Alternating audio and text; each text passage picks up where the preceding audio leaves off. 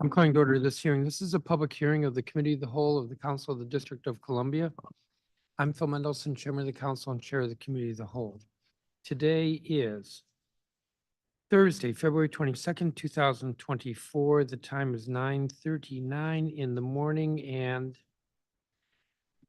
I am in room 412 of the Johnny Wilson Building. We will have government witnesses testifying in person in this room. Other witnesses will be testifying virtually. This is the second of 6 performance oversight hearings that the Committee of the Whole is having. And this week and next week, this is part of a series of oversight hearings that all of the council committees are having. And we do this every year before we get the budget, which we are scheduled to get on March 20th. Today's hearing by the Committee of the Whole is looking at agency performance in FY 2023 and FY 24, the current fiscal year to date, for the following 4 agencies: the Metropolitan Washington Airports Authority, the Office of Zoning, the Office of Planning, and the Department of Buildings.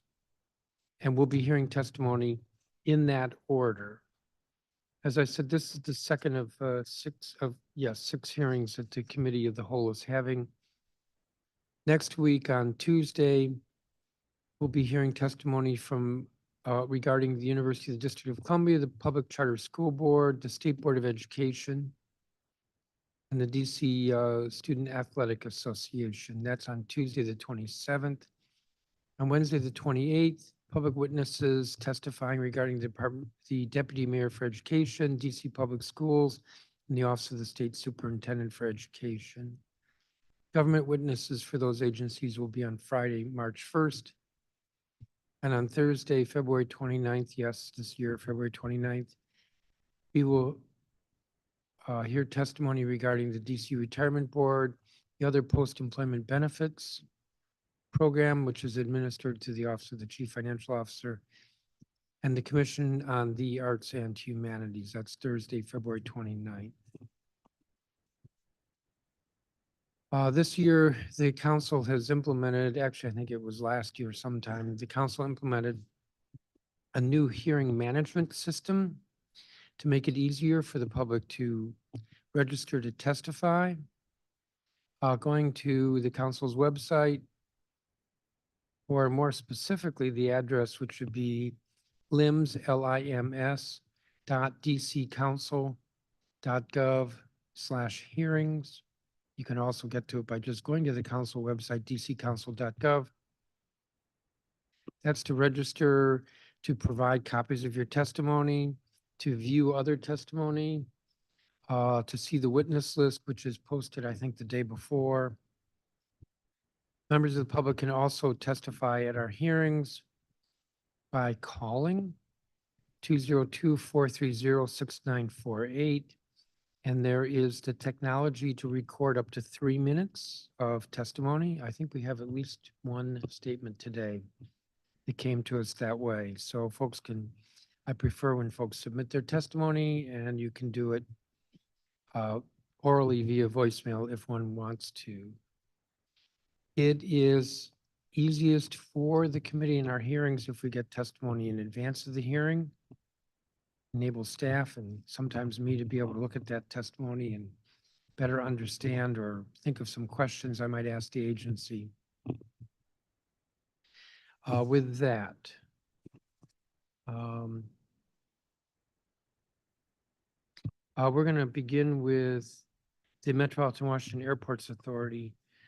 For reasons I don't understand, we were especially nice in allowing Mr. Potter to testify virtually. Other agencies will be testifying in person.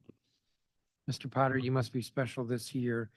We have a couple of witnesses before we get to you. Michael Melton, who's listed as a public witness, and William Haith, who's principal at Ballou High School. Mr. Melton, I see you. Why don't you begin? And then we'll turn to Mr. Haith. You're muted. If you could unmute. Thank you. Good morning, Mr. Chairman. I appreciate this opportunity to address the committee and discuss the mutually beneficial partnership between MEM Concessions LLC and the Metropolitan Washington Airports Authority, which has significantly bolstered our business operations within the District of Columbia. My name is Michael Melton, and I am the DC-based CEO of MEM Concessions, which operates a portfolio of airport restaurants. This portfolio notably includes the Five Guys at Dulles International Airport, and we are currently in the final stages of opening a Freshie brand restaurant at Dulles. Additionally, I've been a licensed attorney specialized in intellectual property law for almost 40 years and was most recently Vice President of Licensing with Motorola. At MEM Concessions, we take immense pride in our collaboration with MY and strive to provide exceptional guest experiences for travelers, both domestic and international. Our efforts in integrating sustainability practices into our daily operations has been recognized by the airport through various awards, notably including the 2021 Green Concessions Award. Other operational awards include we were Merchant of the Year in 2017, Top Restaurant at the Airport 2017, Merchant of the Year at IAD 2018, and runner-up to Merchant of the Year IAD in 2019. And we also received Best Customer Service Award for 2023. Our commitment to excellence is demonstrated daily. Our partnership with MY has been instrumental in achieving the aforementioned successes. Through collaborative efforts, MY has facilitated the implementation of streamlined operational changes aimed at promoting a clean and eco-friendly airport environment. Airport-wide apps for ordering food has created the ability for travelers to obtain great food quickly. Moreover, MEM Concessions has embraced airport diversity and inclusion initiatives and fair pay initiatives as we recognize the significance in ensuring our long-term success and employee success. This symbiotic relationship between MEM Concessions and MY has played a pivotal role in enhancing our aviation practices and compliance standards. In conclusion, I extend my gratitude to the committee for providing me with an opportunity to address you today. MEM Concessions looks forward to further strengthening our partnership with MY and continuing to contribute positively to the aviation industry within the District of Columbia. Thank you. Thank you, Mr. Melton. Principal Hayth, and it's good to see you. Good morning, Mr. Chairman. It's always a pleasure.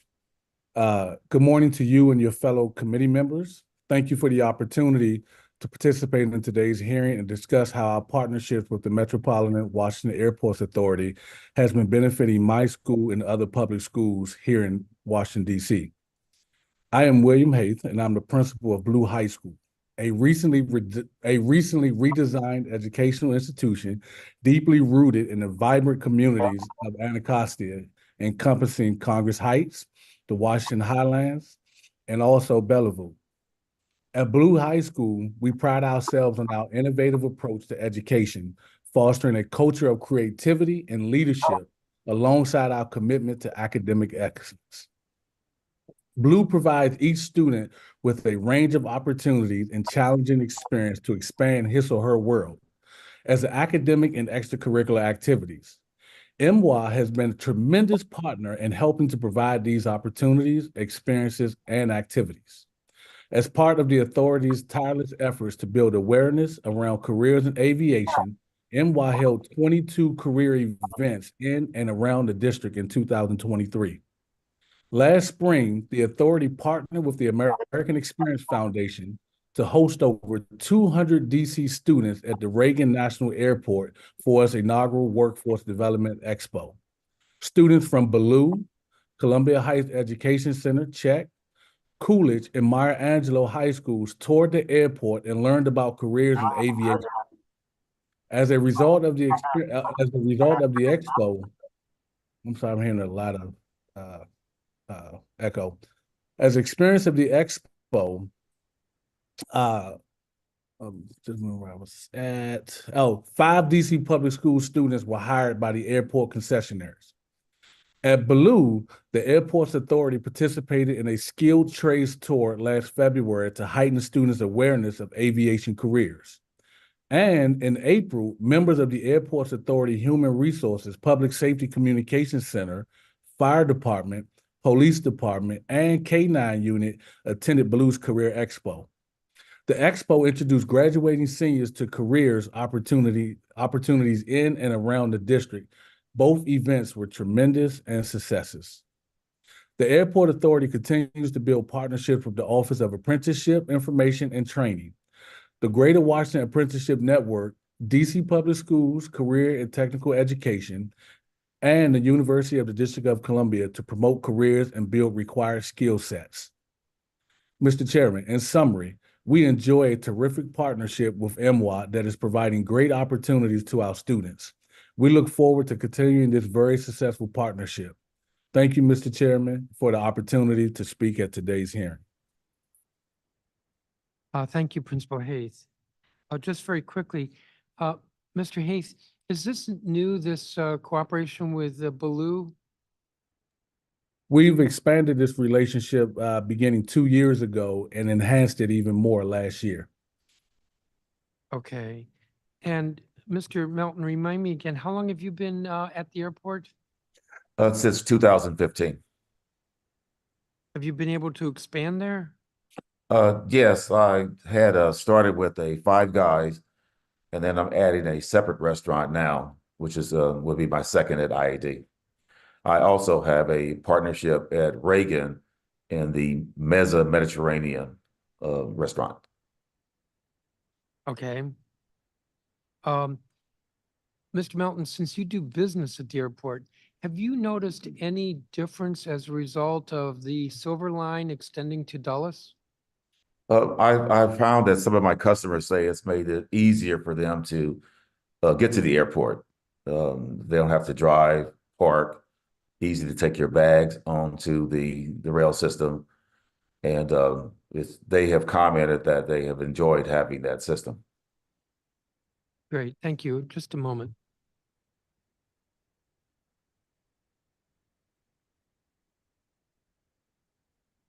We've been joined by Councilmember Matt Fruman. Councilmember Fruman? Thank you very much. Thank you, Mr. Chairman. Thank you for holding this hearing. I do want to recognize Principal Hayes for the great work that you do at Baloo, and I'm so heartened to hear about the work that you're doing with MWA. I'm participating in the Workforce Investment Council, and that's one of the things that we focus on. So thank you for everything that you do, Principal Hayes. Yes, sir. Thank you, Mr. Fruman. Thank you, Councilmember. Thank you, each of you, for your testimony. You're excused. You can continue to watch, but I think we're going to, don't take it personally, demote you to whatever it is, attendees. And Mr. Potter, the floor is yours. And good morning. Morning, Mr. Chairman, and thank you for the opportunity to appear today. I'm joined by our board chairman, Thorne Posen of the District of Columbia, and DC board members Judith Batty, Michelle Hagens, and Josh Williams, and other board members representing Virginia, Maryland, and the federal government. We thank them for being with us, along with our business partners, Michael Melton of MEM Concessions and Blue High School Principal William Haith, who provided the testimony you just heard. Mr. Chairman, the Airports Authority is a major contributor to the economy of the District of Columbia and the National Capital Region, supporting thousands of jobs and millions of dollars in local tax revenue.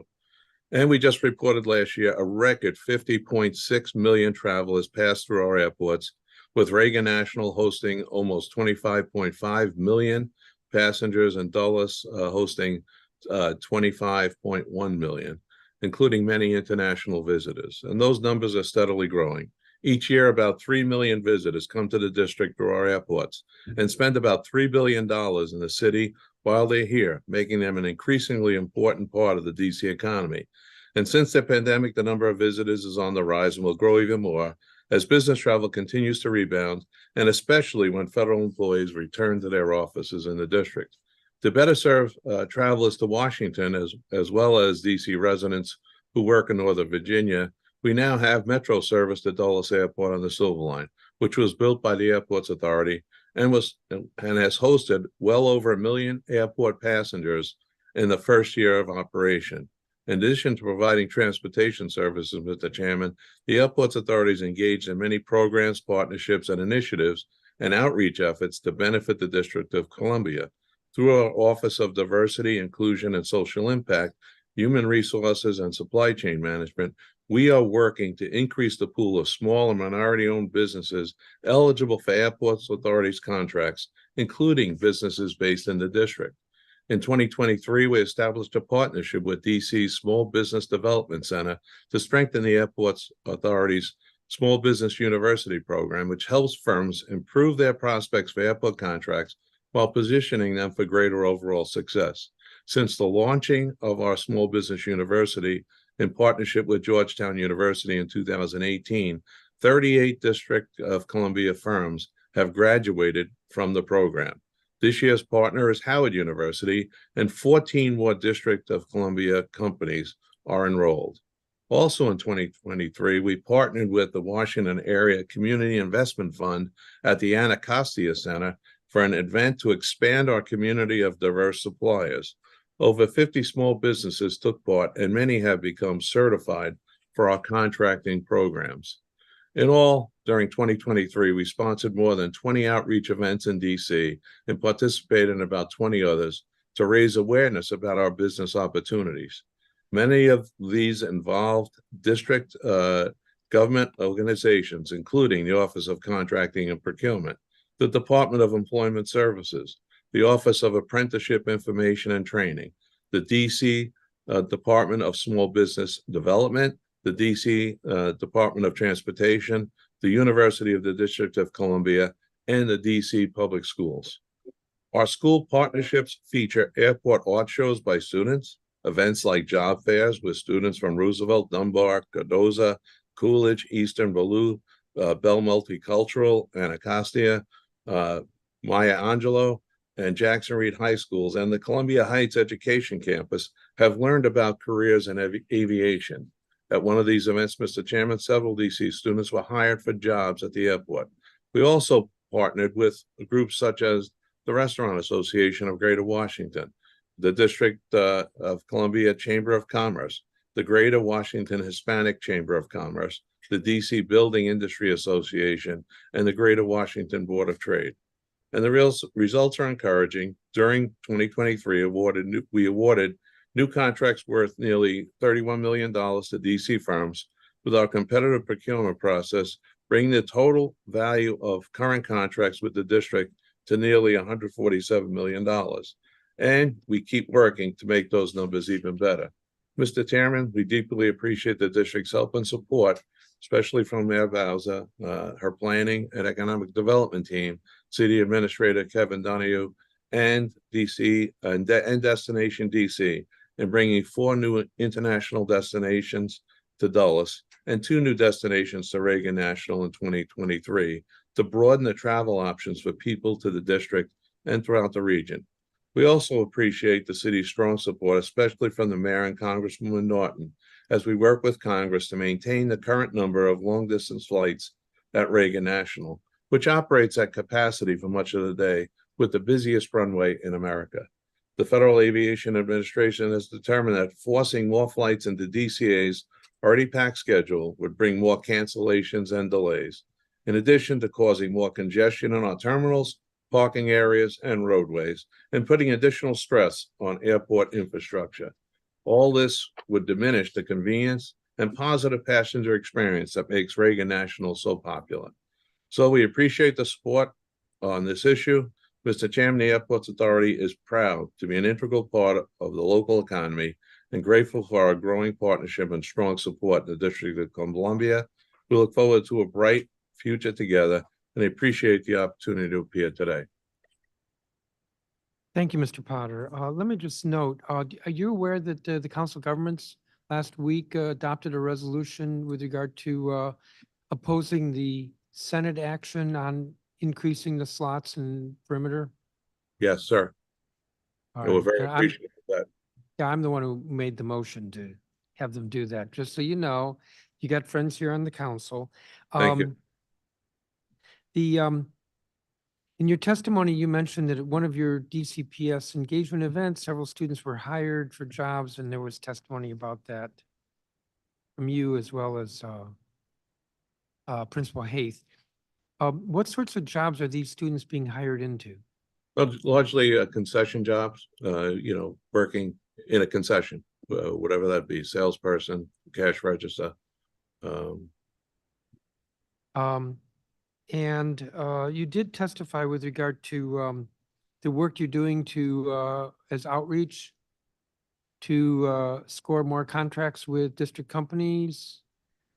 And you said nearly 147 million. How does that compare with the volume for Virginia and Maryland? It's lower than the volume for Virginia and Maryland, but it's a very strong number. How does it compare with last year? Is it greater or the same? I believe it's slightly up.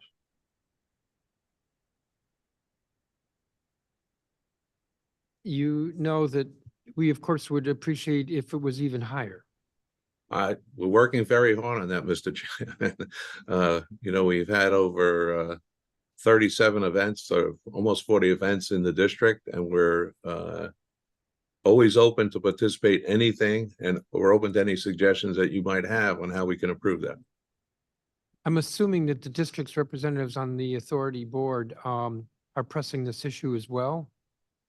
Constantly. Maybe more. I noticed that with regard to employees, so it wouldn't surprise me if the district was number 3rd. That is, more employees at the airports live in Virginia, since the airports are in Virginia, or in Maryland, since it's a larger jurisdiction than DC. But actually, we're number 4. You have more employees who live in West Virginia than live in the district. What can we do to change those numbers? Well, let me say that we're working very hard to recruit folks from DC to work at our airports. I think the biggest problem is that most of our jobs, or the bulk of our jobs, are out of Dulles. And for those folks who live in West Virginia, it's actually a better commute than from the district. Well, I'm glad you mentioned that, because actually I've taken the Metro Rail, the Silver Line, a couple times from Dulles, more than a couple, and it's very, very convenient. Have you noticed any shift in terms of more DC residents working at Dulles because of the Silver Line, or other changes, I assume, to the good at Dulles because of the opening of the Silver Line? Well, first of all, we've had over 1 million passengers travel to Dulles. It's the most popular station. About 1/3 of the passengers on the phase 2 of the Silver Line are at our station. We're really excited about the opportunity for folks to commute from DC to Dulles Airport to work. And we are seeing that our ability to recruit people from the district for all jobs. There are some over 25,000 jobs, and it's not just our immediate employees, but that whole community. The Silver Line has really opened up for those HR offices that are recruiting the district as a viable place to recruit workers. And so we're excited about that opportunity. As you all know, the labor workforce is very tight in this metropolitan area. And so I think the Silver Line has given us a real leg up.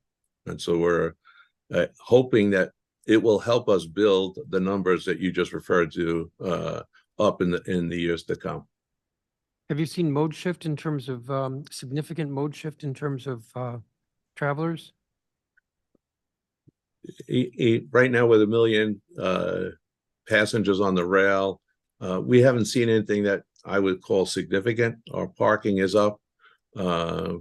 But again, I think those numbers are getting stronger and stronger, and they're growing as people are aware of the opportunity to take the train. We're out there encouraging it. We're advertising it. For example, one of the things that we do is make sure that people know that it's $6 to get from anywhere in the district, as long as you have access to the rail, or anywhere where you have a metro station. $6 to get out to Dulles and $6 to get back to that metro station. And when you look at on a comparative basis to what it costs in an Uber, Lyft, or a taxi, or even for you to drive and park, it's a significant benefit to taking the rail. So we're out there advertising that. We know it's good for the environment. it also helps reduce, ground traffic that we have out at the airport. So it's something we're strongly encouraging. And again, I think it's a very positive, tool to have in terms of recruitment. Let me note that when I've taken it, which I guess maybe I travel later, I don't know, but when I take it in the evening, it's $2, not $6. When you say 1 million passengers, that's 1 million passengers in calendar year 2023 using the Dulles station? Yes, well, it was, I think we hit that number as of October of 23. So it was even higher. To date, it's around 1.3 million. To date, 1.3 million It's over an what open. period over what period of time? Over about a year and 4 months, I think, something like that. Okay. Speaking of Metro Rail, what arrangements have you made with JBG or with Monumental Sports or with the Commonwealth of Virginia to provide parking at National Airport in connection with that proposed development in Potomac Yard? None. Have you been approached about it? We've not had those discussions, no. I'm sorry, there've been no discussions? There's been no discussions about us providing parking for an arena in Alexandria were it to move from the district. All right, I thought I had read it in the paper that, but in any event, looking at the time here, but let me ask you this. Has the Commonwealth approached you, or have there been any discussions with regard to the effect on access to and from National Airport due to congestion on the GW Parkway or Route 1 or on Metro Rail during game times? There, I have been briefed, about how they're going to handle that. The details have not been finalized, but there have not been any in-depth discussions about that other than an initial briefing. What was the briefing?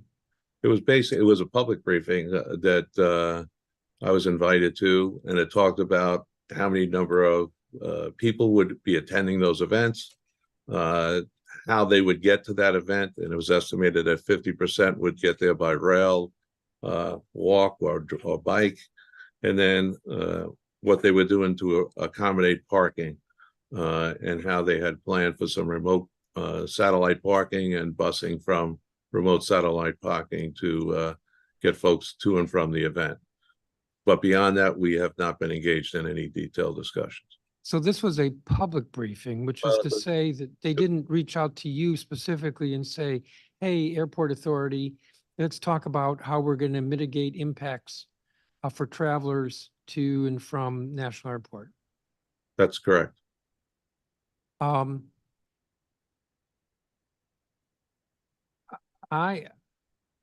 I think there's some concern about whether if you've got 20,000 people, 10,000 people who are taking Metro Rail to Potomac Yard, assuming the one station entrance is expanded, I don't know, but that would make it difficult, especially late in the afternoon if there's a game and you've got commuter traffic and then you've got airport travelers, it would make it difficult to take Metro Rail. That's a concern I have. And then I hear that Route 1 is very congested. It is a way to get to the airport, correct? National Airport. Correct? Correct. And And let me that just say this, that we've expressed to Virginia and to the local authorities here a concern about traffic in general around this metropolitan area, not necessarily for an arena, but just with the fact that there's a plan to build some 9 million square feet of mixed-use space. That's housing, that's offices, and it's going to have a major impact on all the roadways. So we have been out there and we have expressed that concern. We have expressed our desire to participate in detailed planning, which they have told us is coming. And we've talked to VDOT, and again, the local counties here about our need to be actively engaged in any discussions when it comes to planning for transportation, you know, on our doorstep throughout National Landing, whether that's for the new arena or for the, again, 9 million square feet of space that they're planning for. So it's going to pose a challenge, and we want to make sure that our needs at the airport are accommodated in whatever plans are finalized as they're finalized. Oh, when were you approached that they said they would, when were you offered that there would be detailed planning? Well, it's part of all the documentation that they have out there. They have some couple of $100 million that have been are part of their plan for you know for the local area outside of the airport. So no one has actually sat down with you and started to discuss how to mitigate traffic impacts. No, Am I wrong in thinking that this could have an adverse effect on the airport? you're not wrong. That we want to make sure that it does not. Both in terms of drivers as well as that meaning automobile users or taxi or Lyft or buses even, but also Metro Rail could affect that as well. Am I wrong that that could be adversely affected? All could be adversely affected. And we already have challenges today with, you know, egress at our airport. We only have a limited number of lanes of traffic. They flow to Route 1, they flow to the GW Parkway. So anything that impacts the GW Parkway or impacts Route 1 could have an added, you know, challenge, poses an added challenge for the airport. And there've been zero discussions to date in terms of actually rolling up sleeves and figuring this out. That we have participated in, no, we have not been actively engaged in traffic management with any of the authorities, although the plans are in place to, or let's put it this way, it appears that there are budgeted dollars for it, but we have not been actively engaged, and we are seeking to be actively engaged. This is a snarky comment, but I can't resist. So has actually been more discussion right now with me about this than you've had with the Commonwealth? I have no idea what your level of discussion is. Okay, and do you have excess capacity, parking capacity at National Airport for off-site uses like sporting events at Potomac Yard? Depends on the day of the week, sir. On weekends, most times not. For example, this past weekend, we ran out of parking. So depends on the time of year. I have a few more But questions. we've not been approached about additional the use of our parking lots to support an arena. You know, what we've been told is they have sufficient parking and they don't need anything on our airport. Again, they've never approached us. We've never approached them. We have enough trouble taking care of our own needs. I have a few more questions, but let me turn to my colleague. Councilmember Freeman, do you have any questions?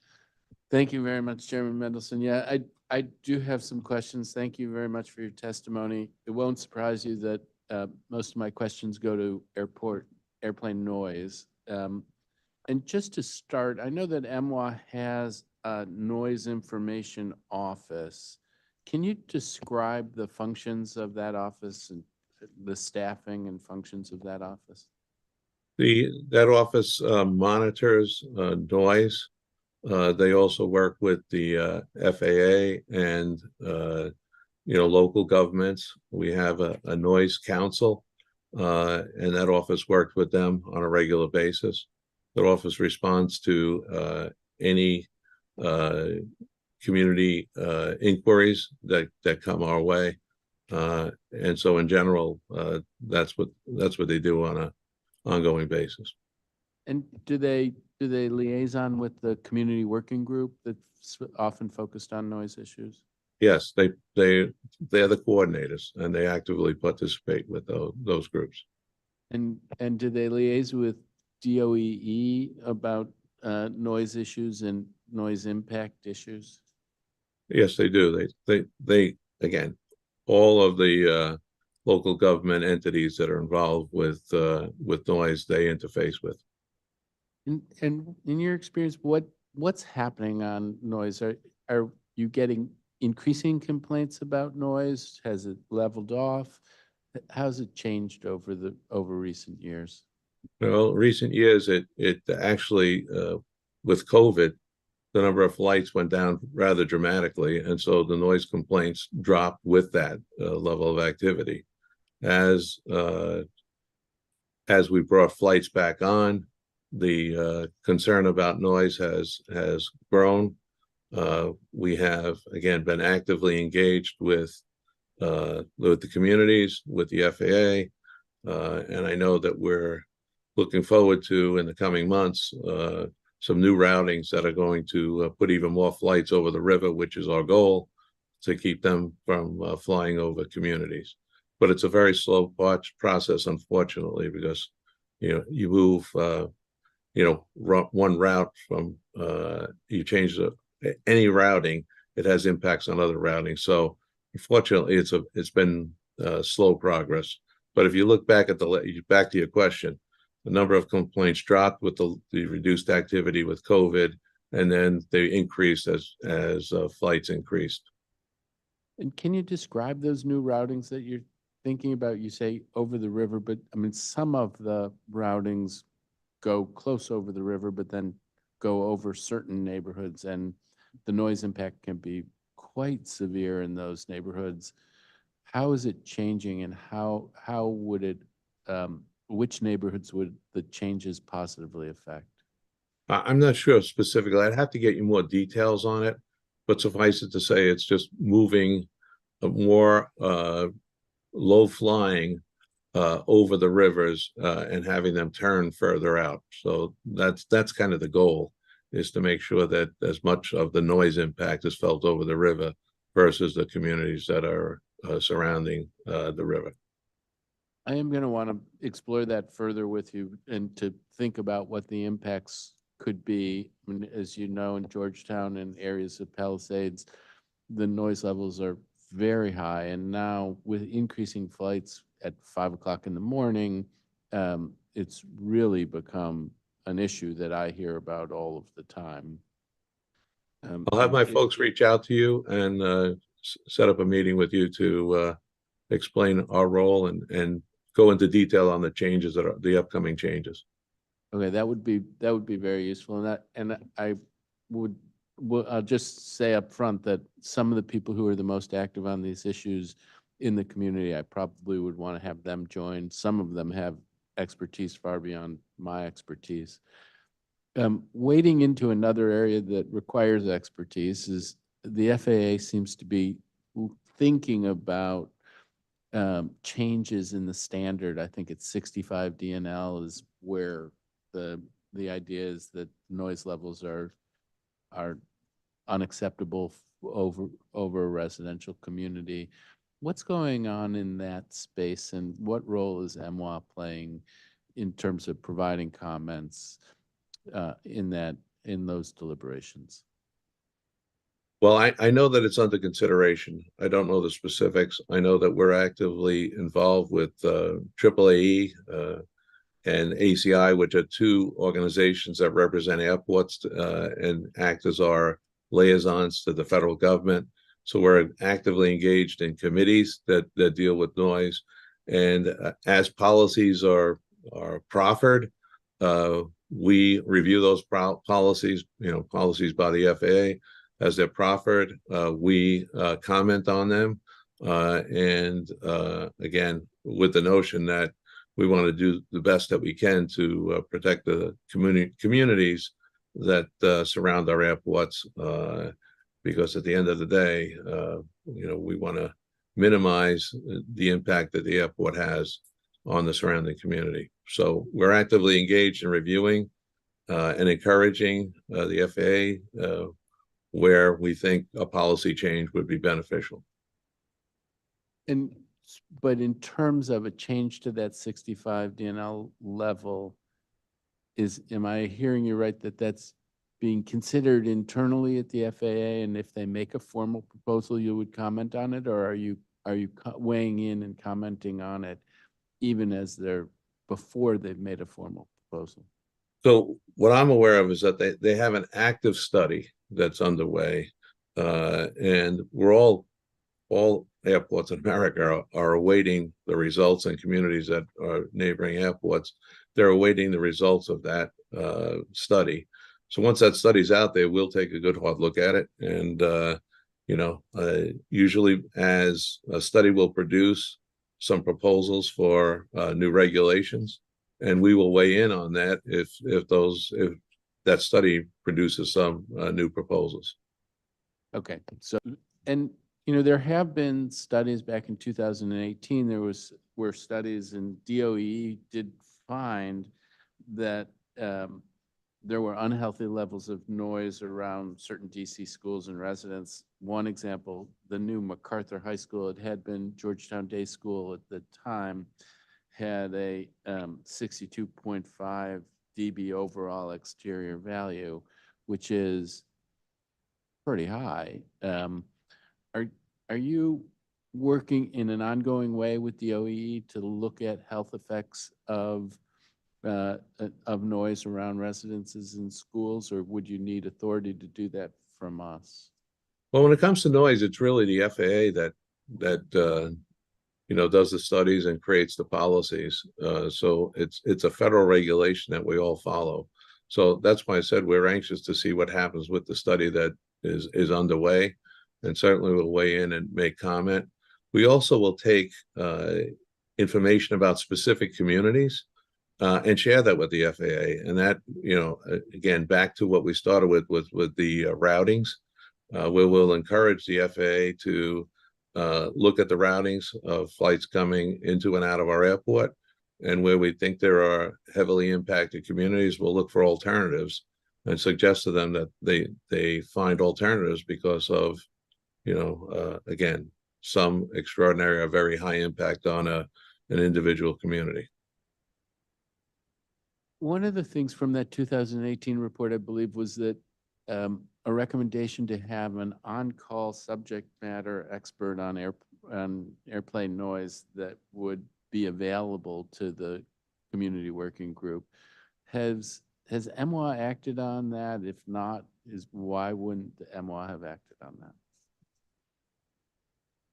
Yeah, I'm not familiar with that recommendation, but we have multiple communities represented on our noise committee on both sides of the river. Each of the groups, the government entities, have gone out and sought have their own consultants.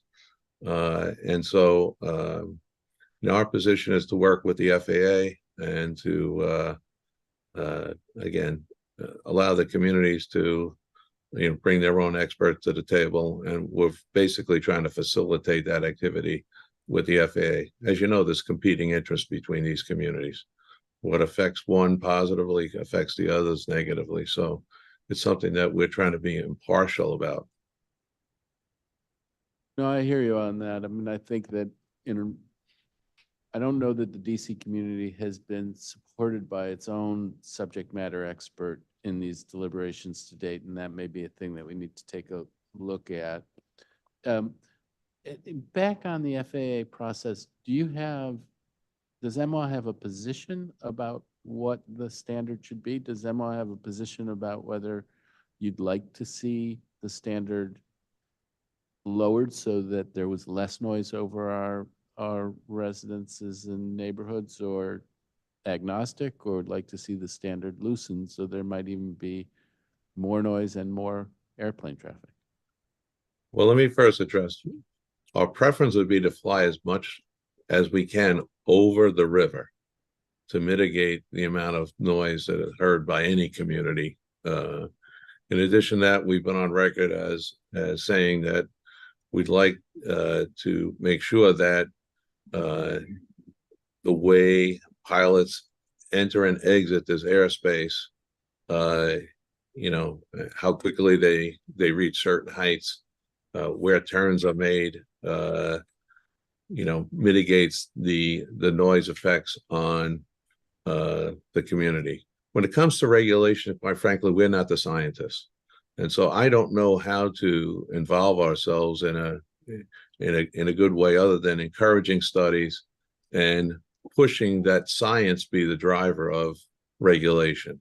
And so that's the posture that we're taking when it comes to the need to study this.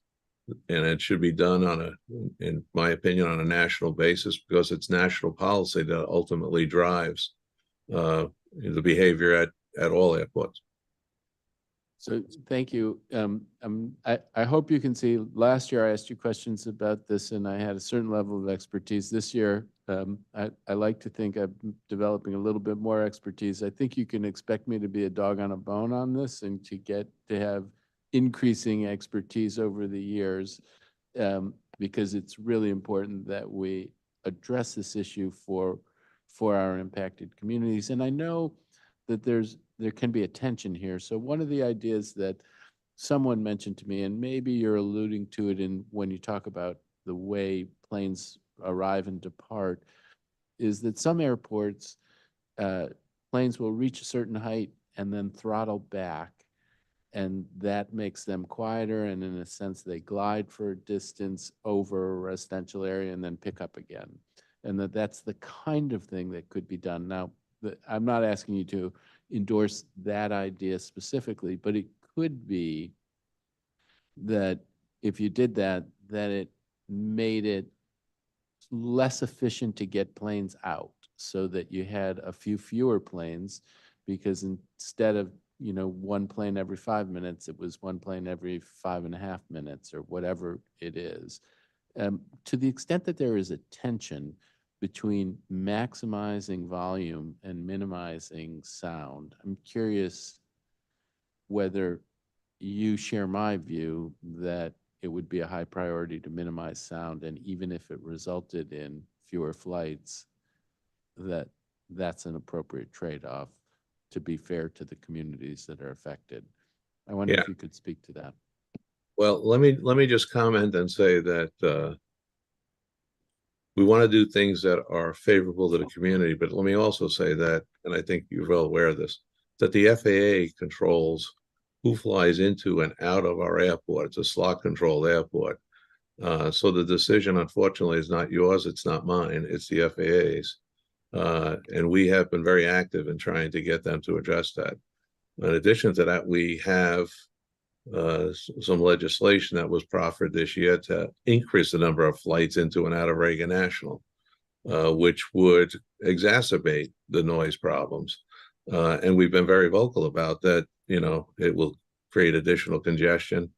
Unfortunately for our neighbors, we have our main runway is the busiest runway in America, with over 800 flight movements, a day. And so it's really a challenge. Again, we're working arm in arm with our local communities on this issue and representing as best we can, the metropolitan area to the FAA. And I would say to you, your comment about your learning, I'm learning every day. I think we're all getting sharper and sharper about noise. And the level of discussion, I want to really thank you and thank everyone, because the level of discussion has largely been, people have mutual goals. It's been focused, we're trying to get the emotion out of it and just focus on what can be done, again, to address this problem. Again, we're committed to actively participate in it and look forward to having our folks come up to your office and continue the dialogue. Really appreciate it. Thank you very much. I've gone way over time. My apologies, Chairman Mendelson. Thank you, Councilmember. I have a few more questions for you, Mr. Potter. When I was asking you at the beginning about schools, I forgot to ask about Cardozo. So Cardozo has a what do you got? An airplane simulator classes? Do they work with you very much, or do you work with them very much? We're very engaged with Cardozo, and we want to encourage people to look at the aviation industry in general, when it comes to jobs. So we're actively engaged with Cardozo. Last year, when you testified, I asked you about issues with, I think it was labor organizing at the airports. What's the status of that?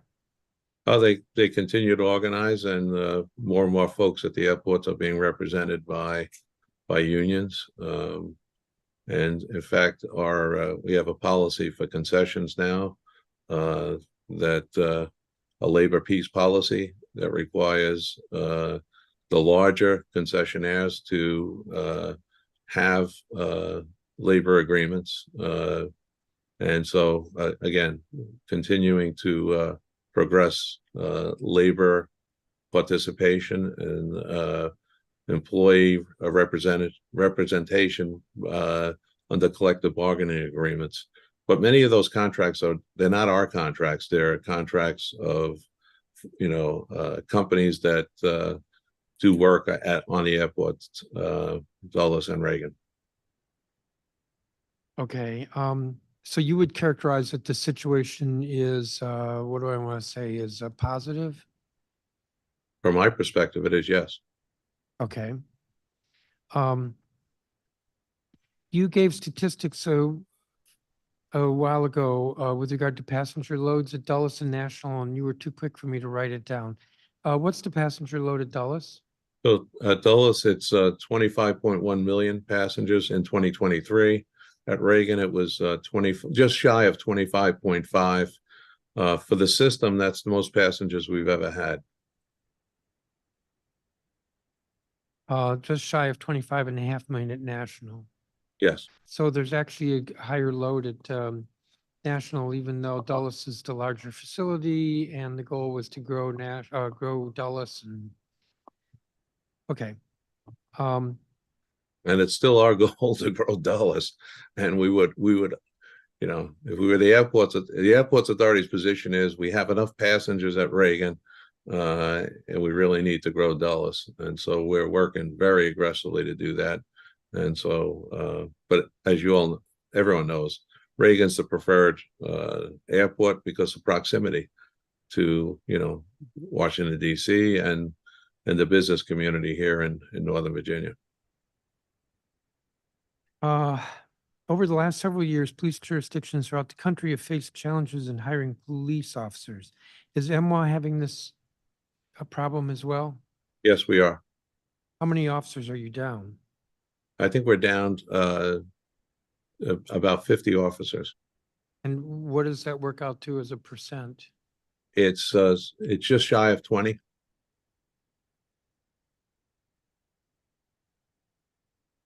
Last question. Councilmember Frumo was asking you about noise in the community working group. Are there any appointments that need to be filled from DC right now on that community working group? No, I think we're good, Chairman. And my recollection is there isn't a term to the appointments. That's correct. Yeah, so,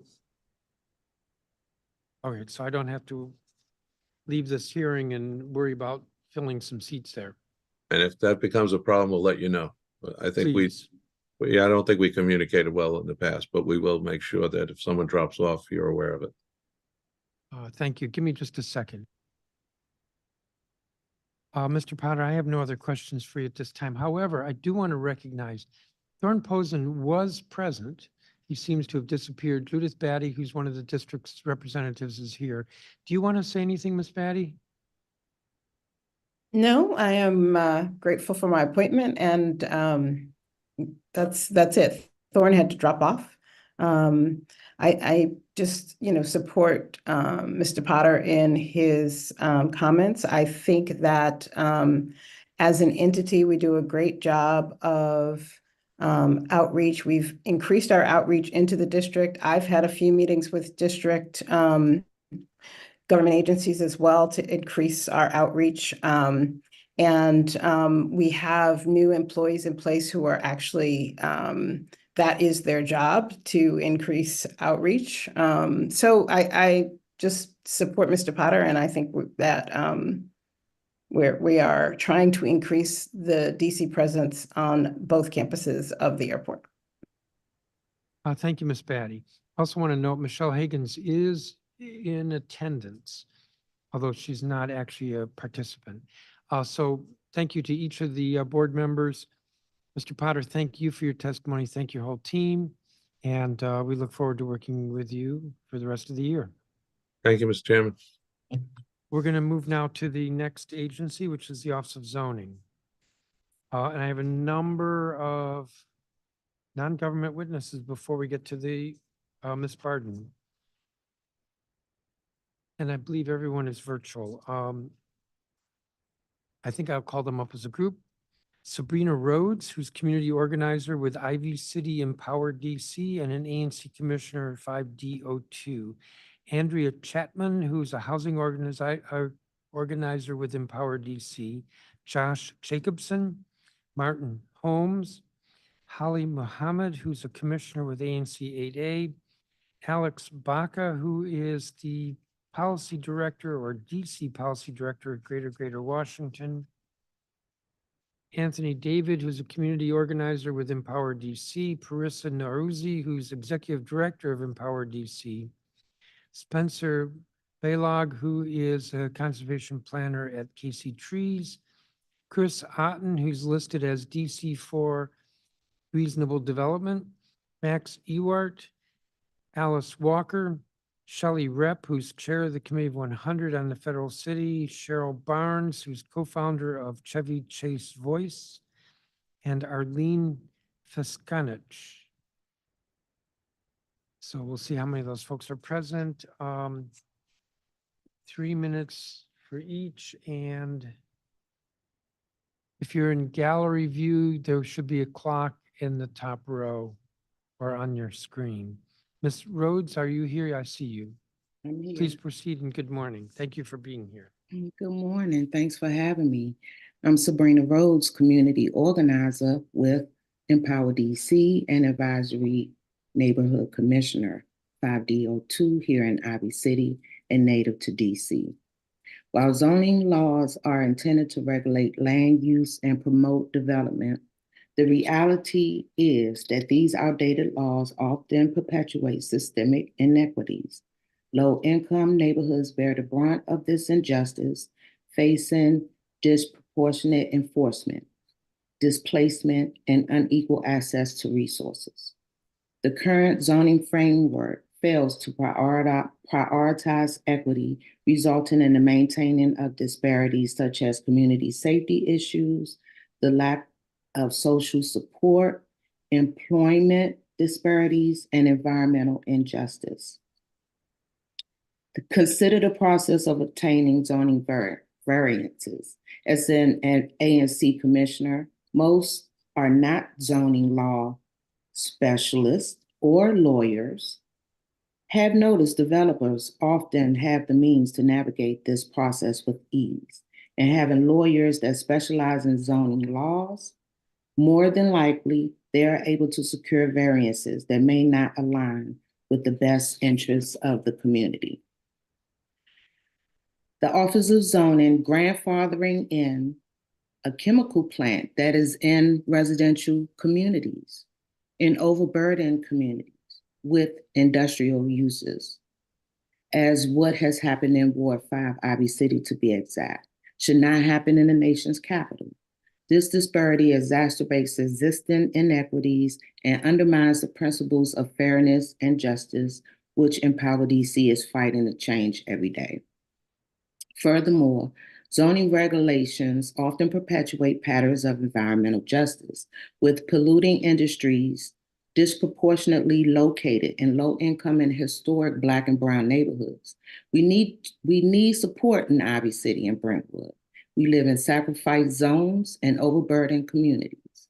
This is more than what residents and ANCs can handle. The burden is on us to continue to breathe in cancer-causing chemicals and particulate matter while DOE decides how to let these facilities continue to operate in residential communities. There needs to be an agency that will tackle environmental polluters such as the National Engineering Products Chemical Plant and the Fort Myer Asphalt Plant. Although putting in 311 complaints is standard, this is a major air quality issue which we are experiencing. And it will require more than just putting in a standard complaint. And I'll be done in a minute. A major investigation needs to be done into why NEP has been overlooked, is next door to residential homes, and why it's still allowed to operate without an air permit, and why hasn't it been shut down, and why major and minor source polluters are having permitting issues that continue to get the considerations at cost of our health and at the resistance of the community. Major and minor sources of air toxic pollution should not operate in residential communities without proper permits, nor should they receive extensions. No nonsense, strict zoning laws will protect our environment and the district's residents. And the rest of my testimony, you can see it on the written testimony that I've submitted. Yes, I have your statement in front of me. Thank you, Commissioner Rhodes. Thank you. Andrea Chapman? Hi, thank you, Chairman Mendelson. Good morning, everyone. My name is Andrea Chapman. I am a housing organizer at Empower DC. I would like to discuss the Zoning Commission Racial Equity Tool and its focus on meaningful community engagement. The Racial Equity Tool mentions that the Zoning Commission has a responsibility to analyze a zoning action through a racial equity lens when determining its compliance with the comprehensive plan. And this includes setting and upholding standards of meaningful community engagement in decision-making processes. While I appreciate the Zoning Commission's adoption of the Racial Equity Tool, I am concerned that it is not officially codified into zoning regulations. This undermines the ability of the Commission to hold applicants accountable to the standards it sets for racially equitable and meaningful community engagement.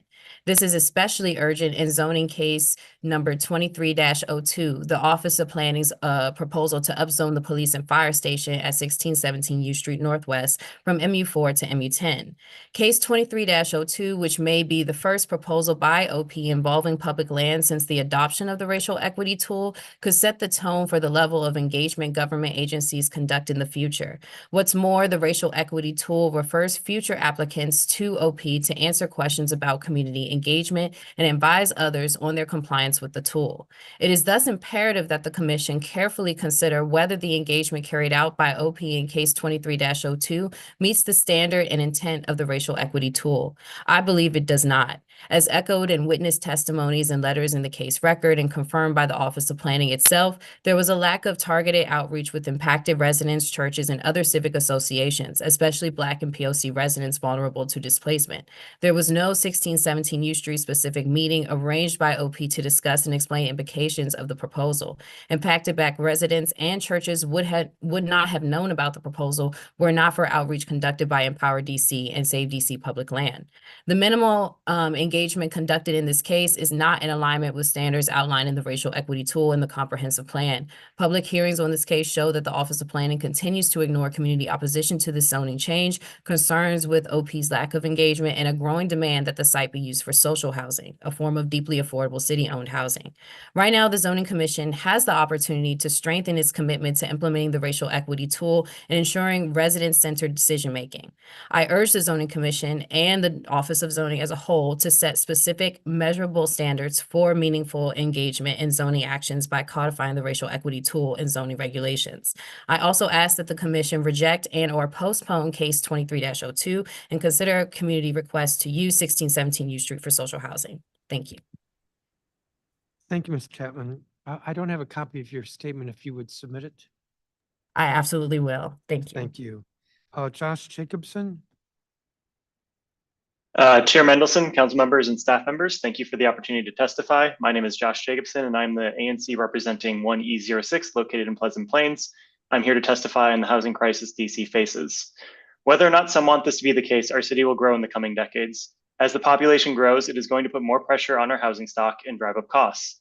There's no way around it. If we want to reduce displacement of existing residents, especially lower income families, we will need to be bold in allowing much more housing by right than we currently allow. With the upcoming rewrite of the comprehensive plan, I wanted to make a few suggestions. First, we should allow by right construction of fourplexes throughout the district. Second, we should upplumb our arterials, especially those areas close to a major metro line, to be at least residential high density. Office of Planning predicts that our population will be 845,000 by 2050. That is an additional 165,000 residents. We should be planning on 250,000 additional households being built by 2050 to accommodate that growth and reduce displacement.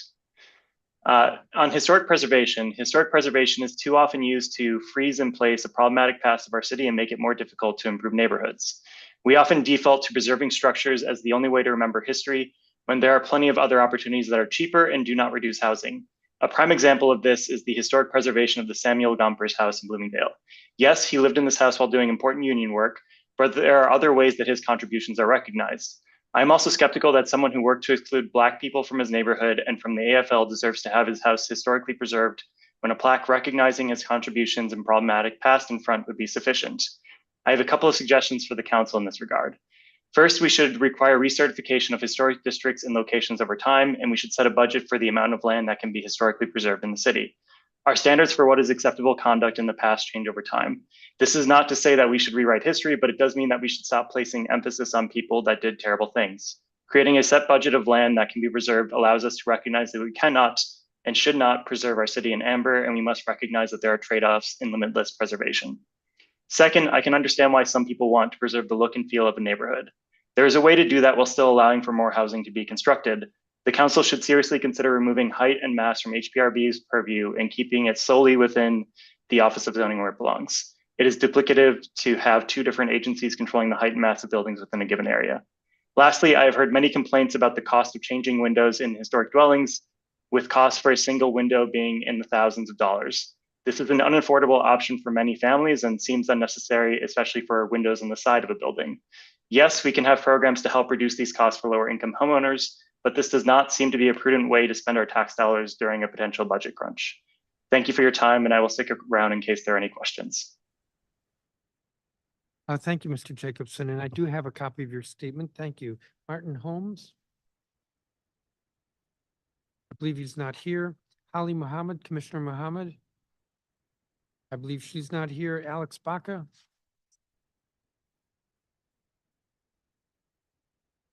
You are muted, so I saw you say good morning, but I didn't hear it. Good morning, Mr. Chairman. My name is Alex Baca. I'm testifying on behalf of Greater Washington, where I serve as DC Policy Director. Is it okay if I use my time for both OP and OZ, or would you like me to split them up? Go for both. Okay, thank you. With regard to Office of Planning, we're excited to see OP release its outlook for the district's next comprehensive plan. As you know, a rewrite has been on the top of our list. Seeing this outlook is a really positive development.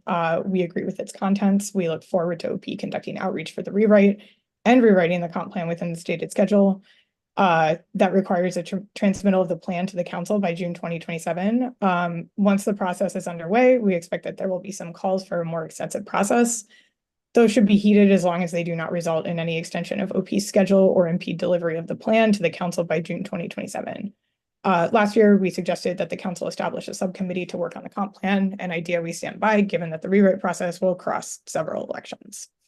We're pleased that OP is with the proposed amendment for 1617 U Street and 1620 V Street, setting a precedent, however small, for the district upzoning its own land in advance of any development. We would like this to happen more often and feel that the majority of outreach on specific projects should occur in DEMPED's RFP process. That, of course, should be strengthened, and we look forward to working with DEMPED on that. I want to reiterate some of Commissioner Jacobson's concerns on historic preservation. I think it's well known that we're not exactly fans of the district's current historic preservation regime, but I think it is fair to say that the proposed Chevy Chase Historic District in particular demonstrates that certain applicants are beginning to significantly reach to justify historic designations. Applications like that threaten the legitimacy of the practice overall. I would hope that historic preservation's backers would realize that applications that are increasingly naked in their revanchism don't do them any favors. And I would hope that the Historic Preservation Office is considering how to balance the district's stated goals of increasing housing production in the most affluent areas of the district with preservation's demands. I have some proposed questions in my testimony, which I submitted. I'll skip those just to keep it short and get to Office of Zoning. In a recent meeting, I asked the zoning commission's legal counsel to clarify the role of the racial equity tool for proposed map amendments. I was semi-satisfied with the answer, which amounted to the tool being important and applicants doing what it says being desired, but it not being in the zoning code. So I want to reaffirm Empower DC's request for this to be in the zoning code. I have a couple of questions for OZ, which is if an applicant follows the tool's guidance, is their project considered racially equitable? Why is the racial equity tool not in the zoning code and will it ever be? And if the racial equity tool is not in the zoning code, what power does the commission have besides asking nicely that applicants follow its guidance?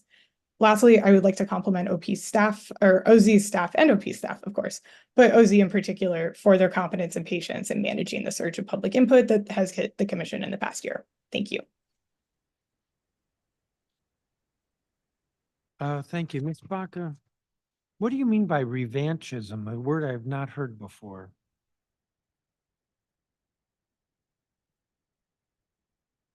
You're muted. It's a great answer, but I didn't understand it. I mean, the political term for backlash, basically, is that, you know, as I think in the context that I brought it up specifically, is that I would not be surprised to see more historic districts filed as, especially, you know, OP makes it more clear how the district is planning to build more housing in places where housing has not really been built before in recent history. And it's a more technical term for backlash, but I think it could sort of foment, I think, a political reaction to what is going on, and could pretty easily organize a more significant anti-preservation constituency that is looking out for their own interests and seeing this as impeding them. Thank you. Thank you for your testimony. Thank you. Next is Anthony David. Good morning, Chairperson Middleton. Hello, everyone. My name is Anthony David Jr. I am an environmental justice community organizer with Empower DC. For the past 2 decades, Empower DC has worked to advance racial, economic, and environmental justice with DC residents citywide. My testimony emphasizes the urgent need for the Office of Zoning to address environmental justice within its operations citywide, and particularly within the Brentwood community. Historically, communities of color have been unfairly burdened with industrial sites, noxious waste facilities, and major roadways. The compounded presence of industrial zones with proper buffers or mitigation strategies has exacerbated community health risk. While only 5% of DC is zoned industrial, more than 50% of DC's total industrial lands are in Ward 5. Major and minor pollution sources are concentrated in the Brentwood neighborhood, which has caused inequitable distributions of life expectancy and asthma rates across our district. The historic inequity must be addressed with sustainable and equitable development. When thinking about equitable actions regarding zoning, remediating, and preventing stressors in overburdened communities like Ivy City and Brentwood needs to be a high priority. Understanding the cumulative impacts of industrial sites can better preserve the quality of life in neighboring residential areas. In Brentwood, residents are in the 95th percentile for asthma in the district and are in the 89th percentile nationally for low life expectancy. Zoning modification that allow more residential uses in areas formerly only allow for manufacturing, distribution, and maintenance purposes come to mind when considering prospective developments like the New York Avenue plan. It is important to alleviate the already existing stressors in over-concentrated communities like Brentwood to increase the quality of life. We must evaluate current land use as well as future proposals with the racial equity lens to include cumulative health and environmental impact. We cannot continue to layer on additional polluting facilities to already overburdened communities like the W Street bus terminal piling on the Brentwood community. The New York Avenue roadmap emphasizes mixed-use development, racial equity, improved mobility through public transit, and support for innovative businesses. However, improvements in environmental quality must be better articulated and prioritized within the roadmap to ensure holistic and sustainable development. In conclusion, the Office of Zoning should identify and consider past and current systemic racial inequities and be a leader in reversing and repairing, benefited from repairing harmful land uses. The Office of Zoning needs to consider who has benefited from zoning decisions and who has been burdened from generations. Thank you for this opportunity to testify, and I would love any questions that you may have. Thank you, Mr. David. I don't have a copy of your statement. If you could provide that. Yes, sir. Thank you. Parissa Naruzzi?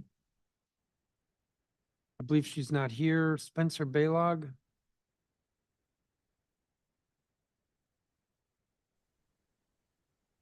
All right.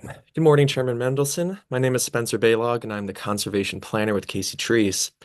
Over the years, the Zoning Commission and the Board of Zoning Adjustment have developed strong tools and processes to advance racial equity and ensure new projects are compatible with the needs of communities across all 8 wards. But despite that progress and commitment to increasing the city's housing stock, especially at affordable levels, DC is losing green space at an alarming rate. While Casey Trees fully supports the increase of affordable housing, current development trends are unsustainable and if continued will have significant detrimental effects on the city's most vulnerable residents. Over the last 5 years, the city lost 1% of its tree canopy, close to 565 acres in total, with this trend expected to continue. Despite planting efforts exceeding expectations every year, there's simply too few green spaces remaining to plant to keep up with the high density of tree removals per new development.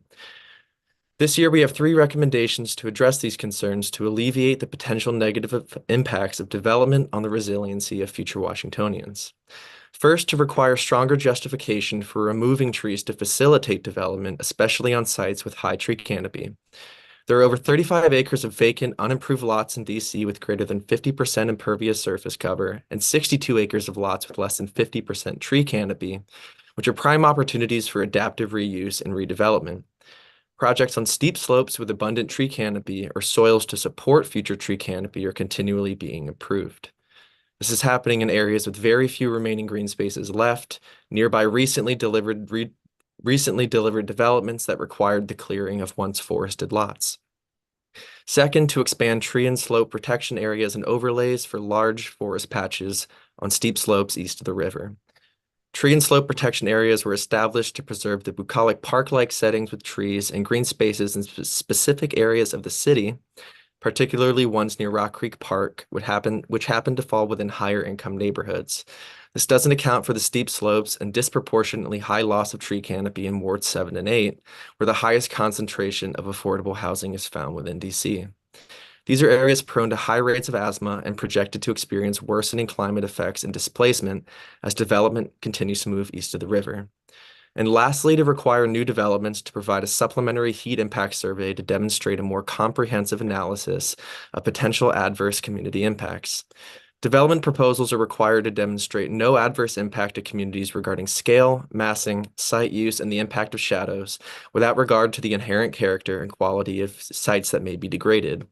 Often the most notable impacts experienced by residents post-development is an increase in ambient air temperature.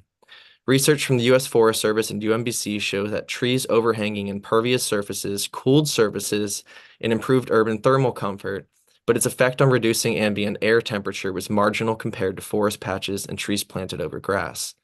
In closing, we have tracked development trends and patterns for many years now and are deeply concerned that tree canopy is being removed at an unsustainable pace, especially in areas with low tree canopy to begin with. Thank you for the opportunity to testify. Thank you, Mr. Baylog. I see we've been joined by Ms. Naruzzi. Good morning, Chairman. Good I'm morning. Parissa Naruzzi, Director of Empower DC, where for the last 2 decades, I've had the opportunity to work with residents citywide to advance racial equity, equitable development, and environmental justice. And I'm here to provide some feedback on the performance of the Office of Zoning. Since I've been critical in the past, I did want to take a moment to share my appreciation for Zoning Chairman Anthony Hood, who provided the leadership necessary to ensure that the Zoning Commission developed a racial equity tool implementing the comprehensive plan requirement. Chairman Hood held public hearings and received feedback that was incorporated into the tool that was developed. Now we're turning our attention to the implementation of the tool evaluation of whether the tool is adequate, and determination of whether the use of the tool is contributing to changes in process or outcome that move the needle on racial equity. The tool that's in existence right now was finalized about 1 year ago. And in doing so, we're also evaluating the role of the Office of Planning, in particular, the Development Review section, which advises the Zoning Commission and completes the comprehensive plan consistency analysis on behalf of the Zoning Commission. And I will also testify at the Office of Planning hearing and speak to that a little bit. We recognize that the Zoning Commission is just one part of the development ecosystem, but we really need to revisit and reorder some of the steps in this process to ensure that the zoning process is not being used to create pressure towards politically desired development outcomes, but that they are following real planning, engagement, and consideration of benefits and impacts. For instance, it's our view that the Zoning Commission should not be hearing the map amendment to upzone 1617 U Street, which is public land, and the future development will be determined by whether the DC Council declares the land surplus and approves a land disposition agreement with a selected developer. The Office of Planning is the applicant in this case, seeking a zoning map amendment under the promise of affordable housing. Yet when residents are asking for more details about the number and depth of affordability that will be provided, they're told this is just a map amendment. No project is being considered. The map amendment creates a level of certainty for developers, but no certainty is being provided to the community of what would be actually delivered if we are to privatize this public space. The council should make clear that the Office of Planning should not pursue zoning map changes for public sites unless and until the development of the site has been decided. I'd also like to call attention to OAG's Equitable Land Use Division, which has now been working in the public interest for the past couple of years. They have submitted a couple of promising zoning text amendments, which the commission so far has not moved forward with or set down for a hearing. One recently that was declined to be set down was a case that would have considered deepening affordability and inclusionary zoning. There's also one which focuses on tenant protection and displacement prevention that was introduced 2 years ago and has not been set down. In order to advance racial equity, we need to make the zoning process more accessible to district residents who are not represented by land use attorneys. Right now, the methods used by the Office of Zoning to publicize actions don't enhance the ability of the general public to understand and participate in the zoning process. We rely heavily on ANCs to be the official conduit to communities, yet there are no basic standards of engagement required by ANCs. Which contributes towards the inequities that we experience on whether and how impacted communities are represented. Finally, the racial equity tool itself calls for meaningful community engagement, but this standard has not been defined. And to date, we are not seeing any significant improvement in outreach due to the racial equity requirement. We look forward to working with all of the agencies involved and the council to ensure that we are actually moving the needle on racial equity through development. Thank you. Thank you. And I don't have a copy of your statement. If you would. I will it, submit. please. Thank you. Chris Otten.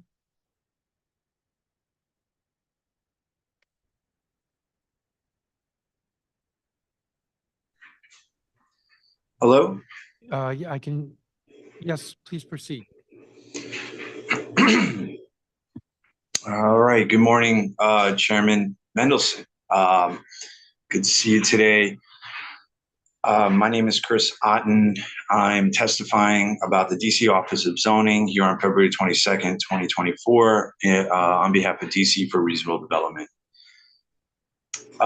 Presenting a problem scenario first. You take a bad actor developer to the BZA on appeal seeking remedy about a wrongfully issued permit or exceeding permit allowances that steps on existing zoning code and building parameters. The developer has started busting through the roof, going up taller than allowed, blowing out the back of the building, going deeper than allowed, occupying more of the lot than allowed, starting work before all administrative reviews are complete, et cetera, et cetera. And yet another bad actor developer started their project and running full steam ahead. All of this is occurring as DC residents are made to wait 6 months, a year, how about 3 years, for a decision to be issued by the BZA and to allow them to act on any rights granted to them by the law. Contrast this against the fact that when a BZA issues an order verbally in favor of developers, developers can immediately seek permits and begin work. DC residents who are harmed have to wait for the BZA to issue a written order, but bad actors get the BZA's verbal green light and can start immediately. In recent times, I know of at least 2 cases, there's likely many more, that show of the Office of Zoning legal team, purposely or not, wrongly denying Administrative Procedure Act rights to DC residents in some cases for more than 3 years. You can look at the case BZA number 20191, which is, almost 3 years on, no written order, and BZA case 20069, which an order was issued recently, more than 3 years after the hearings. As harmed DC residents wait for an order, the developer gets to plow on, likely in contravention of zoning and building codes and law, especially given the penchant for zoning officials and commissioners to simply view any resident concerns about unlawful development as NIMBYism, a term created by the developer class used to deflect real conversation and shield commissioners from truly contending with absolutely grounded contested issues, and to do so in a most cursory way, as I've felt and other people have felt around the city. Regardless of one's position on any given project, denying residents their rights, their law-given rights to a timely decision is wholly unacceptable and frankly criminal. It should be addressed by the council as soon as possible, setting up a legislatively defined timeline for any orders to be issued within 3 months or 90 days. If OZ needs more legal staff to meet that reasonable deadline, then they can ask for it this budget season. Thank you. Thank you, Mr. Otten. And I don't have a copy of your statement. Can you provide that? Yes, I will. Thank you. Max Ewert?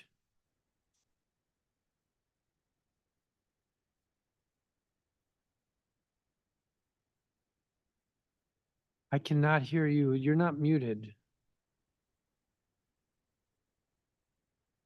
Nope. Are you able to hear me now? Yes. Okay, wonderful. This testimony is focusing on kind of the intersections of the Office of Planning, Office of Zoning, and Department of Buildings. Good morning. My name is Max Ewert. I'm a lifelong DC resident growing up in Wards 5 and 6 and currently residing in lovely Columbia Heights in Ward 1.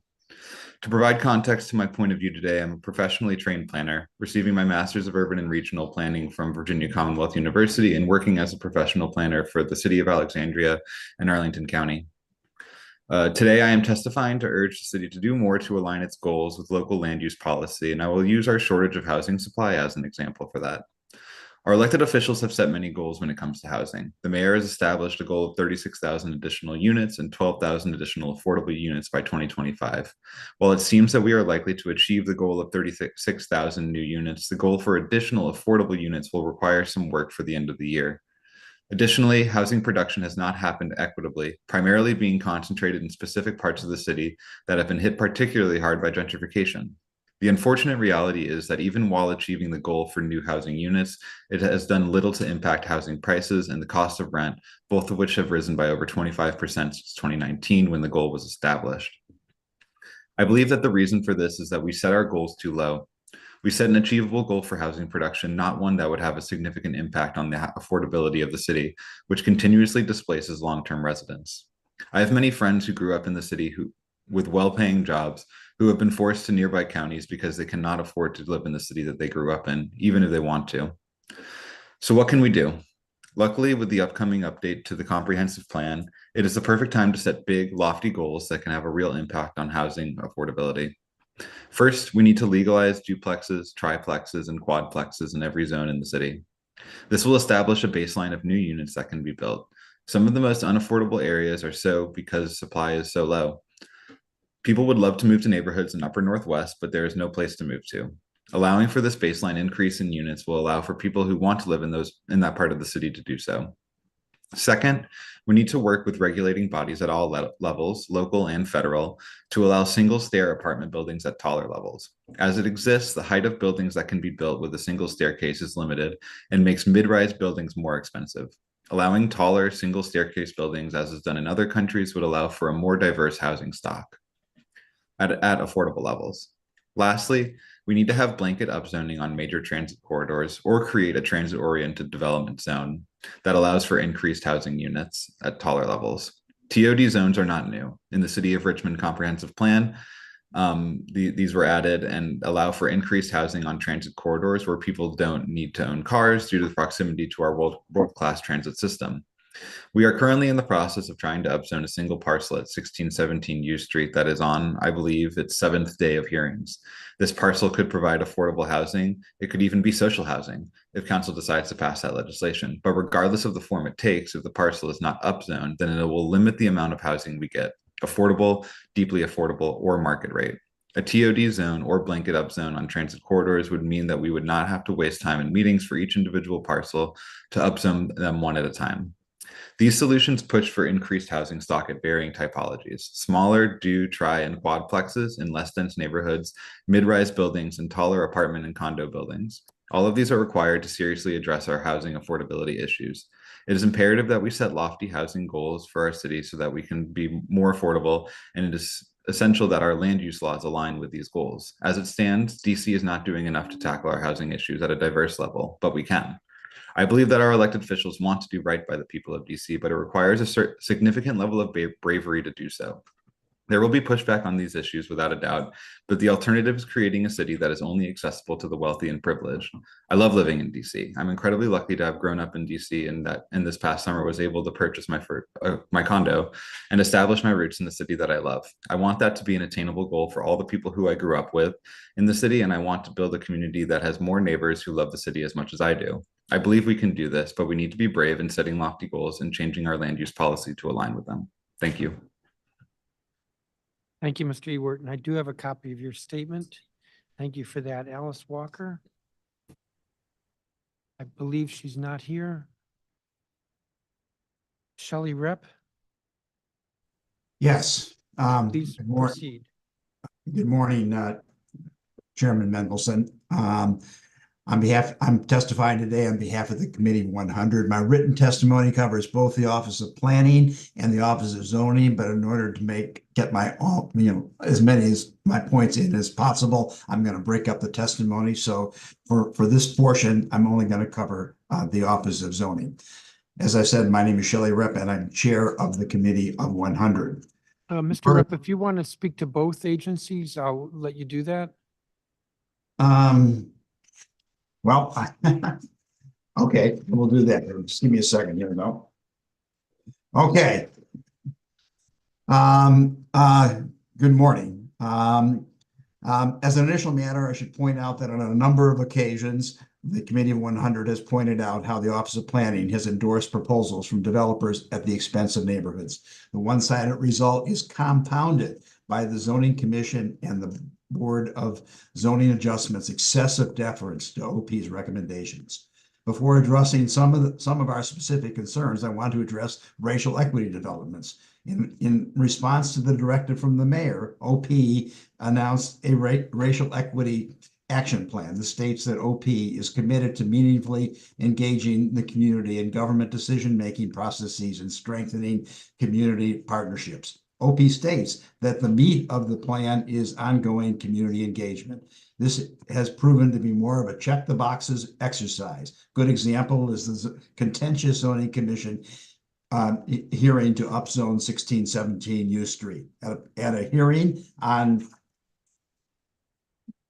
January 18th, OP acknowledged that U Street is a Black business corridor and admitted that DIMPED and OP have not spoken to a single Black business organization about the upzoning, nor to any Black businessmen or businesswomen, or to any Black churches in the area. This is hardly meaningful engagement. While the Office of Zoning has developed its own equity tool, we wonder whether any proposal from the Office of Planning or any developer has been revised by the Office of Zoning based on an application of the racial equity standards. Focusing on the Office of Planning, OP is working to upzone a number of corridors, including Connecticut Avenue, Wisconsin Avenue, and New York Avenue. If the mass upzonings were approved by the zoning commission, any development consistent with the new zones would be matter of right, which means the neighbors and the zoning commission itself would not be able to question specific projects that might adversely affect the neighborhood. A break needs to be applied to this practice. On the Wisconsin Avenue plan, a final plan was released last week. Compared to an earlier draft, OP has now weakened the affordable housing portions of the framework. In fact, affordable housing is no longer listed as a priority. This backsliding deserves council scrutiny. The council should insist that OP revise the framework to establish goals for a variety of housing types and sizes with a priority for family-sized units. At recent hearings, the Committee of 100 has addressed the need for visual simulation, presentations that realistically show the impact of project applications and map and text amendments. We understand that the Office of Planning has licenses and has trained people to use ArcGIS Urban and City Engine. This is a powerful visualization and planning tool that can let planners and communities see and analyze what changes would look like under various scenarios. OP's plans for Chevy Chase, Woodley Park, Cleveland Park, and New York Avenue would certainly benefit from community collaboration using visual simulation. As far as parking requirements go, the zoning code sets minimum parking requirements. Recently, OP has proposed to eliminate these requirements for publicly assisted developments of 40 or less units that are close to metro or a priority bus line. We do not see how this proposal squares with equitable principles, since no change is proposed for comparable privately financed market rate developments. Switching briefly to this office of zoning, it is important to look at the commission's and BZA's track record. The zoning commission and BZA are presumably independent semi-judicial bodies. However, the record shows that both invariably side with OP and developers. The council should ask how many times the commission and BZA turned down an application coming from OP or a developer. We would guess that the answer is hardly ever. This is one reason why we have asked for a truly independent Office of Zoning. Finally, as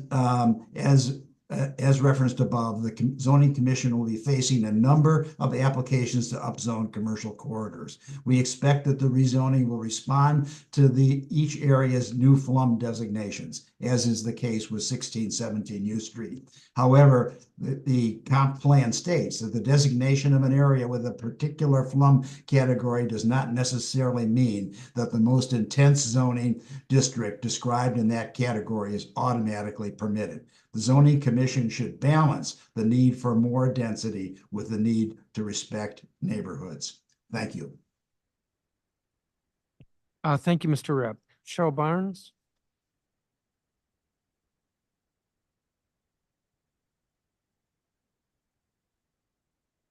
Mute. Please proceed. Can you hear me? Yes.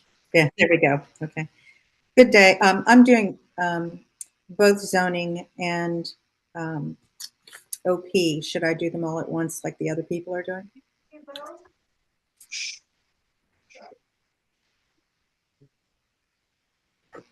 Hello? Yes, you may. Yes. Thank you.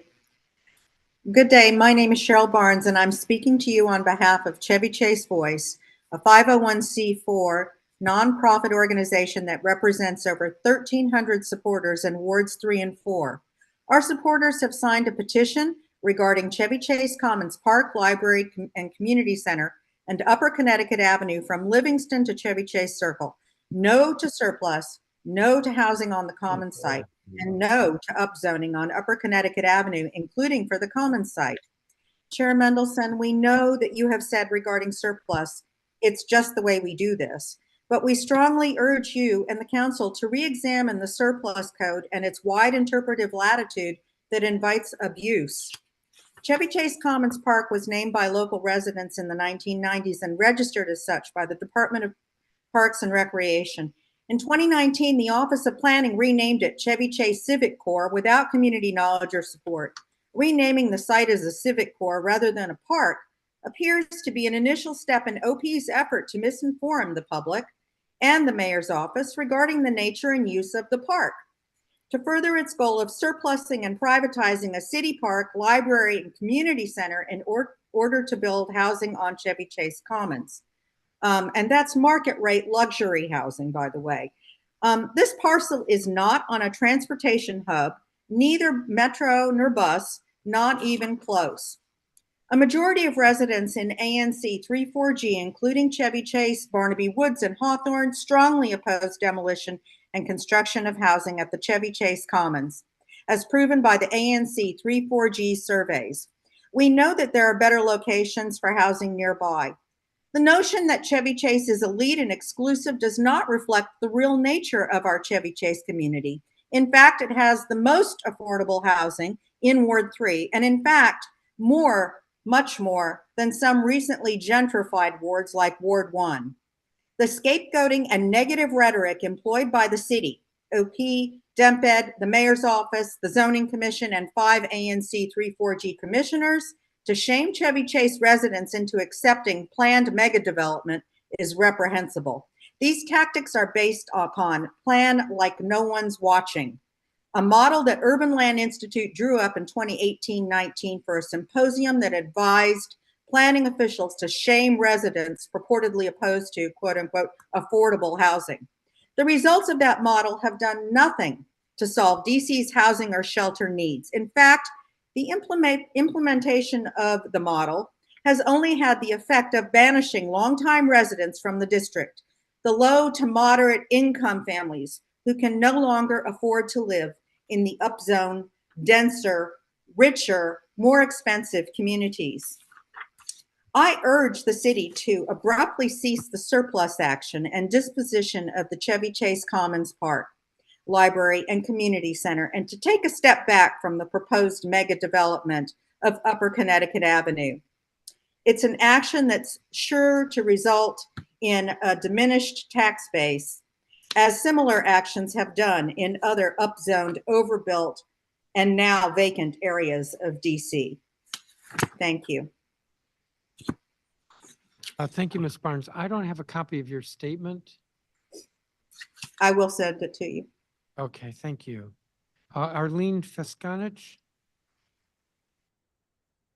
I don't think I see her here.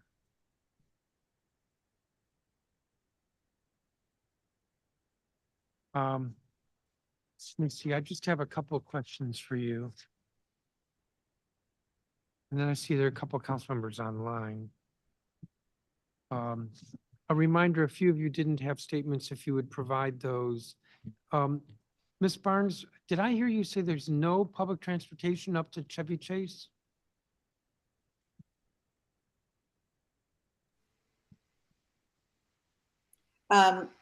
There is one rickety bus. We Well, are it's not the on a L4. It's the L4, L2 bus goes up there. The It's- terminus is up at Chevy Chase Circle. Mhm. And in fact, the bus route that goes by this site is getting ready to be rerouted. So the people who work at the community center will not have a way to get to work from Fort Totten. What do you mean it's rerouted? It's slated to be, that part of the route is slated to be terminated. Is that part of the general manager's budget recommendation? It is. Yeah, I think the jurisdictions are coming up with funding so that that service cut won't materialize. It would be helpful to have a copy of your statement. Ms. Naruzi, I have a note here to ask you about 17th and U. You were testifying about that. I can't remember now what you said because I don't have your statement. Yes. Well, I was speaking to the order of operations, and it's very difficult to have a real community process when you're addressing a map amendment for a public site that has not been through the surplus disposition process. It hasn't been declared surplus. There has been no land disposition agreement negotiated. There's no specifications of what type of affordable housing will be offered, what type of public amenities will be offered. And so my suggestion is that the practice should be, for at least for a public site, that it goes through the surplus disposition before it goes through the upzoning. I think it's sort of trying to create a fait accompli sort of pressure towards a politically driven outcome, yet the public and the council may completely change the direction of what is ultimately happening at that site. Isn't that a little bit like, I'm going to say, and I don't mean to make light of this, I don't mean that at all, but like the chicken and egg, which came first? So instead of doing the upzoning before you have a plan, do the plan before you have the upzoning. And I shouldn't say plan proposal, but it's kind of hard to do the RFP. And I'm not weighing in on this case, but it's sort of hard to do an RFP which requires a proposal without having, knowing that in fact the zoning will allow for that proposal. But I think that happens all the time though. And like for instance, in the case of Carmel School, which is, something I have a lot of experience with, had the zoning commission gone ahead and upzoned to match what the mayor's office was doing in the RFP process, it would have all been for naught, because at the end of the day, the DC Council did not surplus the property and the whole direction changed to maintaining it as a public use.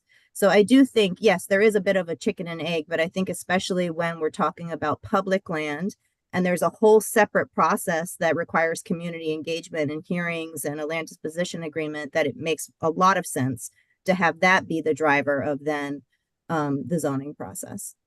Let me ask a question of Chris Otten. I'm not looking for a long answer, but could you say a little bit more about those two BZA cases? Did you, if I understand correctly, you said the orders have not issued? Are you still here? Yes. Hello? Yes. I'm sorry, what are you asking me, Chair? Could you, I'm not looking for a long answer, but could you say a little bit more about the two BZA cases that, if I understood you correctly, the order has not been written in several years? 3 years. 3 years, Mr. Mendelson. That's a short answer. Do you want to say anything a little bit longer than that? We need your help. We need the council help to set up a legislatively defined timeline so that orders be issued within 3 months. And if OZ needs more legal staff to meet that reasonable deadline, then they can ask for it this budget season. It's outrageous that residents have to wait 6 months, let alone 3 years, for orders of cases that they appeared in, that they might have been parties in, that deny them their abilities to do anything with an order, whether that's go to court, whether that's go to the Department of Buildings. It's outrageous. And those two cases are 20191. I guess that's an appeal. Uh-huh. Was that a house, a commercial building? That's one of your favorite projects, Mr. Mendelson. That's McMillan Park. Okay. So you know why they purposely have denied issuing the order on that. I'm sure you know that. And then the other one is a case I'm not too familiar with, but somebody sent it to me to show that the order was issued 3 years on. It might have been another appeal, but regardless, I mean, do you find it acceptable that BZA is issuing orders 3 years on? Now, usually I ask the questions, don't answer them. But if you paid attention to previous hearings, I have questioned why some orders take a long time. Sure. I don't have any other questions. But we need your help. We need a legislative answer to that. We need the OZ to be clear that no more than 3 months. And again, if they need more legal staff, they can ask for money from the mayor to do that. But to deny people even 6 months, a developer can do a lot of damage in 6 months if they're not held to account, right? So yeah.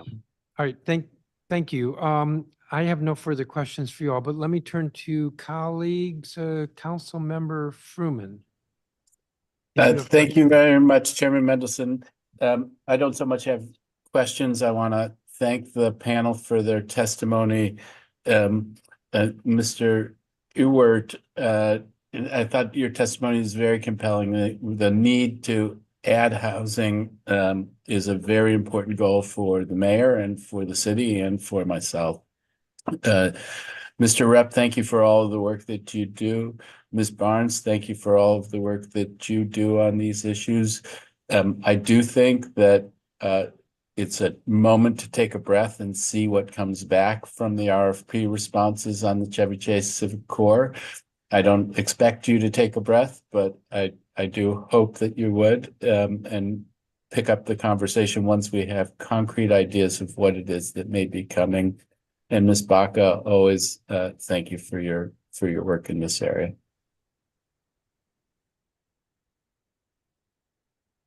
Thank you, Councilmember. Councilmember Nadeau? Thank you, Chairman. Yeah, I have one question, and thanks to everybody for your testimony. I know we have one current ANC and one former ANC on the panel, and other public witnesses who may be familiar. The council funded one or more positions at the Office of ANC to provide commissioners and commissions with assistance and expertise on zoning and development issues. And this was created through legislation I advanced with Councilmember Robert White. I know the positions were posted last year, but I haven't gotten an update on their status. And I wanted to ask if any of the ANCs or former ANCs has had an interaction with OANC on this, whether there has been any additional support on zoning and development issues. You said for the alley question. Yeah, this is Commissioner Jacobson. I haven't had any interaction with OANC and zoning expert on their side. So I can't really speak to that, but I'm not sure if others have. The commission at 5D has not had any interactions. Okay. What would be good to have from the OANC on this stuff? I mean, what kind of assistance would be helpful?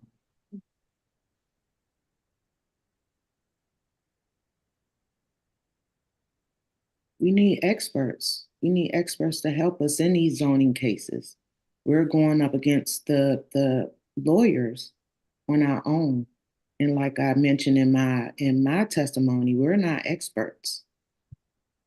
We're not experts. So we're figuring it out. But at the same time, we're going up against developers, lawyers on these zoning cases. So yes, we do need assistance, and we need it right now. Thank you. And we'll follow up on that. Thanks, everybody. I appreciate it. Nothing further, Chairman. Thank you, Councilmember Nadeau. Sorry, could I speak to Councilmember Nadeau's question for a moment on what the ONC can provide? Briefly.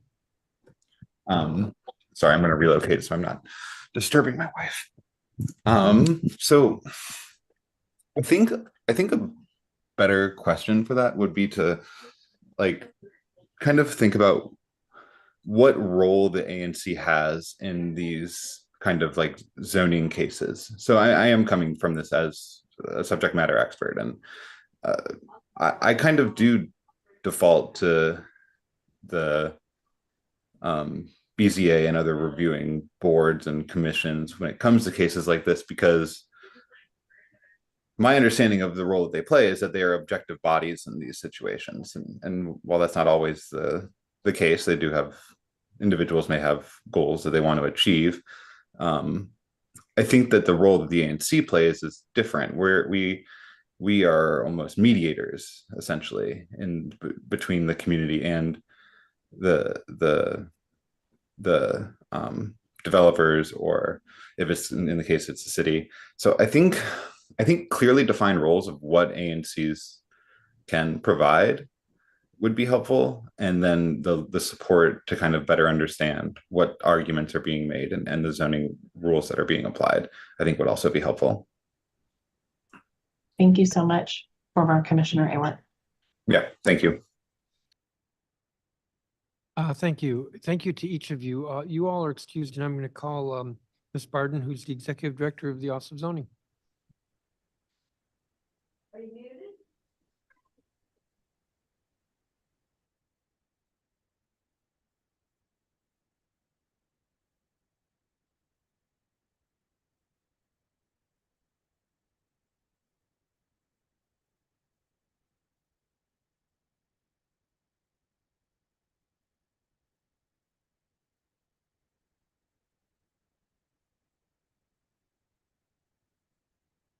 And you come not alone. When you're ready. My mic on? Yes, it's Okay, on. great. Red is for go. Don't ask me to explain that. Okay. Good morning, Chairman Mendelson and members of the City Council. My name is Sarah Barden, and I am the Director of the Office of Zoning. With me today are Chairman Hood and Chairman Hill. I'm very glad to be here today with you to testify about the accomplishments of the Office of Zoning over the last fiscal year. As usual, I would like to start my testimony by taking a moment to thank my staff for their hard work and dedication to public service. We all work together as a strong, cohesive team, day in and day out, as we provide service to the public, the Board of Zoning Adjustment, and the Zoning Commission. As you know, OZ is an independent agency that provides professional, technical, and administrative assistance to the Zoning Commission and the BZA. We support them in their oversight and adjudication of zoning matters in the District of Columbia. In administering the zoning application processes, we review and accept applications, schedule public hearings and meetings, and draft and issue legal orders that document the decisions of both the Zoning Commission and the board. In addition to OZ's primary mission to support the commission and board, we have 4 ongoing strategic activities in keeping with that mission. First, we are applying computer technologies to enhance the effectiveness of our zoning processes, which provides for greater transparency. Second, we are concentrating our outreach activities to educate the public on the zoning regulations and procedures, which empower city residents to more effectively participate. Third, we assist the public in navigating through the zoning process. And fourth, OZ has made it a priority to work to advance racial equity initiatives. We have provided a letter containing answers to the questions included in the City Council's letter of February 12th. I would like to just touch on the progress of our legal division today in my testimony. In FY22, the City Council and Mayor funded the transfer of the responsibility to provide legal counsel to the BZA and ZC from the Office of the Attorney General to the Office of Zoning.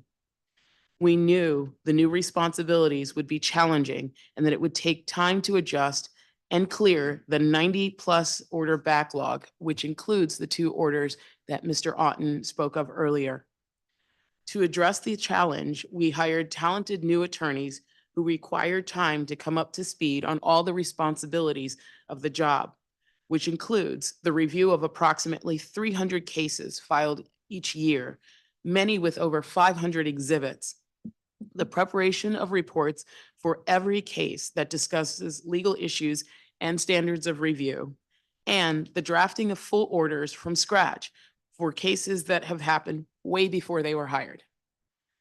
Even though there was a learning curve, they all hit the ground running and have been providing excellent service to the ZC and BZA and have been producing orders. In the last 28 months, since the responsibility has been in the Office of Zoning, we have issued 74 BZA full orders, whereas in the preceding months, 28 months, only 50 orders were issued. Almost 30 of these orders were backlogged orders from OAG. On the ZC side, the backlog has by and large been cleared. As we continue to work on aging orders, we will also make strides to issue newly decided cases within established timeframes to ensure predictability. That being said, it does not mean that we are happy where we are. On the BZA side, we still have a lot of work to do.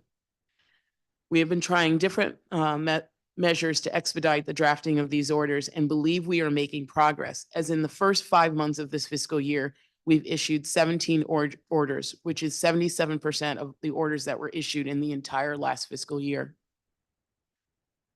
On another note, the DC Appeals Court handed a major win for the district when it affirmed the latest order for the Bruce Monroe Affordable Housing Project after several years of legal fights. This order was a perfect example of the changes we've made throughout the last few years to write sustainable orders. In this case, the original approval was appealed by an opposition group, and the Court of Appeals remanded it back to the Zoning Commission to answer 7 questions, in addition to conducting a new review of the application itself. In the intervening time, the council revised the comp plan, imposing new additional review obligations on the commission, including additional racial equity review requirements.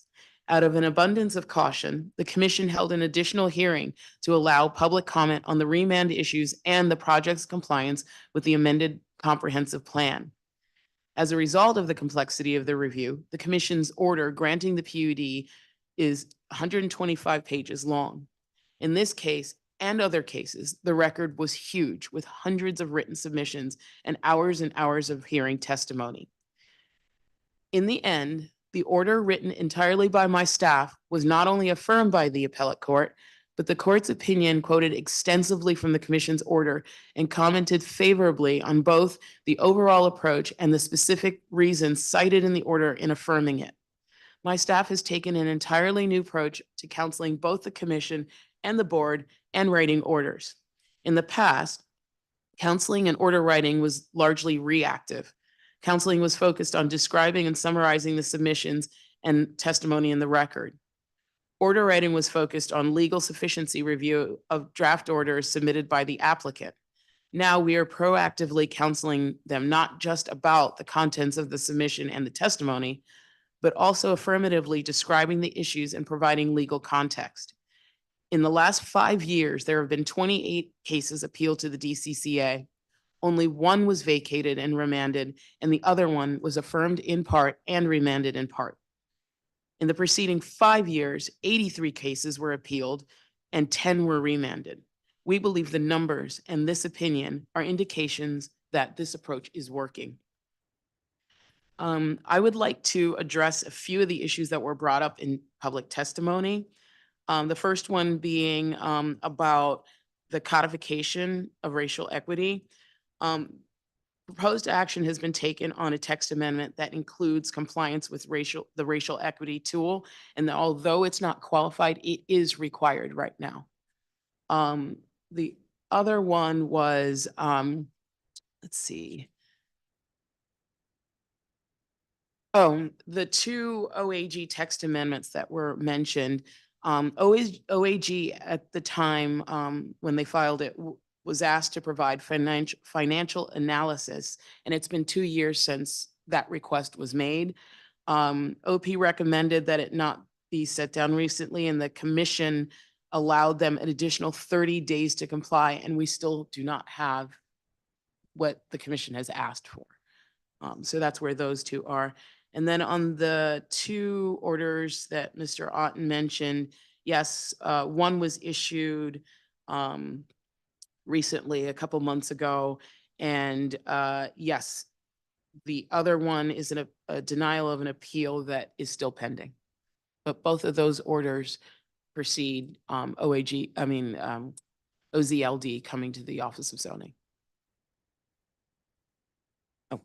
In conclusion, we are extremely proud of our accomplishments and are optimistic that we will continue to advance to new heights in the remainder of FY24 and beyond. I would like to express my sincere thanks to you, Chairman Mendelson, and the members of the City Council and Mayor Bowser for your ongoing support. This little office could not function as it does without the unfaltering support it receives from all of you. I would also like to express my gratitude to Chairman Hood and to Chairman Hill for their steadfast support of the office over the years, which has allowed us to accomplish so much and lay the groundwork to better serve the citizens of the district. This concludes my testimony, and I look forward to answering your questions. Thank you. And do either of the chairs want to say anything? Morning, Chair. Is it on? It's on. Okay. Morning, Chair Mendelson, council members. Wanted to thank you for the opportunity to be here today and answer questions concerning the Board of Zoning Adjustment. I also thank the Office of Zoning, Director Barden and her staff, OZLD, Mary Nagelhout and her staff, and then in particular, Secretary Cliff Moy. Without their work and support, the BZA cannot function. I'd also like to thank the Office of Planning and Joel Lawson and his planners in his office, which are such a vital part of our process. Finally, again, I'd like to thank you, Chairman Mendelson, for your support, and Mayor Bowser for a continued belief in me and my service to the community, and I'm available for any questions you might have. Thank you, Mr. Hill. Mr. Hood. Good morning, Chairman Mendelson, council members and staff. My name is Anthony Hood, current chair of the zoning commission. I want to thank, and forgive me, I'm learning from the young folks how to read my testimony off of my phones. I want It to may thank. go blank on you and then you'll be in trouble. Go blank, but I can improvise. I want to thank Director Sarah. You're right, Mr. Chairman, they go blank. I want to thank Sarah Barton and her team. They take great care of the zoning commission and the board to provide the best info for us to make an informed decision as well as possible. I want to thank all participants in the process. I want to get into a lot of names because residents, all stakeholders play a major part. Office of Planning, DDOT, the Office of Zoning staff, especially Ms. Sharon Shelling, who helps keep me on track, as well as our Office of Zoning Legal Division, Ms. Hillary Lovick, Mr. Redding, and also Mr. Liu. And I want to thank my colleagues. I want to thank everybody in the council. So I don't want to sound like the county, Mr. Chairman, but it's a lot of people that help us do what we do. A lot of us have other jobs, and they get us prepared to make the best decision possible for the residents of the District of Columbus. Thank you, Mr. Chairman, for this opportunity. And I'm here to answer any questions. Thank you to each of you. So I do have some questions. I'm going to start with this. The BZA has 5 members. I believe 2 are, well, 3 are appointed by the mayor with confirmation by the council. Of the 3, how many are vacant? All of them are full right now, right? Yeah. What? They're all full. All the positions are full on the BZA.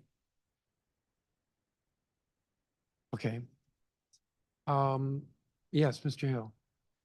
I run out at the end of March. Okay. Carissa Stanley, isn't she in the BZA? She's on something. HPRB, that's the next group, okay.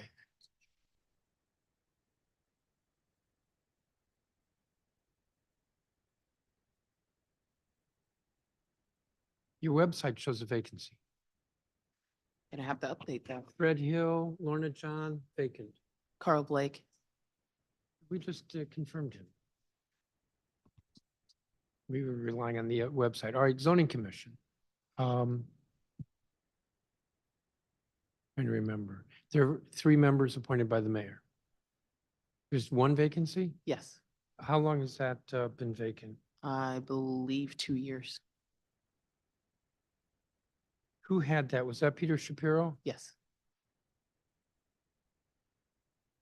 Any idea where the Mayor's Office of Talent and Acquisitions is? I do not know.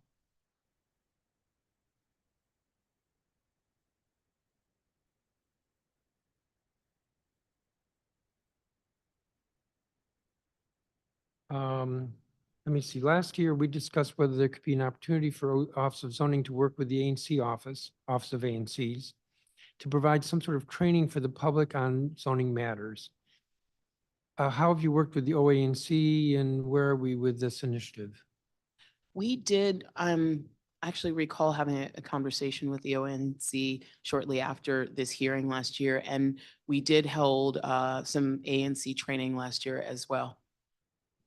And are there any scheduled for this year? Yes, we haven't scheduled the dates, but we will definitely be doing them again this year. How many did you have last year? I want to say 4. Was it 4? Yes. Probably I'll ask this question. You remember just when you show up for your budget next month? Sure. To see if they're scheduled.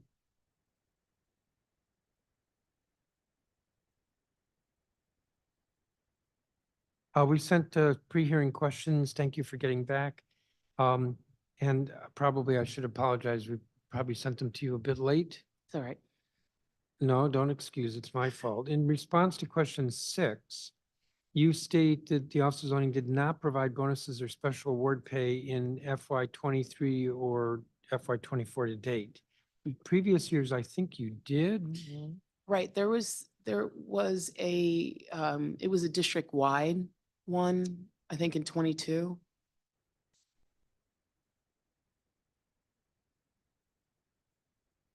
So you're saying the more normal course is what happened this last year? Right.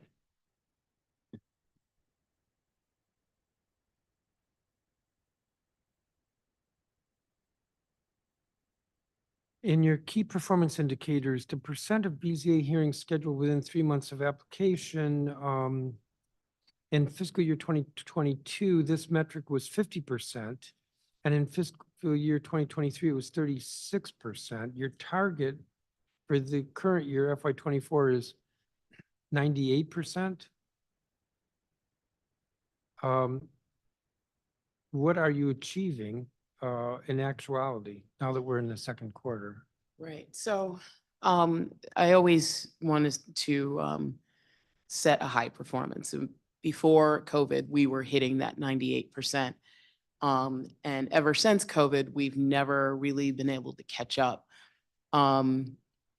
So I'm always going to maintain that I want to hit the 98% again.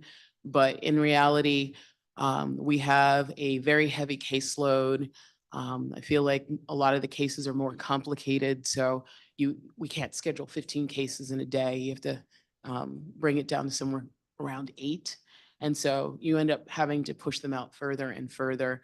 I think a fewer cases have been filed in, I think, the last quarter or so. And so I'm hoping that by the end of this year, we'll be able to catch up a little bit more. That being said, while it's not within 3 months, it is with right about 4 months. You know my view, which I hesitate to remind you, but if the board was a little bit tougher, go and read, I'm looking at Mr. Hill, go read the orders from like 30 years ago when the board was less generous. That might have some effect on how many cases are filed. Just saying, just saying. Anyway, you're saying right now you're at about 4 months? Yes.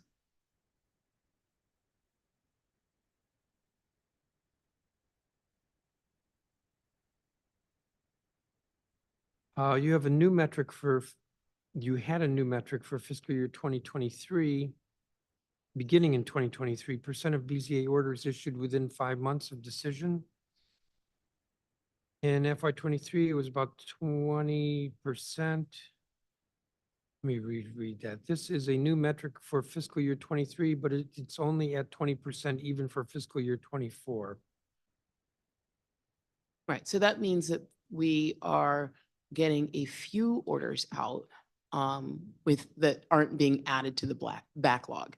So as we're working on the backlog, we are trying to issue some full orders within that time frame. So that's what that. Yeah, I'm so confused by the way I asked the question. What is the KPI? So basically, it's the percentage of orders that were issued within 5 months. And what is the goal?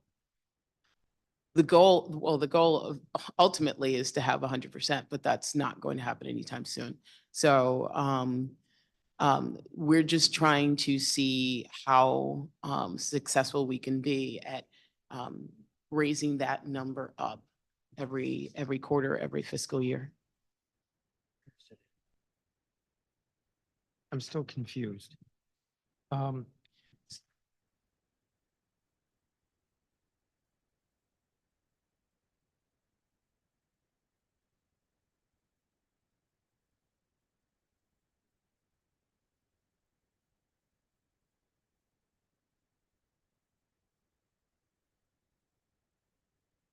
So as I'm looking at this, you don't have a goal, but the percentage of orders that are being issued within 5 months is 20%. In that quarter, or was that the entire year? FY '23, 20%. Actually, you do have a goal. Target in '24 is 20%. I misspoke. It's on page 7.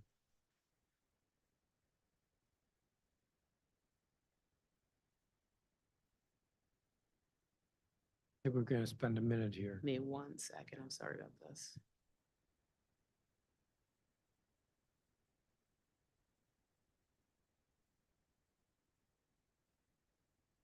Page 7, you said?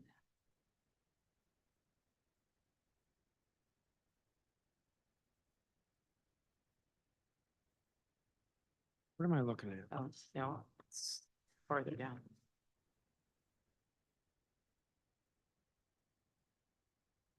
I'm looking at your 2024 performance plan, Right. and it's on page 7. Oh, okay. And it's the last item on It's the an page. attachment, yeah.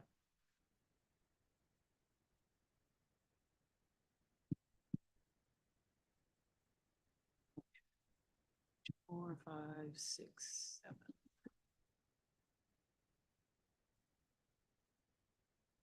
Right, so you're looking at the BZA one, percentage of, right. Correct.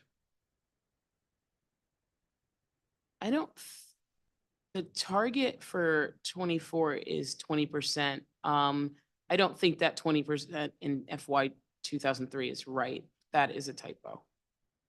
You think it's higher than that? No, I think it's lower than that. Okay. In measuring this, that would include the bench decisions. No. No. Full orders only. Yeah, it does say full orders. So how many cases are we talking about? I would say maybe, this is really me guessing. I can go back and find out, but I would say maybe 20, 30. 20, 30? Right. So in total, if we're talking all the BZA orders that we issue, 85% of them are issued, are summary orders issued pretty much within a week of decision. And then the remaining orders are full orders that take a little bit more time. You said, and I realize I can't hold you to precisely these numbers, around 85% are bench orders or summary orders. So that leaves about 15% that are full orders. Right. And of the, and the 15% is roughly 30 cases?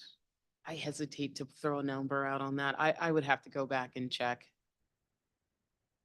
Well, I'm going to put down a number. I'm going to say 20 to 30 cases because that's what you said. Sure. And if 20% are coming out in 5 months, that means that 4 to 6 cases are coming out within 5 months? 20% That is of- a goal.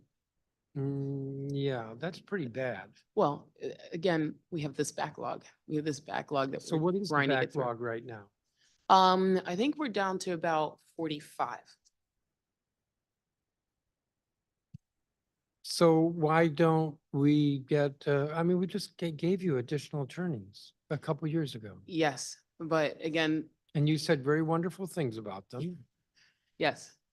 But again, they're not just writing full orders. We're processing 300 cases through this office So they're doing all the on a other, day, and they're doing the case reports, the legal summaries. There's a lot that goes into everything that they're doing. And then on top of that, they're writing the orders, they're writing the full orders, yes. well, you know, I want to say, and I don't want to sound snarky here, but quantity is not necessarily quality. So you cited in your testimony, 124-page order. I've seen orders, not recently, that I thought had much more in it than needed to be in it. What effort is being made to ensure that the attorneys are being as efficient? And by that, I mean not doing tasks that really don't need to be done, I think, or writing orders longer than they really need to be. I think we do a good job of that. But understanding that with trying to be very thorough on all the elements that are required to be in the order. I think the 125, the 125-page order that was issued because of the remand, I believe that one had to be very technical and thorough. But I do think we not every order is 125 pages, but I just do think they do a good job of making them legally sufficient. So. Yeah, that doesn't convince me. I mean, I just know that there are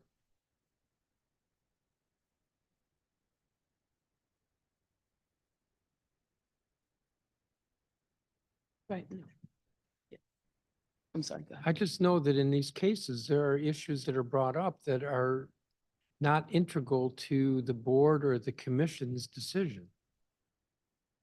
I mean, if I come in and I start talking about, I don't know, the color of buildings down the street, that's just not important. It doesn't need to be addressed in the order. Doesn't need to be listed as a finding of fact or a summary of the testimony. But needs to be, I feel like I'm lecturing and I shouldn't, but it needs to be those points that make a difference, that if the court were to review, that the court would say, yeah, that issue was raised, it was a substantive issue. What was the commission or the board's reasoning? So I'm not feeling persuaded here that, but even putting that aside, then shouldn't we be finding some additional attorneys to get rid of the backlog? I will never turn down an additional employee. However, I do think we're making progress. If someone wants to give me another attorney, I will take it. But I do think we are making progress. Well, I don't know if I could find the money to give you an additional Right. attorney. But you've probably been told that your budget mark for next year is Not yet. No. not pleasant. Oh, yeah. I mean, I don't know precisely what it is, but I know that the budget formulation right now is not pleasant. But even if I could find money for an additional attorney, you described this very long training process. I know that some agencies have in the past, to address a backlog, brought in somebody temporarily, but not with a lot of training involved. That didn't make sense what I said, but the point being that somebody knowledgeable, somebody who could hit the ground running. Hard to find. Really hard to find. I know I'm going over, but I want to finish this line. So the two cases that Mr. Otten mentioned, 20191, that's an appeal. Is that McMillan? Yes. And is that order still waiting? His appeal order is still pending. Yes. And the other one, 20069, he didn't tell me what that was. I don't remember what it was, but it was issued a couple, 3-4 months ago.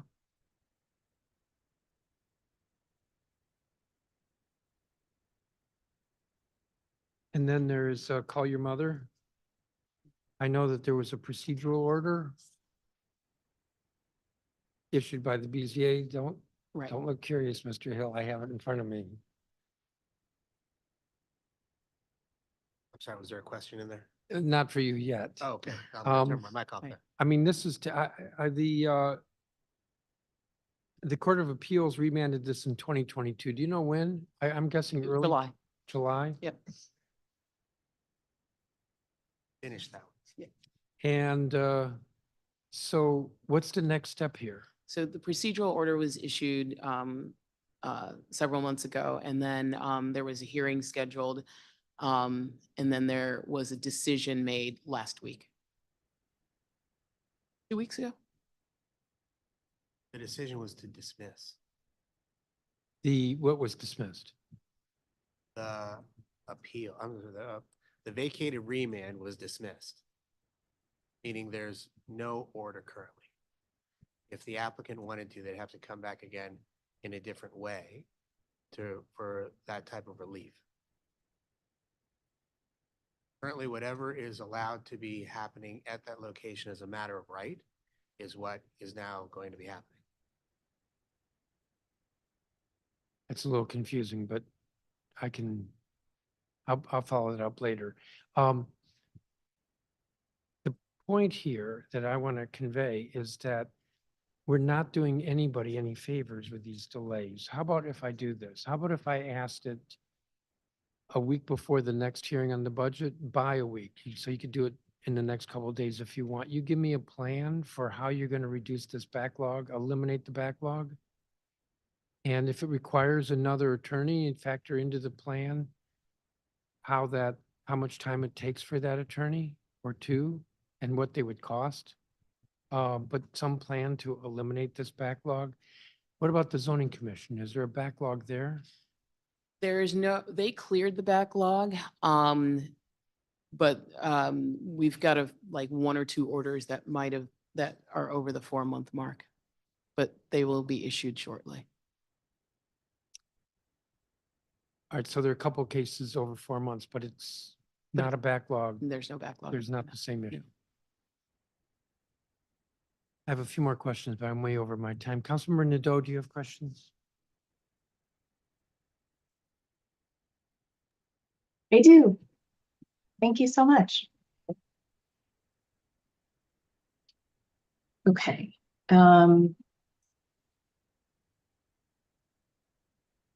So Director Barden mentioned the 125-page order, and I do think it's worth noting that because of the way that zoning commission chose to approach that case, OZ effectively wrote 2 orders, one on the old comp plan and one on the amended one. I think that was the right approach, and I want to compliment that work.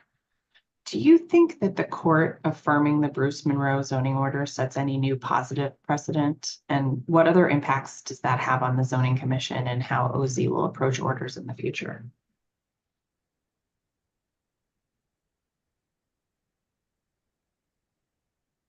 Good afternoon, Councilmember Nadeau. This is Anthony Hood. I'd like to start off by answering that. I think through what we went through previously with a lot of things being remanded back to the commission, I think we looked through a more clear lens, and I think the whole city was looking through a lens to make sure that the decisions made, because we have a lot of interest in zoning in the city, as you know, and we get different aspects, and we have to address each one of those terms or one of those regulations to the point where if we leave a question in the court's mind, then they're going to send it back to us for, to basically find out or resolve this particular issue. Yes, I do think that it may change things, but I've seen it change both ways. I've seen us make a shift here in the city, and we go up, and sometimes we may have new judges or things change there as well, and then they come back with another shift. So we just have to adapt. And I don't know if I'm answering your question, but I've seen it both ways. And Do you think this one will be positive? This is not live, please. Do you think yes, what happened with Bruce Monroe will have a positive impact?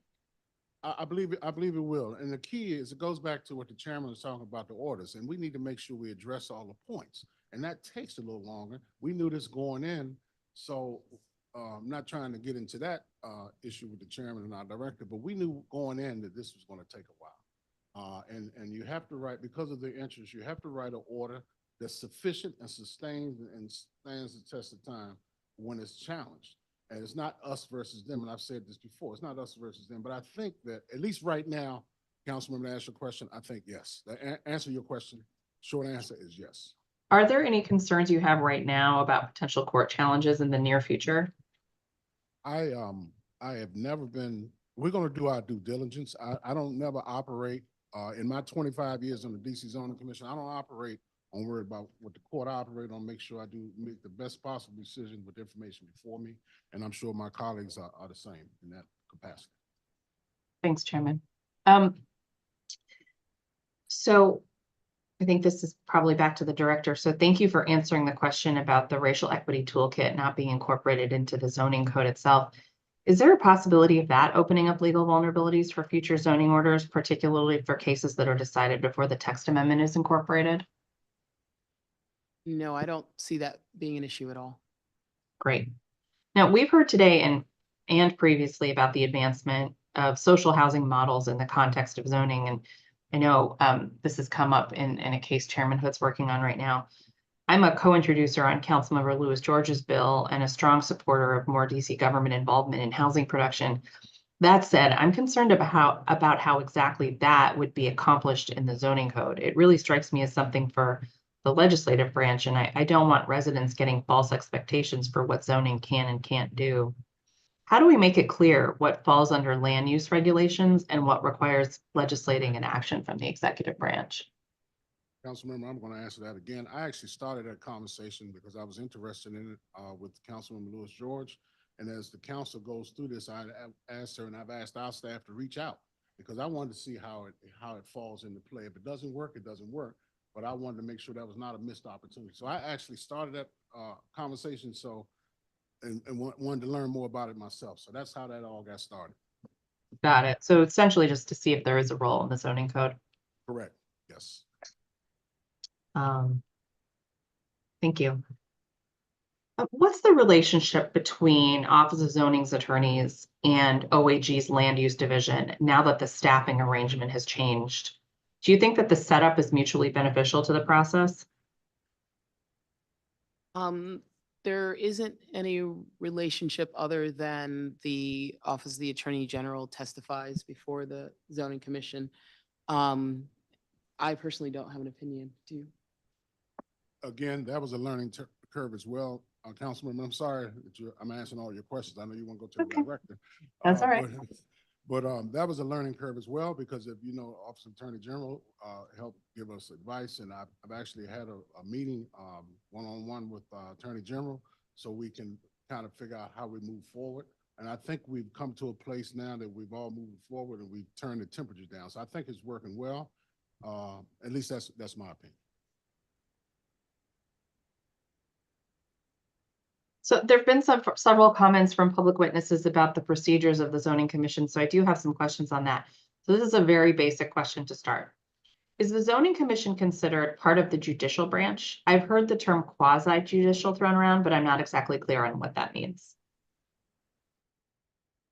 Really need to have Miller, who in another capacity helped write the legislation, I believe, along with others. But I think, no, we're independent, and I think it's always hit quasi.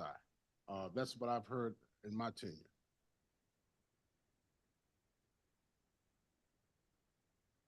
I see the chairman frowning. So are the zoning commission's procedures particularly for hearings based off court proceedings or something else? We have our own regulations, and we don't necessarily follow a particular court process. We follow the zoning code. Have you found that the case records and number of witnesses for zoning commission cases has grown over time, and how do you respond to that? I'm sorry, could you repeat the question, please? Yeah, actually, before that, you said you're using your own procedures. What do you model it on?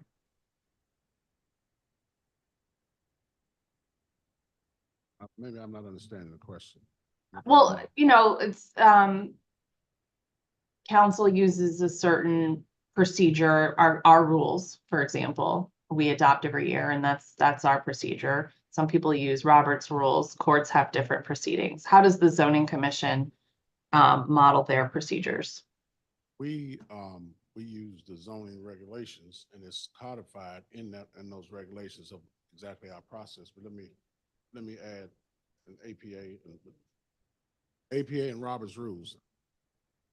I basically just look in the zoning code, and I will tell you that some of the things I have adopted in a format from the council, because you all do such an excellent job in some of your proceedings.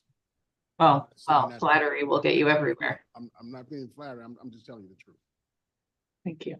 Have you found that the case records and the number of witnesses for the zoning commission cases has grown over time? And if so, how do you manage that? That's an excellent question. I will tell you, yes, it has grown, and the interest, especially virtual, has definitely increased our participation, which I think is excellent. But sometime I know, residents and all of us are passionate about our particular issues, and trying to stay on focus sometime is an issue, because I know if it's challenged and goes to the courts, I say this all the time, the courts will say, why did he let all this in there? But people want to be heard. We had some cases where they talk about 311, some cases where they talk about schools, and that's not really the purview of the zoning commission. So we have to try to balance that out. Okay. But also be attentive and understand that people do want to be heard. And have you found that the case records and number of witnesses for zoning commission cases has grown over time as well? I'm sorry, let me skip that one. What does it mean for something to be considered a comp plan consistency case? Well, the council, you all vote on, I think the way I understood it back in the 90s, and I'm sure it's still this way, and if I stand to be corrected, and I'll ask that. But the council, when you're doing the comp plan, is some input from both the residents as well as the council, and you all decide whether or not something can be zoned a certain way. And then once that particular case, the zoning commission has to make sure that it's not inconsistent with the comprehensive plan. And that's specifically our role. If the council, you all do your comp plan and you vote something, whatever we do cannot be inconsistent, and a consistency case has to go along with the council has approved, the way I understand it. And I know I have more council comp plan experts in here than I am. All right, and what are the rules for whether something's considered a rulemaking case or a contested case, and how much is up to the commission discretion? I just looked at, I don't, it's quite a bit. There are a number of items. I just have staff to just do that for me, matter of fact, last week. So I would like to get that back and let you know right off the hand, because it's quite a bit to it. Well, text amendments are rulemaking cases. Some map amendments are contested cases, and then foreign missions are rulemakings as well. Foreign missions, oh yeah. And why aren't witness lists for zoning commission hearings made publicly available in the same way they are for council hearings? Is that something that is in the works?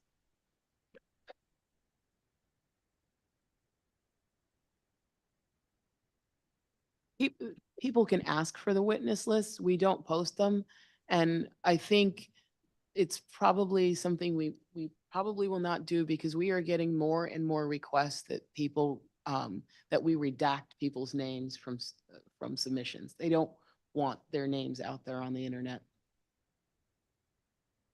That's interesting. Yeah. I mean, once they testify, isn't their name out there? It is, and that's the thing, but because we have so much of our information online, you can do a Google search and it'll come up. And so probably on a weekly basis, we get several requests for us to go back into our records and redact names.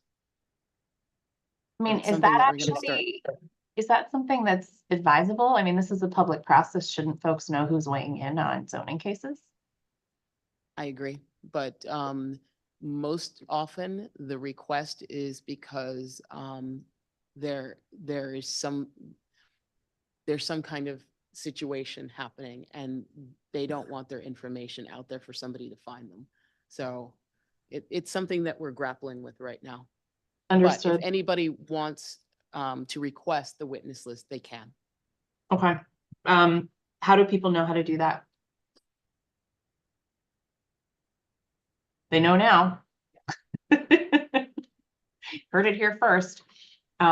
If that's not already something that's available, that's posted, that would be helpful to post that for the public so they know they can request it. All right, the chairman has been very patient with me. I just have one more question. This is also a basic question, but it's true that the comp plan is meant to guide decision-making of all district agencies, not just the zoning commission or the BZA, right?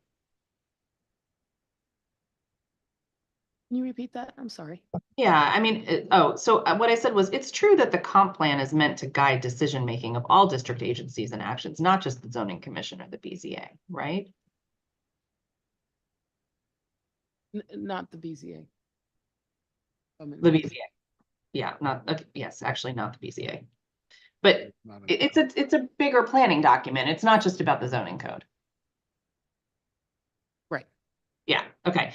Sorry, it wasn't a trick question. But can you talk about when that comes to decision making, when do you say that this goal or policy is not something that can be accomplished, even if it's in the comp plan? If I'm answering the question, what you're asking, there are a number of policies that we look at, and the way we decide on a case, council members, whether one policy, even if it does not fall within one policy that's out the scope of it, there may be 3 or 4 other policies which help advance whatever decision that we make. If that's clear to you, where I'm heading it. Thank In you other so words, much. there are other policies, you might have 6 policies. Whatever the decision or case may be falls out of the scope of maybe 1 or 2. But you have 4 other policies which help truncate that and which is beneficial to the city. Thank you. That's helpful to understand. Thank you very much for your testimony. Thank you for your patience, Chairman Middleton. Thank you. Councilmember Parker. Thank you all for being here. I likely will not use all of my time. Can you speak briefly about how you utilize your racial equity tool and how it informs decision-making within the office? Thank you, council member, and let me say good afternoon to my council member. Good afternoon. A great question. I will tell you that I did hear, and I've actually heard it before, and I think the commission has heard it before about why it's not put into our regulations. When we first started doing this, it was going to be evolving. We're still working on it, and I appreciate all the work that Empower DC and Smarter Growth and all are doing, but we're still working on it. It's fluid.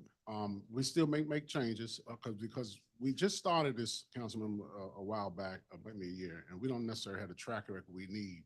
And if you put something into the regulations, it takes forever to be able to go through the process. You got to have a hearing. So right now we wanted to keep it fluid where we can massage it as needed.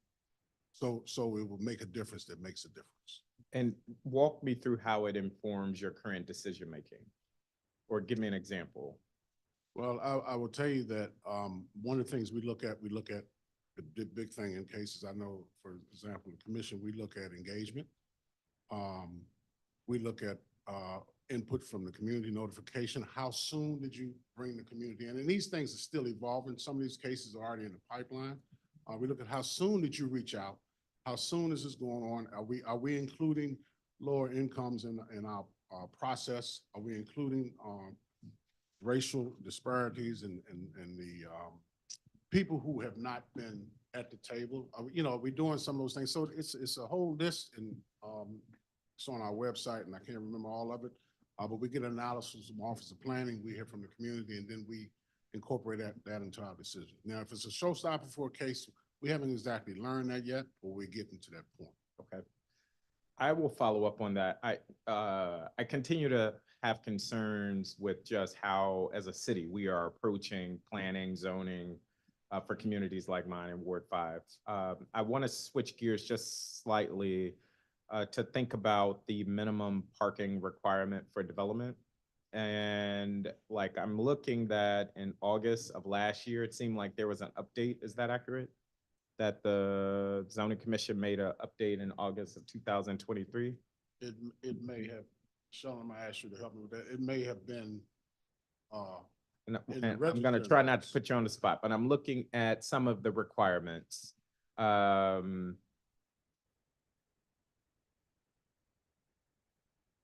What we did, council members, updated the 2016 regulations that we had done.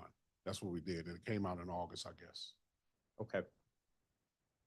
I'm gonna ask if you could just follow up and generally let me know what some of those updates were, because I'm looking at the document, but I can't tell what was changed. It's not like a red line document.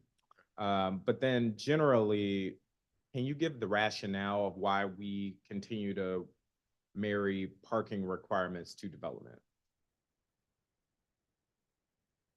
Well, and that's is that the position of the commission? Is that what you've heard from constituents? Like, what informs that decision? Because it's my understanding today you could move that we're going to remove all parking requirements from future development.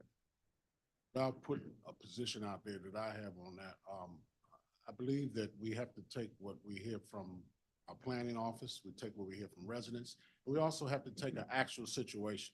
I don't think we will ever remove all parking. And if you look at it, if you look at the case record, I basically was very hesitant in some of that relieving parking, but there are other modes of transportation, and we have to metro, bus, the bicycles, and then I think they're still riding the scooters. So, you know, there are other ways to move around. to be Yes. able- The spirit behind my question is obviously we need to build more by marrying a minimum parking requirement. Not only are we drastically increasing the costs of development projects, i.e. Potential projects in Ward 5 at the Brooklyn Metro Station. As we are working with WMATA on that, we have to figure out what are the costs because of minimum parking requirements. That's neither here nor there. I'm looking at this list, and some of this makes a lot of sense. For every elementary and middle school, we need 2 parking spots for every 3 teachers. Obviously, as you're developing, you need to think about how people are going to get from point A to point B and the parking requirements.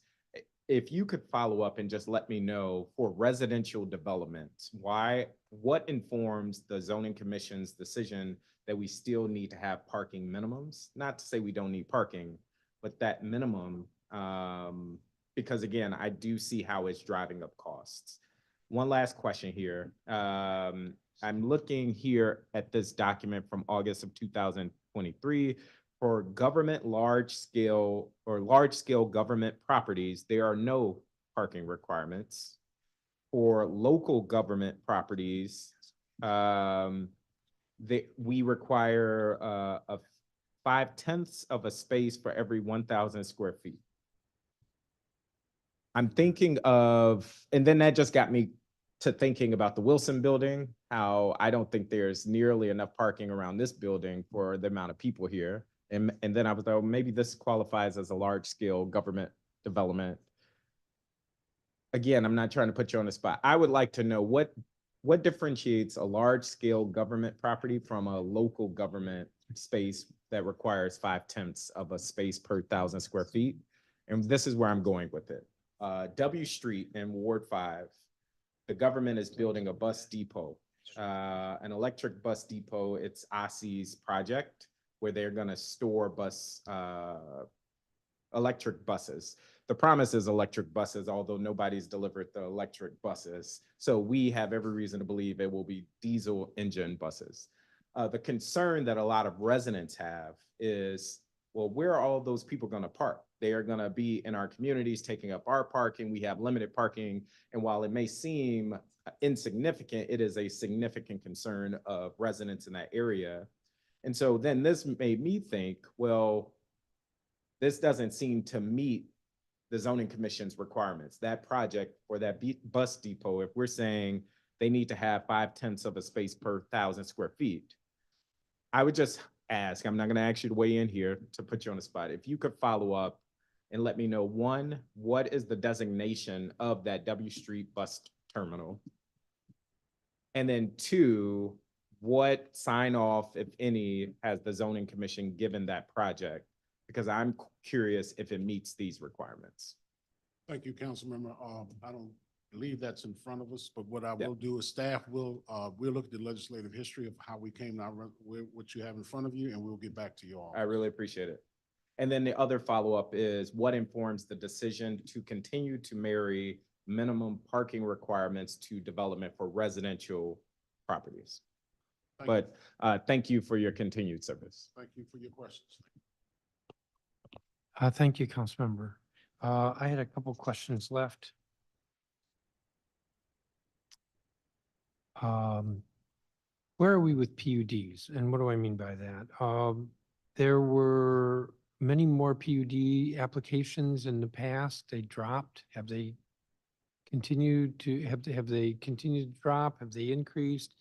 You in your testimony, Ms. Barton, talked about appeals. I assume that included PUD appeals, but you didn't say that specifically, whether any of those cases are being appealed. So where are we with PUDs? Yes, they have continued to drop.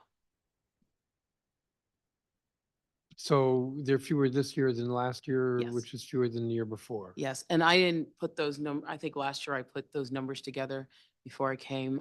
I did not this year. I can definitely send you that. Okay. And then appeals? So appeals to the Court of Appeals or the appeals to the BZA? PUD appeals to the Court of Appeals. Oh, I, that's dropped too. I mean, overall appeals have dropped over the years. And I could definitely get you any information on any that have been appealed to the Court of Appeals, but I have a feeling that there haven't been any. It's not ringing a bell. Just one? Yeah, just one recently, I guess.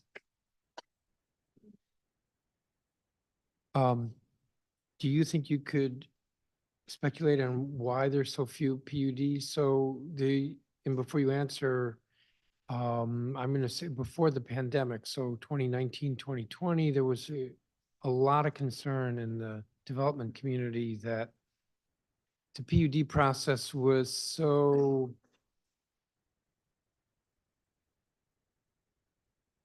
I'll finish the sentence.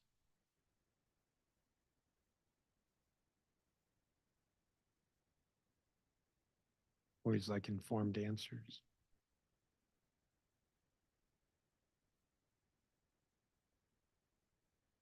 Before the pandemic, there was a lot of concern in the development community that PUDs have become such a fraught process.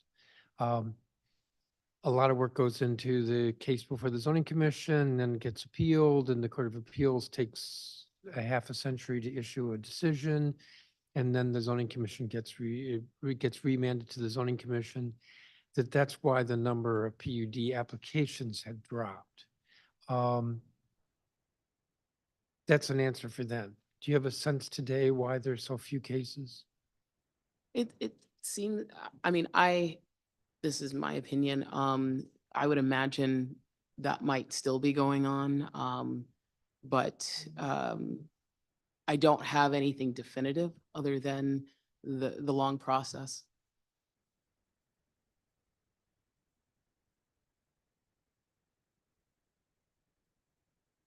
Going back to the discussion about the racial equity tool, that is in writing, am I correct? Yes, so the tool is in writing on our website. And I think what people are saying is that whole thing should be codified, but Yes. as Chairman Hood stated, it's a document that's going to be changing. Yeah. We've changed it twice already, so. Yeah, and I'm not asking Yeah. that, but it is available as a Yes, it document. is, yes. And could you go over again the status of the two text amendments that the Office of the Attorney General filed several years ago? Right. So my understanding with that is that prior to set down, the commission requested that OAG submit a financial analysis on both of them, and they have yet to receive it. And what happened recently? So recently, it was brought up again, and the commission again gave OAG 30 days to submit a financial analysis. And that 30 days has passed? Is it passed? So it did pass, and then set down was denied.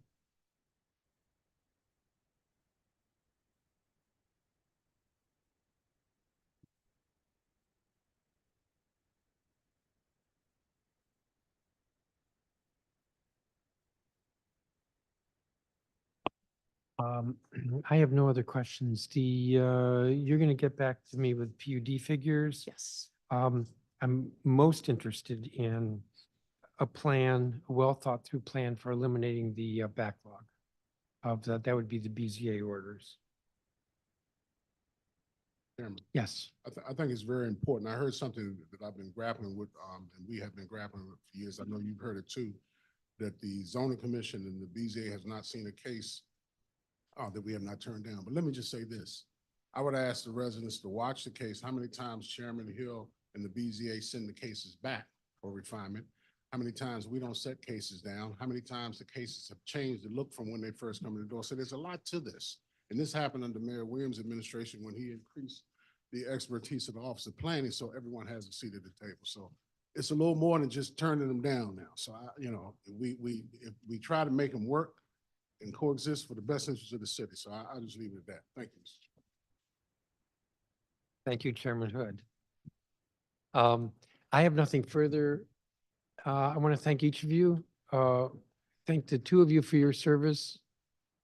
I could thank all of you for your service, but you're an employee of the government, but thank you for your service. And thank you for your testimony. Thank We'll you. see you in a few weeks. We're going to turn now to the Office of Planning, and there are a number of witnesses here. Before we get to the government official,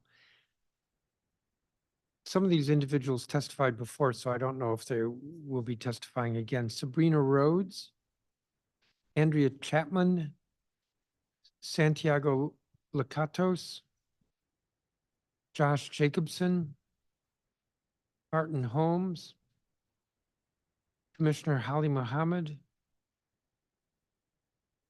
Alex Baca's on the list, but she testified already for both agencies. Anthony David, Bob Ward, Carissa Naruzzi. You may have covered both agencies. Margaret Lenzner, Deidre Brown, Jim Feldman, Scott Roberts, Chris Otten, Nick Deladon, Max Ewert, Gregory Schmidt, Robin Diener, Rebecca Miller. Shelley Rupp is listed here, but he testified for both agencies earlier. Charles Hadwell. Cheryl Barnes is listed here, but she testified for both agencies. And Arlene Fiskanich.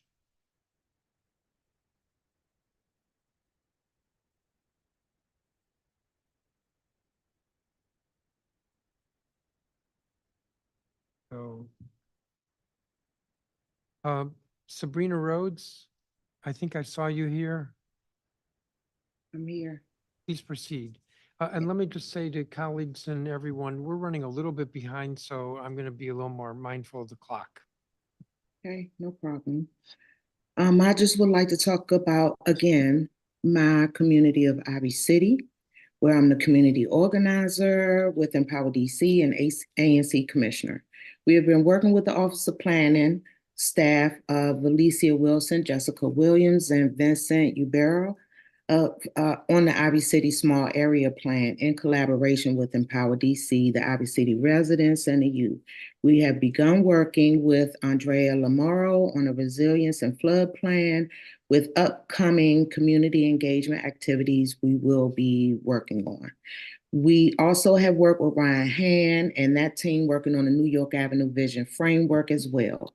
Most recently, we have had the pleasure of testifying at the Office of Planning's Historic Preservation Review Board on a design and concept given by Sorg, the architect on the renovation of Cromell, which HPRB, alumni, supporters, and Empower DC gave testimony and suggestions. Sorg revised the design to fit the needs of the community, and it passed. With all the community activities, residents volunteering to help do the public life study, engaging with the summer youth employment participants at Empower DC's Ivy City Clubhouse, OP was able to identify what is needed most. Cromell becoming a community recreation center, deeply affordable housing, stores we can afford to shop in, more green space to combat the urban heat island effect with more shade trees and covered seating areas, less industrial areas and how these uses impact the surrounding communities, inclusive with ADA sidewalks, raised crosswalks and stop signs, calm streets, raised speed bumps, jobs for residents, more art in public spaces, and environmentally friendly community with clean air, water, and soil, and polluters such as the National Engineering Products Chemical Facility to cease operation and be gone. According to the data from the existing conditions report from OP, the Ivy City Clubhouse has a purple air monitor, which gives real-time air quality data. According to World Health Organization, air quality PM 2.5 should not exceed 15 micrograms per cubic meter in 3 to 4 days a year. And we here in Ivy City has had readings up to 25 micrograms per cubic meter for 6 days in 1 month, according to OP's public life study. The public life study has been released, the most recent one, and it was released last night. You can go on publicinput.com to see the most recent public life study. And I have many more. I have not sent my testimony, and I will be testifying at Department of Buildings hearing. Thank you, Ms. Rhodes. Mhm. Andrea Chapman. Thank you. So I want to talk a little bit about OP's responsibilities of developing anti-displacement strategies and conducting meaningful community engagement as part of the 2024 Office of Racial Equity District-Wide Racial Equity Action Plan, or REAP. While I appreciate OP's leadership in these areas, I believe this agency can do even more to ensure its actions meet the needs of DC's lowest income residents impacted by the city's affordable housing crisis. OP is responsible for Action H-2.1.1 in Chapter 3 of the Comprehensive Plan, which entails developing and implementing racially equitable anti-displacement strategies. Not only do we need a finalized version of OP strategy to combat displacement that defines and measures trends and analyzes causes, OP must seize readily available opportunities to expand affordable housing in the district. As I mentioned earlier in my testimony for the Office of Zoning, OP is currently proposing to upzone the police and fire station at 1617 U Street from MU4 to MU10, paving the way for more high-rise luxury housing in an area that's already unaffordable for Black families. The median family income for Ward 1 Black households is $49,148, and an affordable rent for that income would be up to $14,744 per year. Yet U Street current rents for one-bedroom units are $38,304 per year, over $23,000 more than what most Ward 1 Black families can afford. Moreover, census tracts show that during the 1990s, 1,000 Black people were living in U Street compared to only 100 today, roughly. OP argues that upzoning 1617 U Street will lead to more housing opportunities, and while district law regarding public land requires the creation of housing at affordability rates and income limits that exceed IZ and IZ+, these units would still be a small minority of the total number of units on the site. OP can do even more to effectively meet the housing needs of majority Black and POC low-income DC families by instead considering social housing at 1617 U Street. Social housing offers 60% affordable units, with at least 30% of those affordable to extremely low-income families. Low-income tenants would never pay more than 30% of their income on housing costs. This would allow a two-parent household with 3 children earning around $46,950 to afford to live in DC. OP also lists meaningful resident engagement requirements in government decision-making and strong community partnerships as goals of the agency's REAP, detailing that such engagement includes listening to diverse community voices. And while I appreciate OP's commitment to these goals, I'm concerned about the minimal level of engagement in the case of 1617 U Street. So I talked about earlier how there hasn't been much engagement to Black residents in Black churches. The DMPED engagement log only lists an announcement at the DMPED annual March Madness event. What's more, this minimum engagement was conducted by DMPED and not OP itself, who is the applicant and responsible party in this case. You know, if it wasn't for our outreach, residents would not have known. And even Commissioner Hood has spoke out about the concerns around community engagement in regards to this case. So in conclusion, while I appreciate OP's commitment to developing anti-displacement strategies and conducting meaningful community engagement, OP must ensure its actions align with these goals, and 1617 U Street offers a prime opportunity to do so. I urge OP to listen to impacted residents, consider piloting social housing at the site, and implement community planning sessions that center equitable development. Thank you. Thank you, Ms. Chapman. Commissioner Santiago Licatos. He was not here. Josh Jacobson. Not sure I see him. Martin Holmes. I don't think I see him. Commissioner Holly Mohammed. Don't see her. Anthony David? I don't see him. Bob Ward?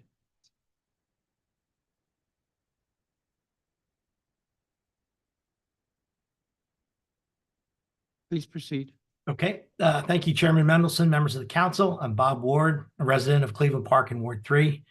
Thank you for the opportunity to testify this performance hearing for Office of Planning. First, I'd like to thank the Office of Planning for how well they handled the recent planning process, which led to the creation of the Connecticut Avenue Development Guidelines, especially the work of Heba El-Gawish for her adept handling of the many stakeholders, making sure all voices were heard. And I look forward to the Office of Planning moving forward with the rezoning of the Connecticut Avenue main streets in Cleveland Park and Woodley Park, as recommended in the report, as soon as possible. Second, I hope this committee and members of the council will turn their attention to a thoughtful reform of the district's preservation law. Throughout district government and here at the council, racial equity analysis has recently become standard practice. Yet the historic preservation process stands apart and is not required, nor would it be allowed under the current law to consider the impact of racial equity or any other social impacts when historic districts are created. The law provides specific criteria for designation, which, given their proliferation, are really easy to meet, but no consideration of other impacts may be considered. This should be addressed through a revision of the law. More than 1 out of 5 DC residents live in a historic district. These districts are overwhelmingly white. Data shows that a district once designated becomes more white over time when compared to non-historic neighborhoods nearby. The Cleveland Park Historic District, nominated and designated in the late 1980s, used as a criteria its development by, quote, an enlightened and benevolent developer, meeting the criteria for community planning and development. There is no mention that the development was for whites only. A racial equity analysis was needed then, and one is needed now as the process of designation is underway in Chevy Chase, where the nomination talks about, quote, community that was designed to be insulated from the cultural and economic diversity of the city, unquote. It is clear the specific process is being pushed by those opposed to adding housing, particularly affordable housing, at the Chevy Chase Civic Core. Third, the preservation law should also be formally and finally detangled from zoning within historic districts. Too often, sensible density is removed by HPRB even when the underlying zoning would allow it. It is past time to remove heightened density review from HPRB and have the board focus on using the best design practices to ensure design compatibility. This would provide needed clarity around future projects and encourage needed housing creation, all while ensuring compatible design. The time to start these reforms, I think, was yesterday. I hope the council will start this process of review, and I thank you for your consideration. Thank you, Mr. Ward.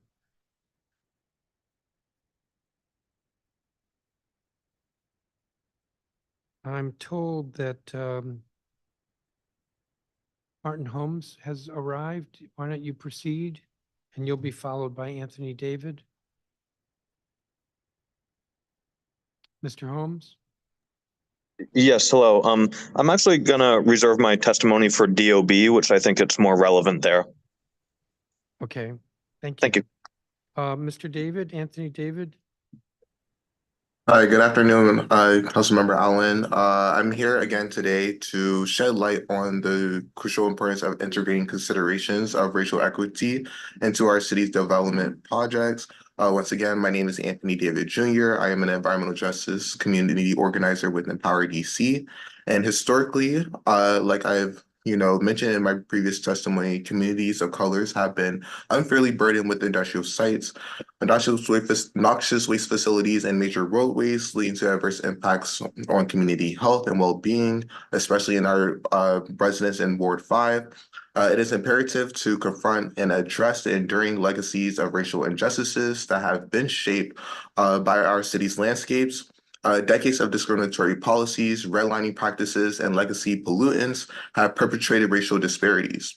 By acknowledging these past injustices, we can begin to dismantle the structural barriers that have hindered equitable development and access to opportunity. Remediation and prevention of stressors in overburdened communities like Brentwood must be a top priority. I urge the City Council and the Office of Planning to uphold their commitment to racial equity and justice by prioritizing the remediation of historic inequities, integrating equitable considerations, and embracing sustainable planning practices. Sustainable planning includes green infrastructure and environmentally friendly zoning, can mitigate the adverse effects of industrial zoning, promote environmental justice, and create healthier communities for all residents. The recently completed New York Avenue framework emphasizes mixed-use development, improved mobility through public transit, and support for innovative businesses. However, like previously mentioned, improvements in environmental quality must be better articulated and prioritized within the roadmap to ensure holistic and sustainable development. One of the action items in this plan looks at increasing resilience to sudden events such as severe storms and helping residents overcome persistent stressors, including high air temperatures. Areas such as Brentwood need a small area plan to ensure resiliency goals are met and that the community's industrial burden is alleviated. In conclusion, I urge the City Council and the Office of Planning to uphold their commitment to racial equity and justice by prioritizing the remediation of historic inequities and integrating equitable considerations into all aspects of urban planning and development. Let us seize this opportunity to create a vibrant, inclusive, and resilient communities where all residents can thrive. Thank you for this opportunity to testify, and once again, I will be open for any questions. Thank you, Mr. David. Parissa Naruzi? Hi, Chairman. I'm Parisa Naruzzi, Director of Empower DC. I am going to add to some of the comments of my colleagues. We were gratified to have the council's support in amending the comprehensive plan in 2021 to add racial equity as a guiding principle and require racial equity lens be applied to city planning and zoning. But to date, we are concerned that the Office of Planning has fallen short of defining what a racial equity lens looks like in practice and has failed to be a credible leader in meaningfully advancing racial equity. This is with the exception of the bright spot of working with the neighborhood planners on the Ivy City Small Area Plan, who have demonstrated their commitment to ensuring a quality and inclusive process. And we look forward to the completion of the affordable housing strategy, health impact analysis, and environmental justice considerations, which have promised to be part of the final plan completed this year. Some of the top concerns that we have, the Office of Planning has yet to articulate its own definition of or standards of engagement to comply with the comp plan policy requiring a racial equity lens in planning. Their racial equity narrative states, quote, "We will build a planning practice centered on racial equity for land use, design and preservation, and the built environment," unquote. Yet the agency has not revealed what the racially equitable planning process entails.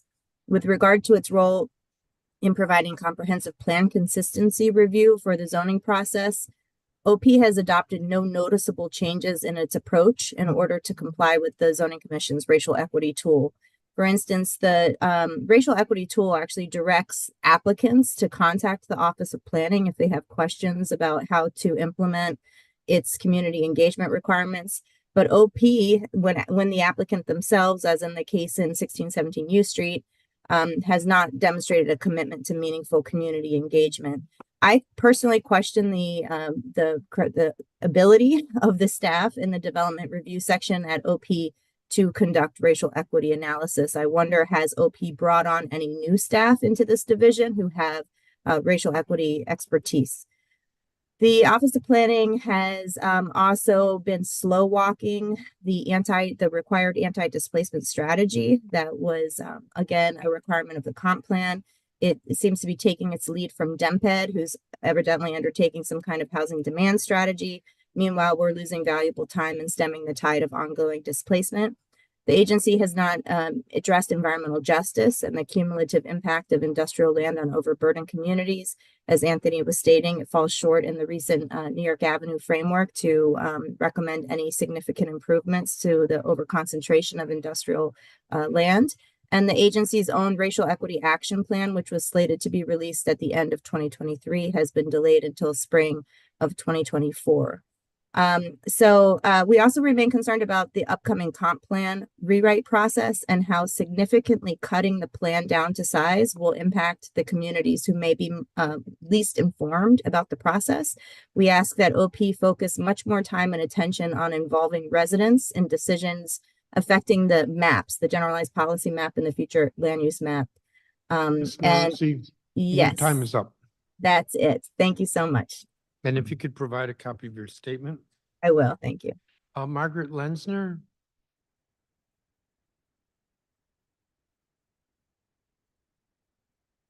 I'm here. Good afternoon. Need to unmute.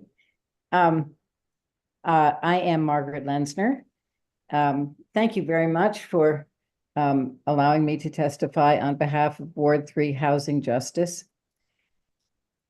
In Ward 3, we have seen that the tools the city has to achieve the goals for affordable housing and equity are inadequate. The Office of Planning needs to take a more proactive role in both planning for and creating affordable housing. OP's Wisconsin Avenue Development Framework was issued this month.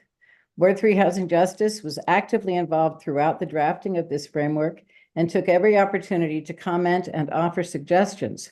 Our focus is on Friendship Heights, where large sites are to be redeveloped. We were pleased that the draft framework specified affordable housing as a priority, but we are very disappointed that the final document largely omits this goal. What happened? Housing was prominent in the draft framework, but it is barely mentioned in the final text. The 8-page Friendship Heights section describes a modern neighborhood center, revitalizing retail, activating transitioning spaces, dynamic open spaces, etc., with only minuscule mention of housing. One sentence says, Friendship Heights is the area of greatest opportunity along the corridor for new housing, including affordable housing. Specific references to housing that were in the draft are missing in the final framework. In the draft, the bold heading for Friendship Heights said, through thoughtful and coordinated redevelopment and urban design, Friendship Heights will realize significant opportunities for affordable housing. Following that, the first item of key opportunities in the draft said, welcome a significant amount of new housing for households of varying sizes and compositions to foster racial, ethnic, and economic diversity of the growing neighborhood. All that was deleted in the final framework. Notably missing is the recommendation for a mix of uses and mixed income housing above the new bus garage.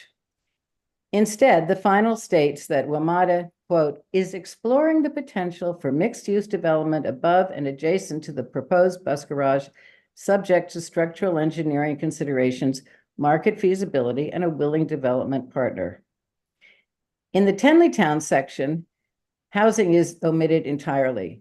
It says merely additional residential density is expected. The framework's zoning strategy section details standards for 4 new zoning categories by which a significant amount of housing, including dedicated affordable housing, will be added along the entire corridor, achieving comp plan goals for more equitable development in Rock Creek West. But there's no mention of housing beyond that statement. Specific references to housing in the draft, but not in the final framework document, are in the draft, the purpose of the Friendship Heights transition zone is to, quote, build moderate density multifamily residential. The purpose text is missing in the final framework. Also omitted is the draft's mixed use corridor zone for Friendship Heights. That described the purpose to, quote, build a medium density multifamily residential above active uses such as retail, restaurants, and residential lobbies. Ms. Lenzner, you're over your time. If you could wrap up. I just want to, I am flummoxed by OP's failure to be more specific about housing and especially affordable housing. Why did that priority disappear? In the description of how all the planning was done, there was a list of many meetings that OP had with the community. But my question is, why should we submit our input and our comments when they are totally ignored? Thank you. Thank you. I don't have a copy of your statement if you could provide that. Oh, I did already, but I can certainly do it again. All right, thank you. Deidre Brown. I'm here. Please proceed. Oh, thank you for the opportunity to testify today. I'm Deirdre Brown, Vice Chair of the Board of Northwest Opportunity Partners, CDC. We were founded to promote affordable housing and Black and Brown business development in Ward 3. I'm currently a Ward 3 resident and business owner. Last week, the Office of Planning published the long-awaited Wisconsin Avenue Development Framework. Our organization participated actively in the public process to develop this plan. We attended several working tours, posted out sticky notes on preference boards at feedback sessions, met with the OP ward planner, and submitted 5 pages of detailed commentary and recommendations on the draft plan, which is attached to my testimony today. So we were astonished that the final report significantly weakens already inadequate discussion of affordable housing. This is the opposite of what we might have expected, given that our commentary in the draft urged OP to go beyond massing diagrams and urban design guidelines, beyond the mere rhetoric of racial and economic equity, with specific recommendations to meet affordable housing goals. Recommendation 1, customize zones throughout the corridor. The city should benefit from the unearned increase in property values by crafting customized zones that require developers to provide specific IZ levels and types of affordable housing, including deeply affordable housing in return for increased height and density. Yet the framework relies entirely on IZ Plus to produce affordable housing for those who earn 60 to 80% MFI, vaguely suggesting that unspecified public subsidies could be necessary to house those below 30% MFI. This formula will not produce housing for many of the people who are employed in Ward 3 and provide valuable services to the community. Recommendation 2, amend the framework to set clear affordable housing goals. Establish goals for a variety of housing types, including home ownership and rental. Establish design and square footage guidelines for family size units. Require a minimum of 30% IZ affordable housing units, including deeply affordable housing. Without a clearly articulated strategy, the framework will fail to serve those most in need of local housing. Recommendation 3, include a capital improvement plan detailing responsibilities of all city agencies. While the framework calls for family housing, it fails to address school capacity. Most public schools in Ward 3 are already overcrowded. Failure to address the need for additional or expanded schools, especially elementary schools, unnecessarily complicates the argument for affordable family housing. As thousands of new residents move to the Wisconsin Avenue corridor, a network of social, recreational, and community facilities must be in place so that newcomers feel welcome and supported. The final framework does not address affordable housing that achieves racial and economic equity. It is disappointing to conclude both that the framework lacks robust equity analysis, goals, and strategies, and that the Office of Planning has a little regard for constructive public comment. We ask the council to urge OP to amend the framework to address the appalling lack of affordable housing, lack of housing to serve those who work in our ward, and those who should be able to live here. Thank you for your time. Thank you, Ms. Brown. And I do have a copy of your statement. Thank you. Jim Feldman.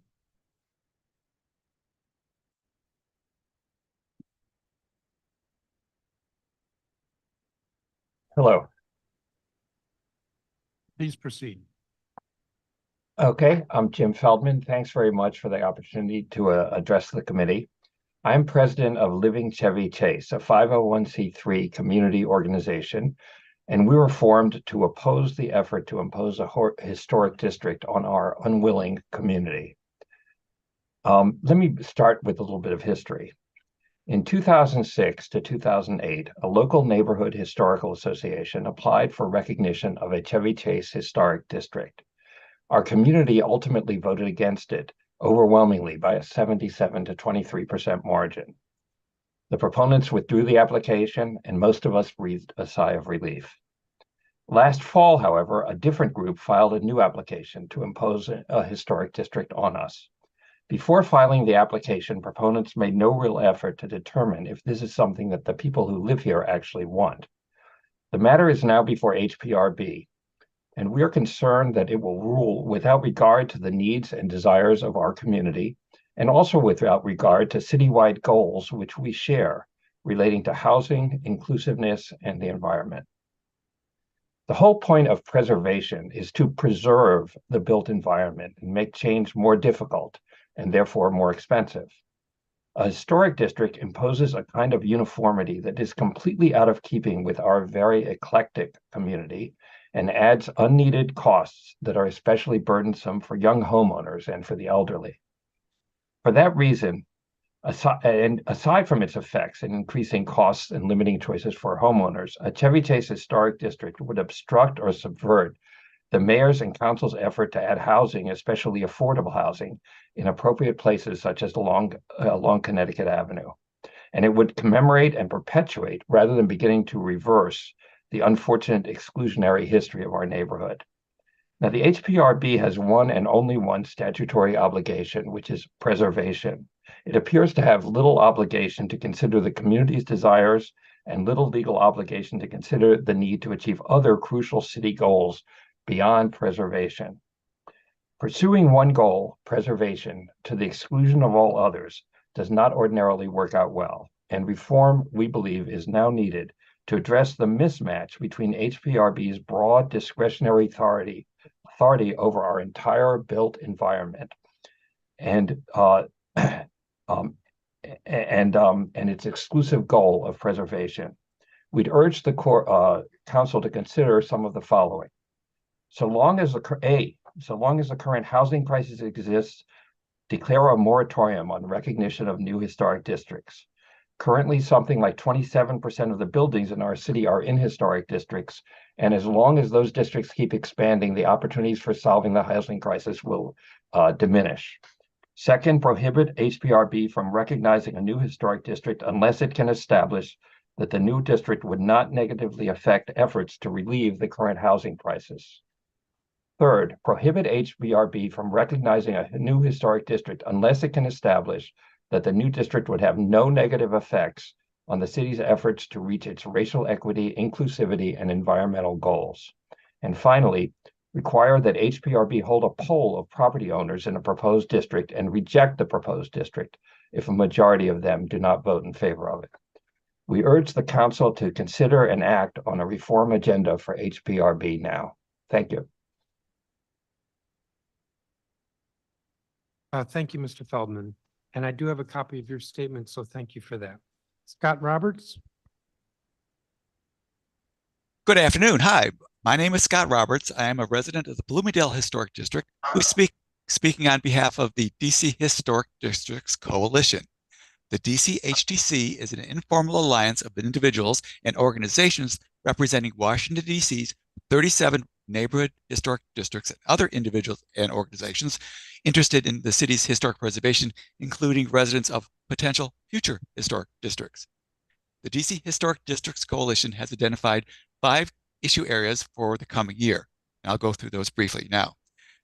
First, number 1, we want to thank the city for expanding the DC Historic Homeowner Grant Program. Thank you very much. It now includes all historic districts and landmarks, and the maximum grant amount was increased to $50,000. The expansion is critical to address affordability issues, and it will help eligible homeowners with maintenance and repair. Now, the HDC encourages the expansion of the grant program even again to include multi-unit buildings, such as condominiums and co-ops. The current legislation and regulatory language does not provide eligibility for multi-unit buildings, even when they're in a historic district or within a historic landmark. There's clearly a need for this, as many condos and co-op boards are seeking financial assistance. For example, in January 2024, a resolution was passed by ANC 4D, which requested funding for historically designated Hampshire Gardens, a 236-unit building. The request follows the emergency financial assistance provided by DEMPED to the Kennesaw Renaissance in 2022, which is located in the Mount Pleasant Historic District. Number 2, the DC HDC would like to highlight the need for increased and consistent enforcement of design guidelines in the city's neighborhood historic districts. HPO and HPRB promulgate these guidelines. Violations of these design guidelines occur regularly, and oftentimes it is the historic district residents who are responsible for reporting these infractions to HPO and to the Department of Buildings. 3, it should be noted there are several outstanding historic district nominations that are pending before the HPRB. The HDC encourages the HPO to schedule the Park View Historic District nomination and the Chevy Chase DC Historic District nomination to go before the HPRB in 2024. Number 4, There's a need for user-friendly design guidelines, which are useful for both people in historic districts and the general public. While some of the existing guidelines are well done, most are outdated and do not include color photographs and representative contemporary examples. So we suggest that they get updated. Some of the design guidelines look like they were written during the Johnson administration. Number 5, the HDC appreciates the continued improvements made to the Office of Planning's Property Quest website, which has become a critical tool. HDC suggests that contributing buildings within historic districts be identified under the property's highlights on Property Quest in order to make the website more complete tool. And finally, HDC wants to suggest that the DC Office of Planning continue producing its annual reports. It did not produce an annual report in 2022. Thank you for your time. I'll answer any questions. Thank you, Mr. Roberts. And I do have a copy of your statement. Thank you. Chris Otten? Can you hear me, Chairman? Yes. Excuse me. Good afternoon. This is amended testimony by myself, Chris Otten, on behalf of DC for Reasonable Development. The Office of Planning's lack of performance is their performance, which is harming DC's residents and communities. Council members, we need your accounting of the Office of Planning, a group of people who are supposedly certified planners, but are choosing not to plan. I want to just turn your attention, more than choosing not to plan, I believe they've pulled the wool over our eyes, maybe even your eyes, and kind of hidden a lot of things behind propaganda, especially through the smart growth sort of vectors. There is no housing crisis in DC. There are conservatively 40,000 vacant Class A studios and one-bedrooms around the city right now, according to a DC Housing Community Development report that cites AOBA's numbers pre-pandemic. 40,000 vacant Class A studios, one-bedrooms. There's obviously an affordable housing crisis, but in DC, affordable housing is not affordable. We all know the affordable housing metrics are based on the area median income, which keeps going up every year. This year, the area median income for a single household in DC is $100,000 a year. For a household of 4, it's $142,000 a year. I only mentioned single household first because developers, as we all can see, are only building studios and one-bedrooms. But the DC's premier affordable housing program that OP champions is inclusionary zoning is based on this annually increasing AMI. Therefore, each year, DC's affordable housing becomes less and less affordable. For example, in 2017, a single person household could be making between $47,000 and $61,000 a year to qualify for an affordable studio one-bedroom. Now in 22-23, a single household making $20,000 more in just 5 years, $20,000 more. If you make $60,000 to $80,000 a year, you qualify for affordable housing.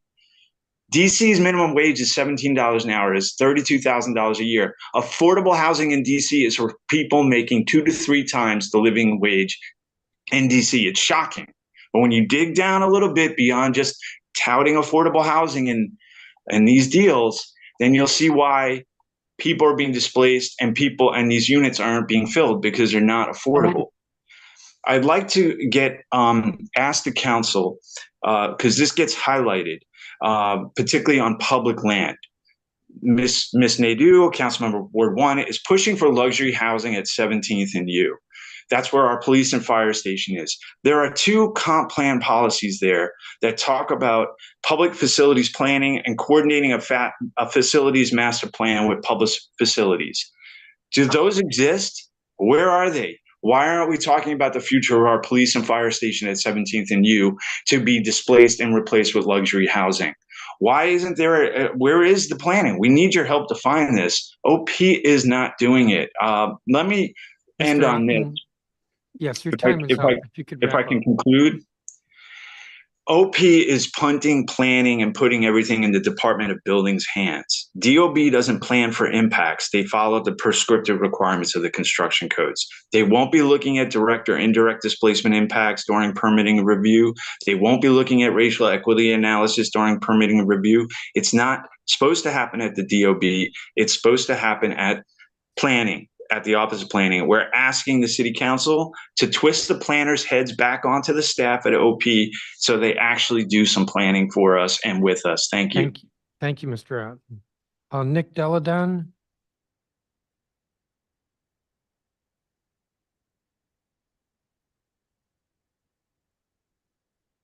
You're muted. If you would unmute, please. Thank you. My name is Nick Deladon. Thank you for this opportunity. I represent the Wardman Hotel Strategy Team, which has been advocating affordable housing at the famous hotel, Wardman Hotel in Woodley Park, for 3 years. The question we raised this afternoon would be, is the Harrington Hotel, like the Wardman, going to be another missed opportunity for affordable housing to meet the mayor's goal and revitalization of downtown? 3 years ago, the Wardman Hotel Strategy Team urged the city to buy the Wardman Hotel at auction, and the administration failed to do that. It went to a developer who has plans now for 900 housing units, only 72 of them affordable. Since the auction, the Wardman team has invoked the city's obligation under the large tract review. The large tract review is a planning tool administered by the Office of Planning that would assess the benefit to the community in ways that would not otherwise occur except for the large tract review. And one of the things that it provides for is an assessment by dozens of DC agencies as to the impact of the development. The large tract review requires that the site be 3 acres at least. And we raised this question with OP, and they denied that the site was 3 acres. They said that the developer's measurement was that it was not 3 acres. We engaged with an architect who attested that it was more than 3 acres.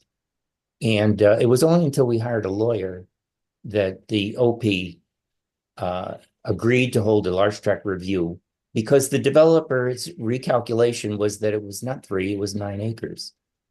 So our question, an important benefit that came of this is that one of the assessments from the Department of Transportation was that it would be a benefit to the community for a pedestrian walking path through the site, in view of the fact that the site is so large and that it is proximate to a metro station. So that was a benefit. But we hope that this episode will not be repeated with the Harrington Hotel downtown. We're advocating social housing there, which is provided for by the comp plan and by the bill pending in the council for the Green New Deal for housing. Thank you for this opportunity.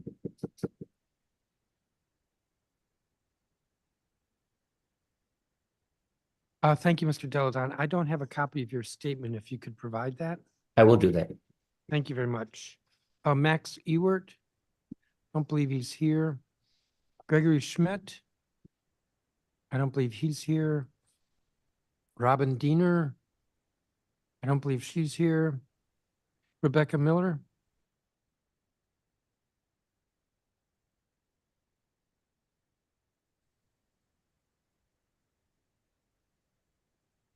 Good afternoon, Chairman. Good afternoon. My name is Rebecca Miller. I'm the Executive Director of the DC Preservation League. We're the citywide nonprofit advocate for historic resources. I've submitted my testimony today, but I wanted to kind of talk off of it just based on some of the testimony that I've heard today. One thing I did want to mention is that the Historic Preservation Office and the DC Preservation League work cooperatively on studies across the city with regards to telling the full story of the District of Columbia. We currently are working on studies on Asian American history, Latino context, African-American civil rights, women's suffrage, African-American affordable housing in the District of Columbia, among others. So this will garner a better understanding of the history of the District of Columbia for us to move forward in planning documents in the future. One thing that I've heard a lot of today is a lot of blame on historic districts for there being an affordable housing crisis in the District of Columbia. And one of the things that I wanted to discuss was the notion of local historic districts, and that they are a planning tool to protect the context of neighborhoods. And this notion that the underlying causes of gentrification are long-term economic and market forces, where historic designation, it doesn't make a neighborhood great. These neighborhoods are already great, and historic designation is just a tool that's used in order to assure that they'll stay that way. And it protects the context of the neighborhood, and which is thus protects the major source of a value of an individual property in that particular neighborhood. I mean, I'll point out that the most gentrified neighborhoods, according to the University of Minnesota study in 2016, were Columbia Heights, Navy Yard, and Kingman Park. The only designated historic district is Kingman Park, which went into effect in 2018 after the study date. And this was spearheaded by longtime Black residents seeking to celebrate and recognize their neighborhood's history. Reinvestment and economic integration are positive results and should be a matter of public policy. Economic displacement is a negative result for which public policy tools are needed to mitigate and haven't been offered in the past 25 years here in the District of Columbia. And also we should note that from a displacement perspective, not all departures from neighborhoods is displacement. Every neighborhood has natural turnover of residents. To make it a cause and effect assumption about every relocation is just not a proper way of looking at a city as a whole. The rents became too high, so we moved out. It's really to ignore the reality that people move in and out of neighborhoods, and that's been the case in the District of Columbia all along. Some departures are economic in choice, and some are because they can't afford it, and there are some because people are cashing out and moving up to another neighborhood. So there are studies like in New York that show that some low-income households actually seem less likely to move from gentrifying neighborhoods than from other communities. So improving housing and neighborhood conditions appear to encourage housing stability. One thing I'll note, and one thing I would love to see, is a study in the District of Columbia of historic preservation over the last 45 years since the historic preservation law went into effect, so that we can talk about these issues that a lot of the individuals who went before me talked about. I think it would be a really fascinating study. It will cost probably a couple $100,000 to produce in order to show the breadth of historic preservation, what its benefits are, what negatives it may cause, so that we can have a really informed discussion leading into the next comp plan amendment. Thank you. Thank you, Ms. Miller. Shelley Rep, oh, actually, he testified earlier. Charles Cadwell, I believe he's not here. Cheryl Barnes testified earlier. Arlene Feskinich, I don't see her. Double check.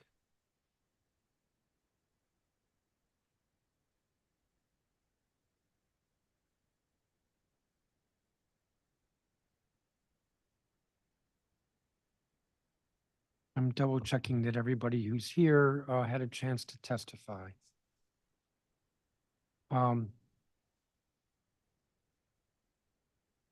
Give me just a second.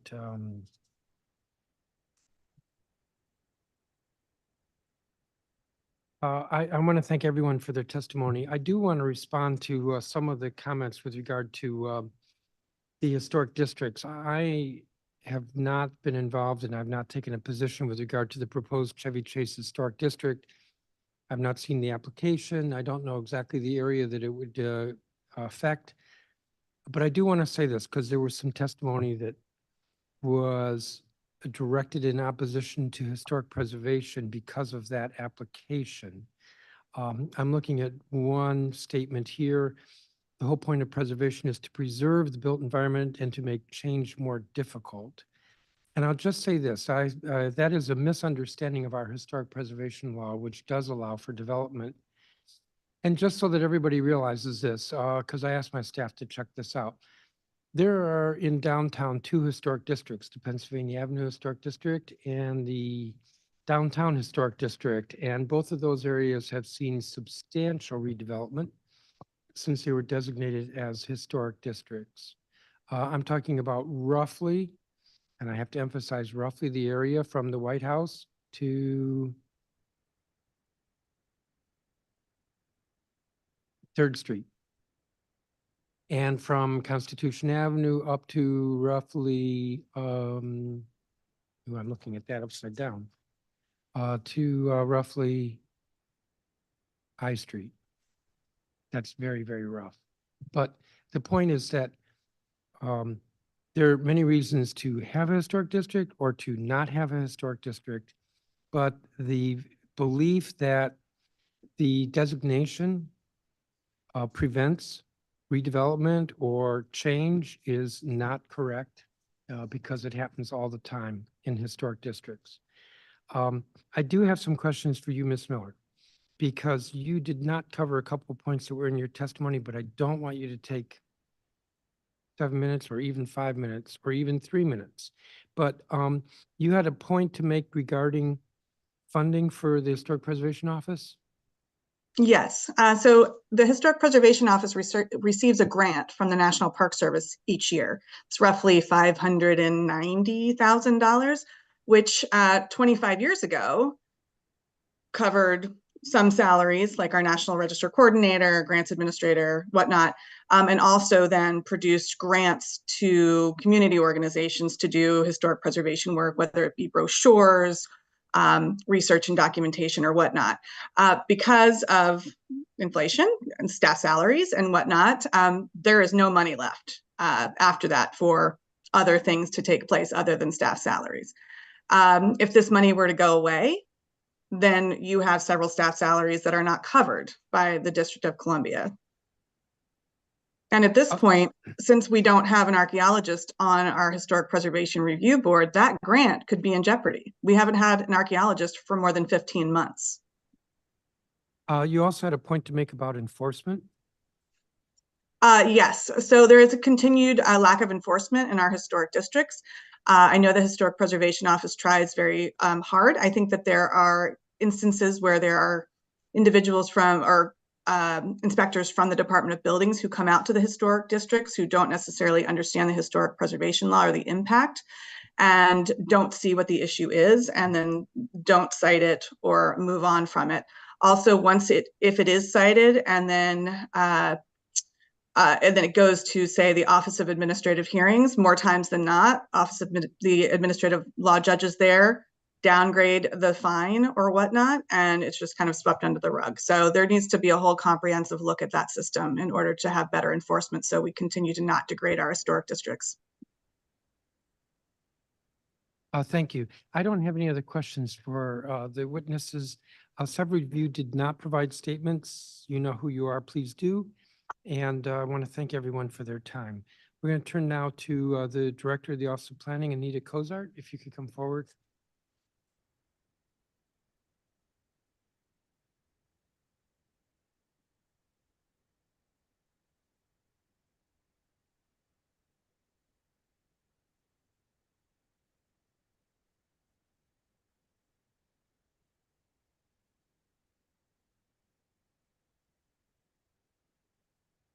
Good afternoon, Chairman Mendelson. Good afternoon. And members of the Committee of the Whole.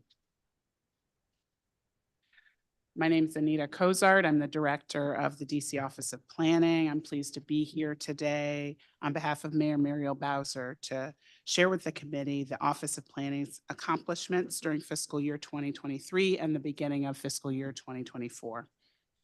In 2023, OP advanced Mayor Bowser's comeback plan through initiatives focused on bringing people to the district, retaining our current residents, and ensuring that neighborhoods across the district are equitable and opportunity rich. A focus of OP's FY 2023 work was efforts to reimagine downtown. A healthy and vibrant downtown is critical to the district's ability to make investments in neighborhoods across the city. OP led and supported planning initiatives focused on opportunities to attract businesses of all sizes, grow our tourism, and add 15,000 new residents to downtown by 2028. This year, OP completed the second year of the Streets for People grant program. Launched during the COVID-19 public health emergency, the program established partnerships with 6 business improvement districts. We invested $3.4 million to support 150 events that attracted over 140,000 people to downtown's public spaces. When OP surveyed event attendees, nearly 2/3 of them had made a purchase at a nearby business. Streets for People fostered creativity and innovation in how we use public spaces by supporting events like pop-up kitchens, comedy shows, and art exhibits. Grantees made investments in infrastructure like swinging chairs and parklets and mobile barriers to support street closures. These materials can be repurposed in the future as we continue to use events and activations as one strategy to attract people downtown. Streets, sidewalks, parks, plazas, and alleys, they shape how residents, workers, and visitors experience downtown, why they come, and how long they stay. In FY23, OP began developing a strategy to leverage these spaces to catalyze vibrancy and investment in downtown. Our team held community workshops, conducted a survey that got over 1,000 responses, engaged over 70 stakeholder organizations, conducted public life observations, and reviewed case studies from cities around the world. We look forward to releasing the Downtown Public Realm Plan in the coming weeks alongside our partners working on the Downtown Action Plan. Going forward, OP will continue to collaborate with a broad array of stakeholders in implementing these plans. In 2023, OP worked with community stakeholders on neighborhood plans that implement the 2021 Comprehensive Plan. OP recently released the Wisconsin Avenue Development Framework, which provides guidance for zoning changes in Friendship Heights and Temleytown that will unlock the opportunity for more market rate and affordable housing. In September 2023, the Historic Preservation Review Board adopted the Connecticut Avenue Development Guidelines, which illustrate how housing can be added to the Cleveland Park and Woodley Park historic districts while respecting neighborhood character, sustaining thriving commercial corridors, and enhancing the public realm. Together with the council-approved Chevy Chase Small Area Plan, these planning efforts have laid the groundwork for over 10,000 new homes in Rock Creek West, the planning area with the least affordable housing in the district. Through FY23, OP worked with ANC 34G to develop proposed zoning for the Chevy Chase Commercial Corridor and Civic Core site, which was set down by the Zoning Commission in November 2023, and we expect to have a hearing in summer 2024. In 2024, OP will advance zoning amendments for, Connecticut and Wisconsin avenues. In November 2023, OP completed the New York Avenue Vision Framework, which lays out recommendations to promote affordable housing, enhance resilience to environmental shocks and stressors, improve connectivity within the neighborhood and the wider district, and uplift community heritage through urban design and public art.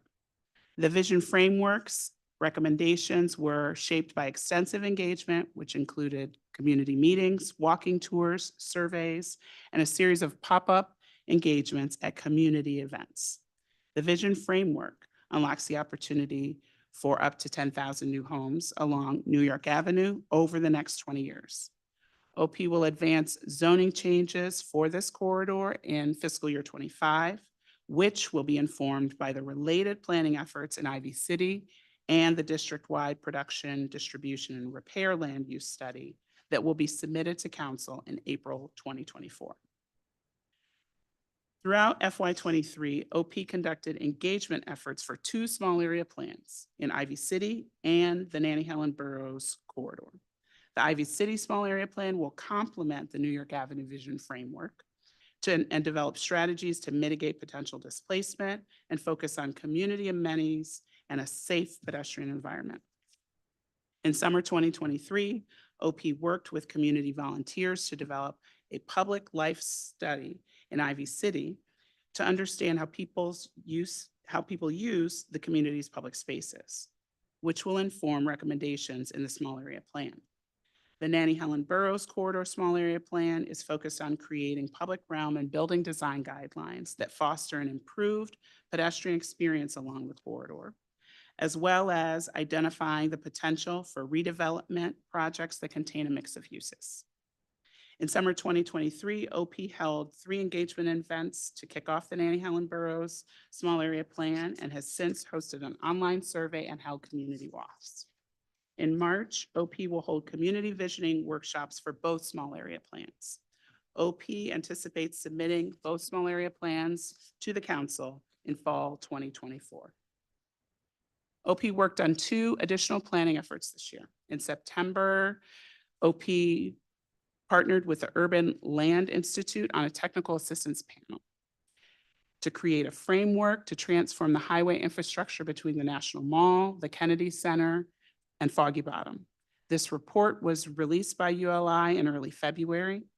OP has also been coordinating with health and education institutions on a vision for North Capitol Crossroads, which will be released in summer 2024.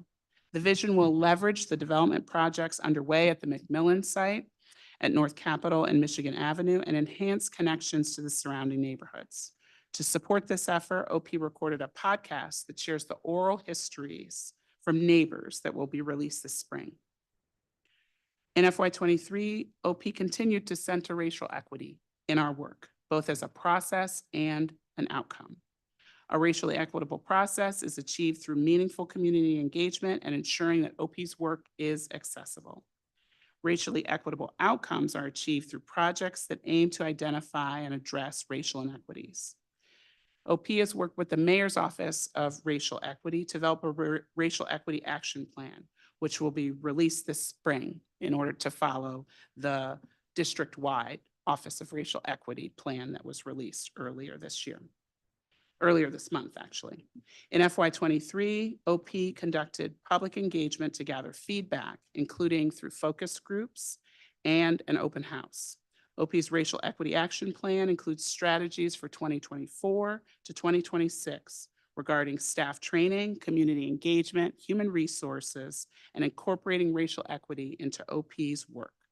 I'll walk through a few examples of how we've enhanced racial equity as a process and an outcome in OP's work. The Comprehensive Plan and the Diverse Washingtonians Act have documented a disparity of monuments and memorials across the district that represent Black Washingtonians and other people of color. To address this issue, OP launched the Commemorative Works Technical Assistance Program. Monuments and memorials are symbols of our shared past that teach us about significant people and events that have shaped the world that we live in. OP partnered with 4 community organizations, the Upper Georgia Avenue Main Street, the Parks Main Street, the Ward 7 Partnership, and the Anacostia Bid to identify subjects for commemorations in Wards 4, 5, 7, and 8. Partners held community events to get input from residents and conducted outreach through the radio, postcards, and media, and social media. The nomination process identified 38 subjects or events for consideration. The selected nominees for each ward will be announced in the coming weeks. This spring, we'll continue engagement on the design and location for each commemorative work in collaboration with the community, the Commemorative Works Committee, and the DC Commission on Arts and Humanities. OP's historic preservation work in FY23 celebrated the district's diverse history and culture. In celebration of Black History Month, OP released an updated version of the Black History Trail Map that expands on the African American Heritage Trail originally launched in 2001. Through this update, OP mapped nearly 300 sites in an interactive format and added 100 new sites reflecting the research into the district's civil rights and Black power movements, women's suffrage, and racially restrictive covenants. OP also launched a partnership to complete the documentation of racial covenants on the Mapping Segregation DC website, working jointly with the DC History Center and Prologue DC. With the support of underrepresented communities grants from the National Park Service, OP is working on a series of context studies, including of the district's Chinese and Korean communities, Latino community, and a study on how affordable housing has historically been accessible to Black residents in DC. In FY23, OP continues its commitment to supporting low and moderate income homeowners with the cost of repairing their historic homes through the Historic Homeowner Grant Program. In FY23, OP awarded $539,500 in 31 grants to resident owners of the Kennesaw Apartments, a building that has stood since the 1970s as a symbol of tenant organizing, housing equity, and the heritage of the Latino community. OP will continue to disperse grants this year as all historic districts are now eligible and the individual grant limit has been increased. A key part of making OP's work more equitable is reaching as many district residents as reaching as many district residents as we can and sharing our work in an accessible way. We approach all projects this way, but I want to highlight two specific examples from this past year. First, OP added racial equity data sets to the agency's demographic data hub so that the public can download census data disaggregated by race. Second, OP's visual design guide released this year, defines urban design terms and provides real-world examples to build common language for engagement, communication, and advocacy around the natural and built environment. In December, OP hosted our first walking tour on the guide, which started at the Southwest Library and got participants out in the neighborhood to see how good design shapes the public realm. These are just a few examples of how OP is equipping residents with the tools and information they need to participate in the planning process. Looking ahead this spring, OP will launch the Columbia Heights and Mount Pleasant Public Realm Plan and the corresponding study on street vending. OP will also continue to work with district government agencies and community stakeholders to implement the recommendation from recent neighborhood planning efforts. In January 2025, OP will launch the public process to develop the district's next comprehensive plan, which will consider the opportunities and challenges facing DC in 2050. OP has already started to prepare, including through research and analysis that will inform land use scenario planning, updating forecasts of the district's population and job growth, writing a report on middle housing, developing a strategy to address displacement in the district. OP recently submitted to Council a summary of the approach to the comprehensive plan rewrite process. In conclusion, FY23 was a busy year for OP, and I really want to recognize our staff for their very hard work in service of district residents. I also want to thank everyone who has engaged with OP in the past year. And if residents are interested in learning more about our work and how they can participate, they can visit planning.dc.gov or call us at 202-442-7600. Lastly, I'd like to thank the committee for this opportunity to discuss OP's work, and I'm happy to answer any questions.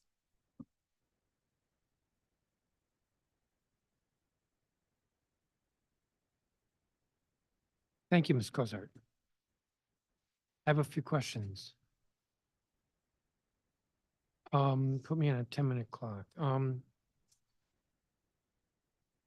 The comprehensive plan adopted, so when we adopted it, requires a study on industrial land to be completed by January 2024. In your pre-hearing responses, and just now you said it would be in April. Can you tell us why it's been delayed?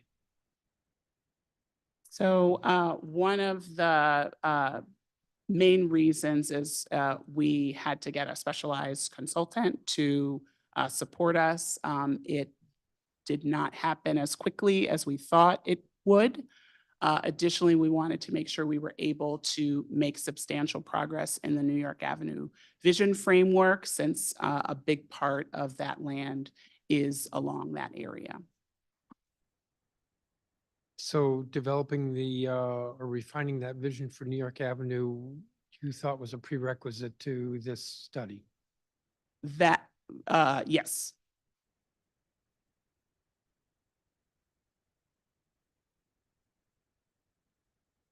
But there are other studies as well. Maybe I shouldn't say but, and there are other studies as well. Ivy City Small Area Plan, last year we were told it would be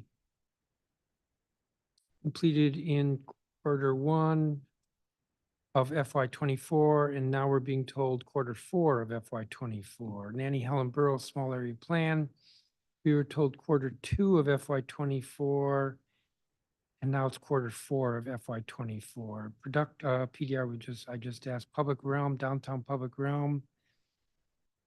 Q4 FY23, now it is Q2 FY24. So they've all slipped. Yes. Well, why? We've had some unanticipated delays as it relates to getting consultants who provide specialized support to these plans. Our initial projection of how quickly we could get those consultants was off target. I'm going to probe whether there's more involved there. So we budgeted for this, correct? For the plans that you just spoke of, yes, Okay, is well, the answer to they're in the budget, okay. And so that would include a budget for the consultants. yes. Okay, so how is that held up? We thought the procurement of those consultants would happen in a shorter period of time than it actually did. Okay, and was that because OCP, it just took longer, or were there additional factors? Each one had its own factors. Sometimes what you want to say, the lead potential vendor took longer to respond in the process. Each one, none of them followed the same path or an expected timeline that we had projected. Was there any other office or agency in the government, I'll say office, that was involved that besides Office of Contracting and Procurement? For one, we did utilize the Office of the Deputy Mayor for Planning and Economic Development that does have procurement authority. And they were duly responsive? Yes.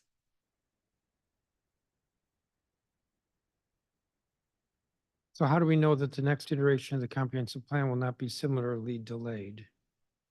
We have started much earlier in our work with district agencies to get consultants on board. What is the status of the central food processing siting study? That study is under completion, and our estimated time frame for that is April of 2024.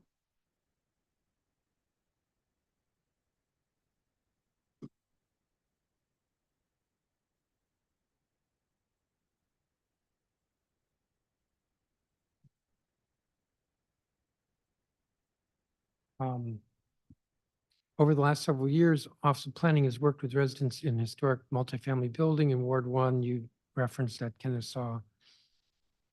Has this grant process been completed? My impression from your testimony is it hasn't been completed. Has The grant process for the Kennesaw? The grant process is almost completed. Almost. I would say there may be one or two homeowners who we are finalizing. Is that correct? All of the homeowners have received their grants.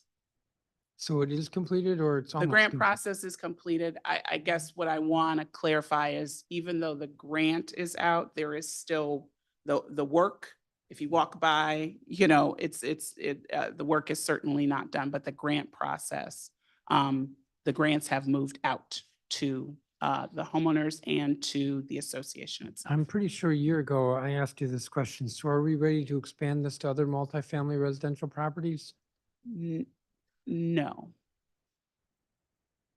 Because what we learned was, We learned that there essentially with associations like this, a number of kind of management capacity that is necessary there to be able to work with the homeowners to agree amongst the association what is the plan to move forward. And there's a level of organization that's necessary that's a big lesson learned.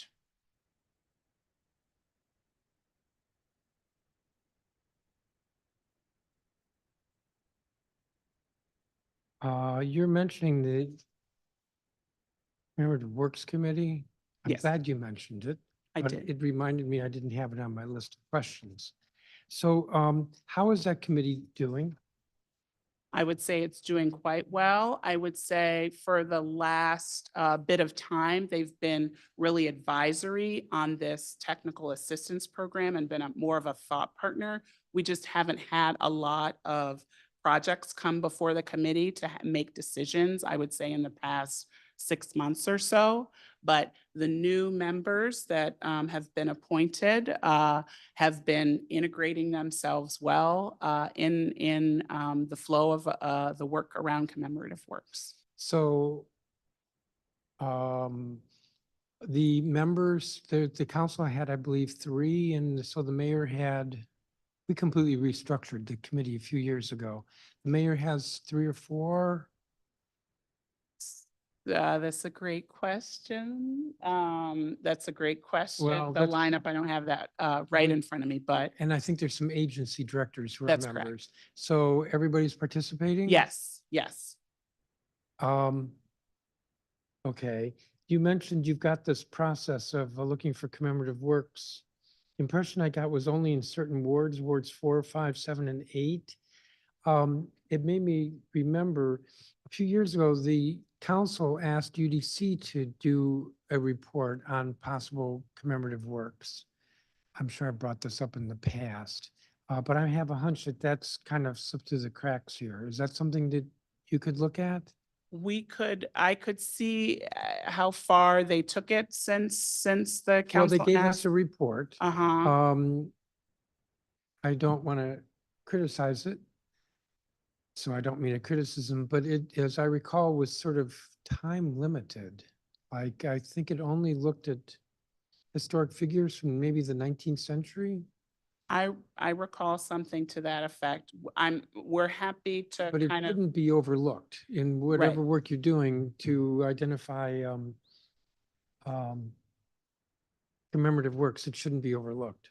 agreed. So does that mean I have some homework here to send you a copy of it? If you would, I would appreciate that. All right, we'll have to find it. We'll send it to you. You also said that this work, I'm looking at your statement, in collaboration with the community, the Commemorative Works Committee, and the DC Commission on the Arts and Humanities. So what's the Commission on Arts and Humanities been doing? So they have identified artists. So when you think about a commemorative work, you have the plot of area that work might go in. And so we're bringing in kind of consulting services that provide, when you think about the world of landscape architecture, urban design, that is one aspect, and the Commission of Arts and Humanities is bringing in artists. So visual artists, sculptors, et cetera, to work in concert with the kind of landscape architect and urban designer to help the community really envision kind of what event or people or persons are we commemorating, and what can that look like?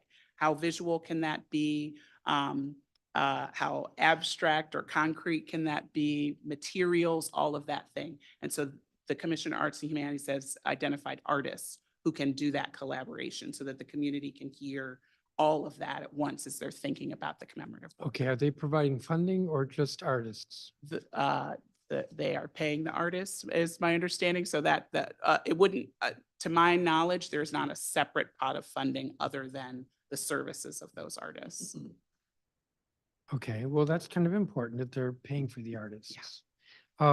You also said that the preservation work and your agency has included mapping nearly 300 sites,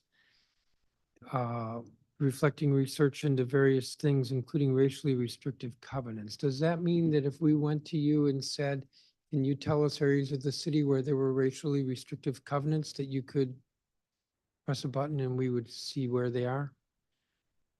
The answer to that is yeah.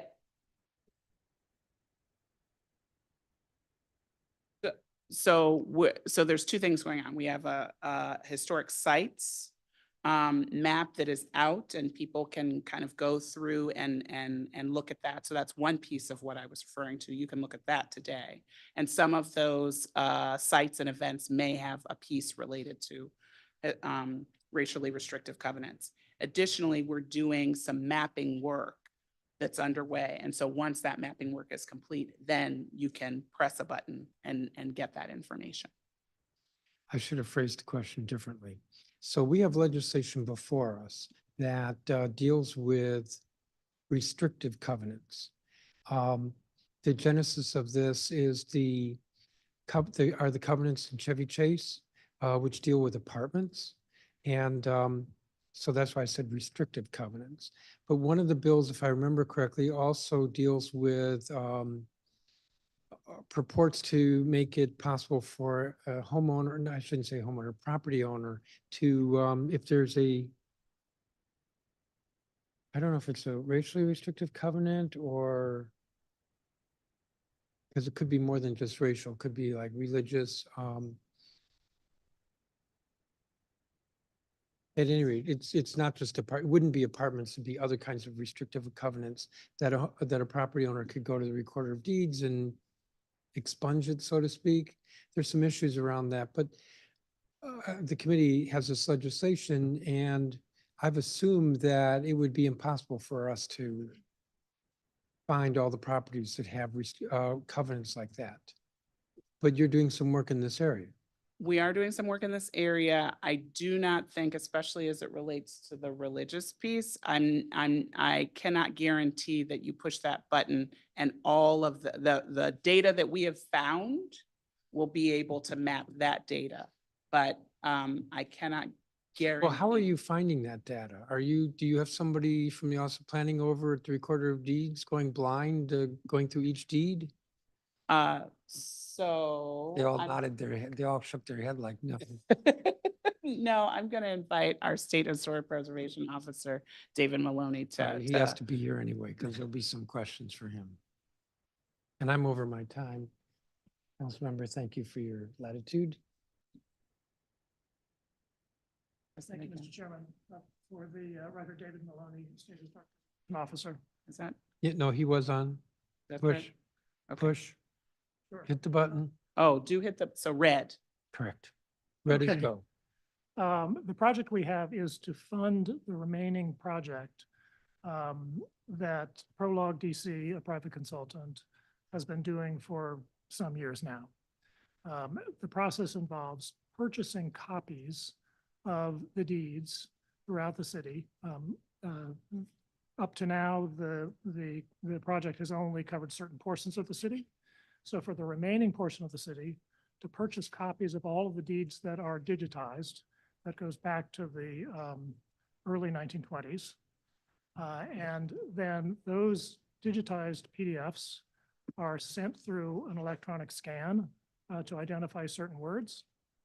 And then an analysis is done by a team at the University of Minnesota, because they were pioneers in doing this work, to pull out the deeds where they are suspected to be involved in racially restrictive covenants.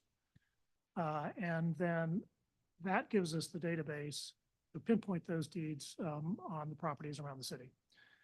Whether or not it's going to ultimately cover 100% with absolute certainty, probably not, but we're doing the best methodology that is possible with the data sets that are available in digitized format. It's unlikely, for various reasons, that there would be a lot of racially restrictive covenants before that time period, but it is certainly possible. But with the available information, the idea is to comprehensively pull out the deeds for every property in the city that may have these covenants. And that is supposed to be, under contract, that's to be finished this fiscal year. So I thought I heard you say not looking at the entire city, but you just said looking at the entire city. Well, the remainder of this, the remaining part of the city that they have not already looked at. So by the end of this year, calendar year, fiscal year, the we'll have a Office of Planning will have a pretty good sense of where all the racially restrictive covenants are. We should have, yes. But if I want other restrictions like anti-Semitic, I believe that is also being pulled. not as sure, but you think so. I'd have to check specifically on exactly what words they're using to. Another kind of restriction, these apartment buildings. No, we're not looking for that.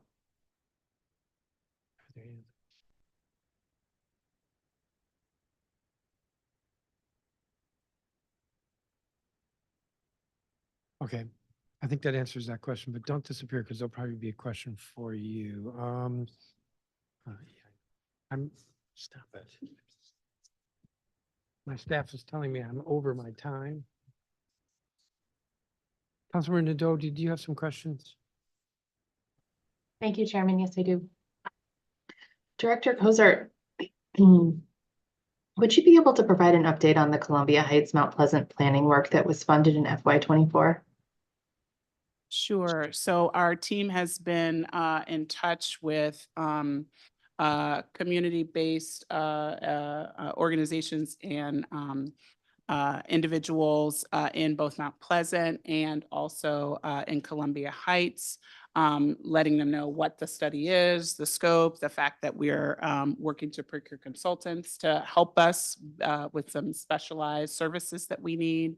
Additionally, we've been coordinating with other district agencies that are have relevancy to this, so licensing and consumer protection, certainly folks in the Mayor's Office of Community Relations, Department of Buildings, others, et cetera. So we've been really kind of laying the groundwork, and we expect to be able to, as soon as we get our consultants on board, to really move forward quickly with the vending study and the public life plan. Thank you. I know it's like 3 studies in one, so thank you to your team for putting together a coherent RFP.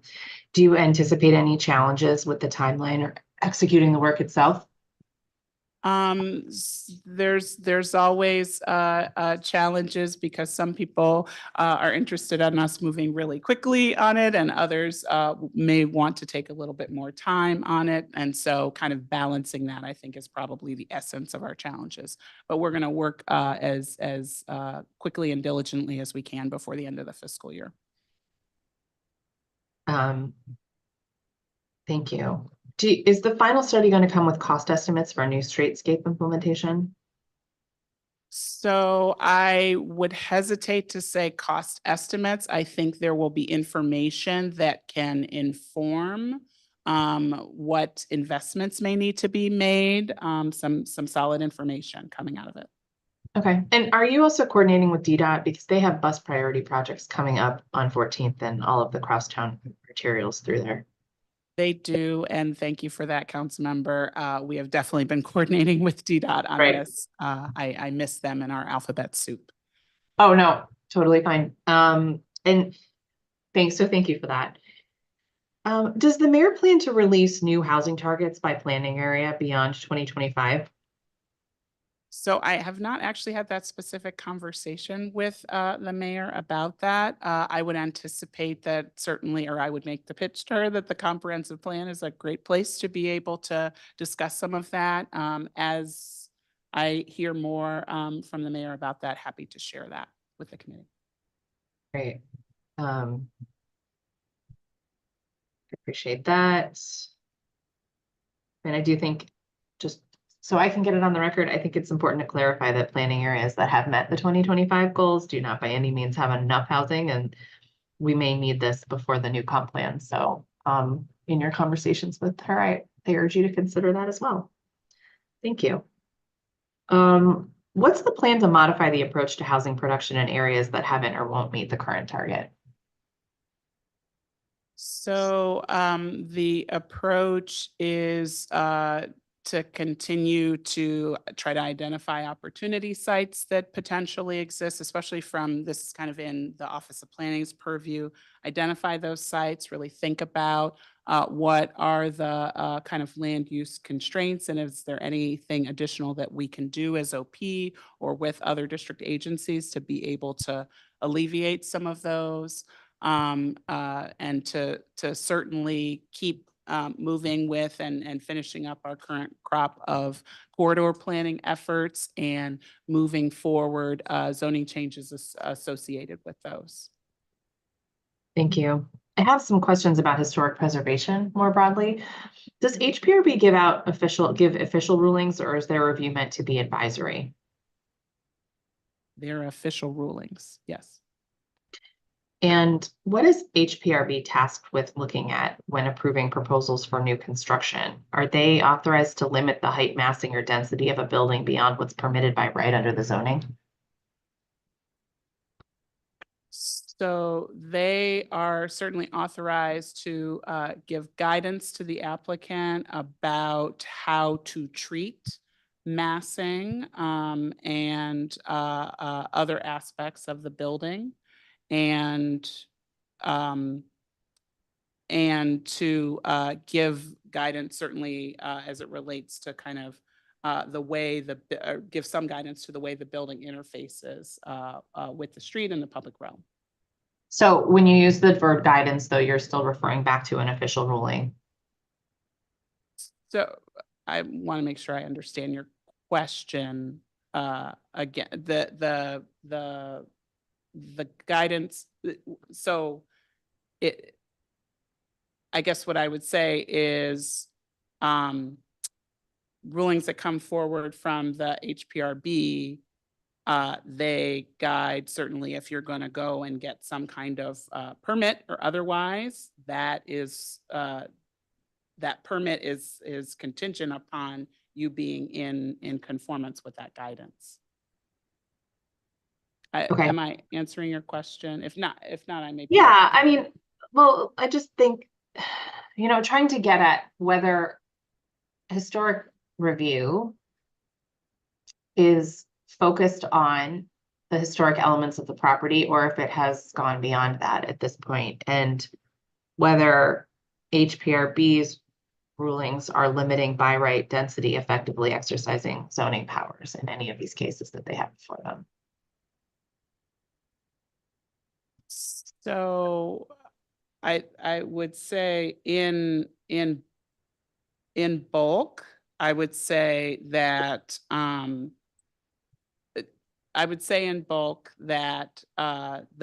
HPRB understands that they are their responsibilities are not that of the zoning commission, and there may be some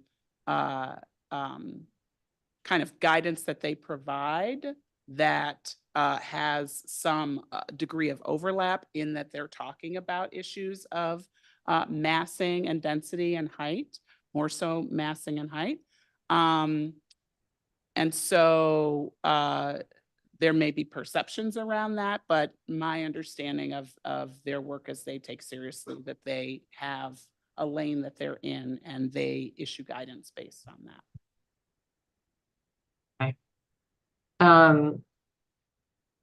How much information do you have on the long-term financial impact to homeowners of being subjected to historic district guidelines?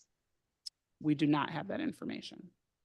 All right, and so picking up on a conversation we had at last year's hearing, how does HPO ensure that a homeowner in an historic district does not have to compromise on material quality like soundproofing or insulation and renovations due to the higher cost of using historic approved doors or windows, et cetera?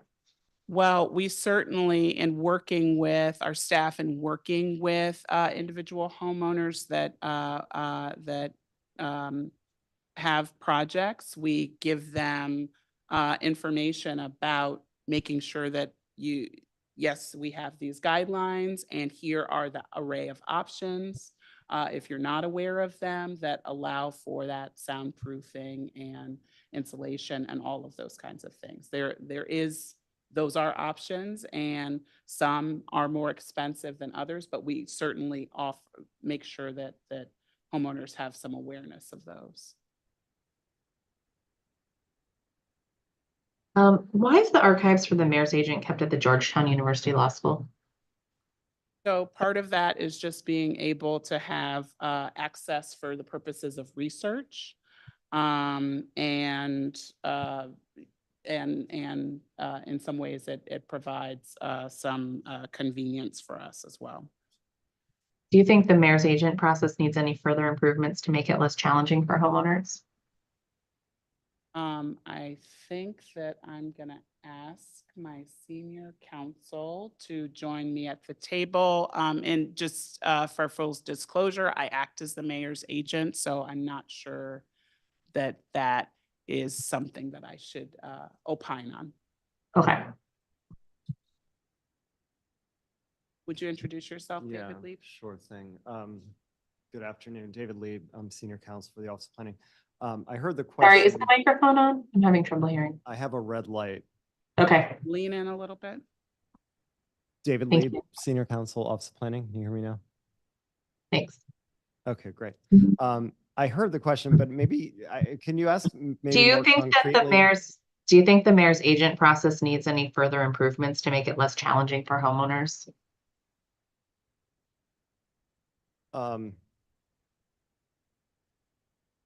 Off the top of my head, no. The mayor's agent process provides a forum for somebody who gets a recommendation that they don't agree with from the Historic Preservation Review Board to seek review through a contested case hearing before the mayor's agent. That process, I've seen, people come to that process with attorneys. That's more typical for, and substantial design teams for larger projects, as one might expect. And I've also seen individual homeowners come to that process, perhaps with an architect, so not with a huge amount of staff and that sort of thing. So I think in that respect, the process is quite accessible. That said, it's a process and it doesn't take 5 seconds. It takes some time, and you need to have witnesses sworn, and then a decision needs to be written. So, It does seem like a lot of work to go through, oftentimes just for a simple renovation. It can be, and sometimes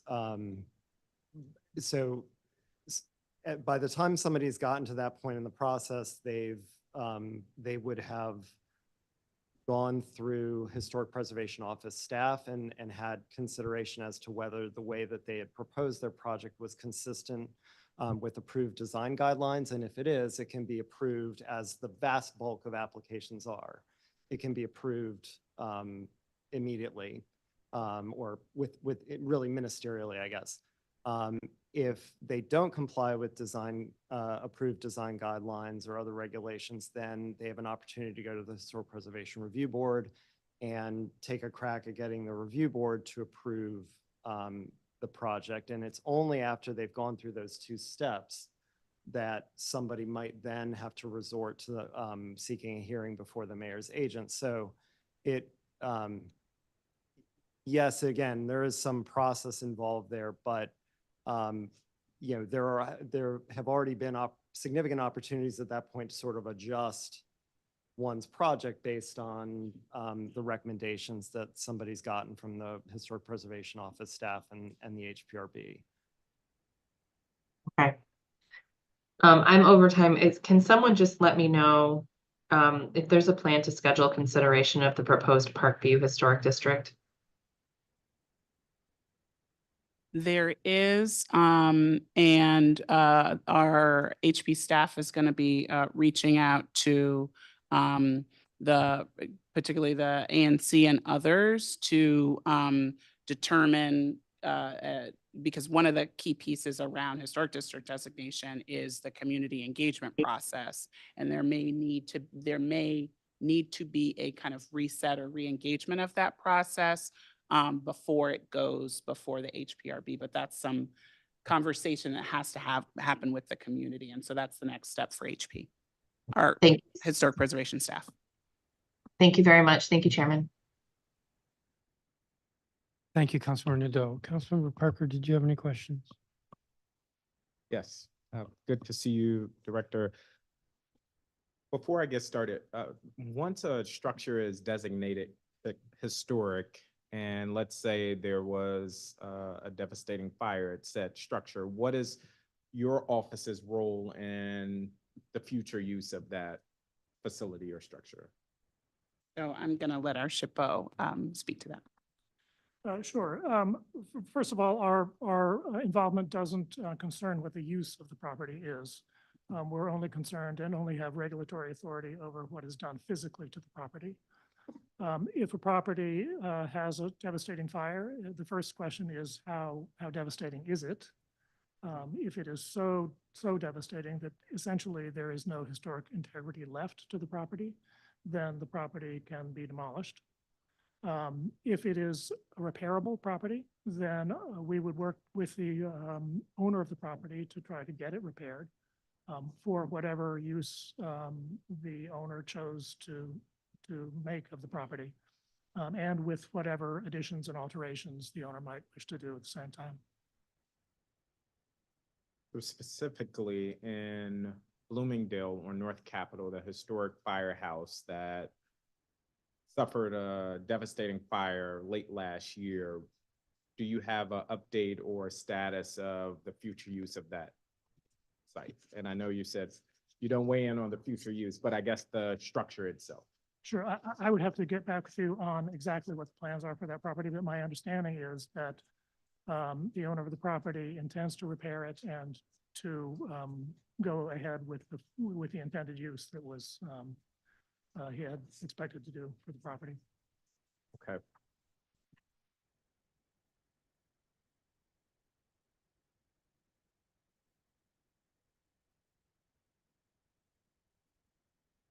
One other testimony related to Bloomingdale that was provided by a neighbor focused on multiple property documents or MPDs, where they are used for documenting property groups relating to one or several historic contexts. So some examples of DC MPDs includes the 20th century African-American civil rights sites in Washington, DC, apartment buildings, banks and financial institutions. I believe there was a request for these to be accurately reflected within the Property Quest DC platform. Who would be the appropriate person for my office to send and follow up on that request to make sure that they're properly classified?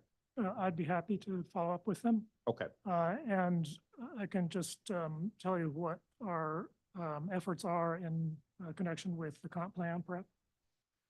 We are in the process of preparing a comprehensive historic resources map for the district.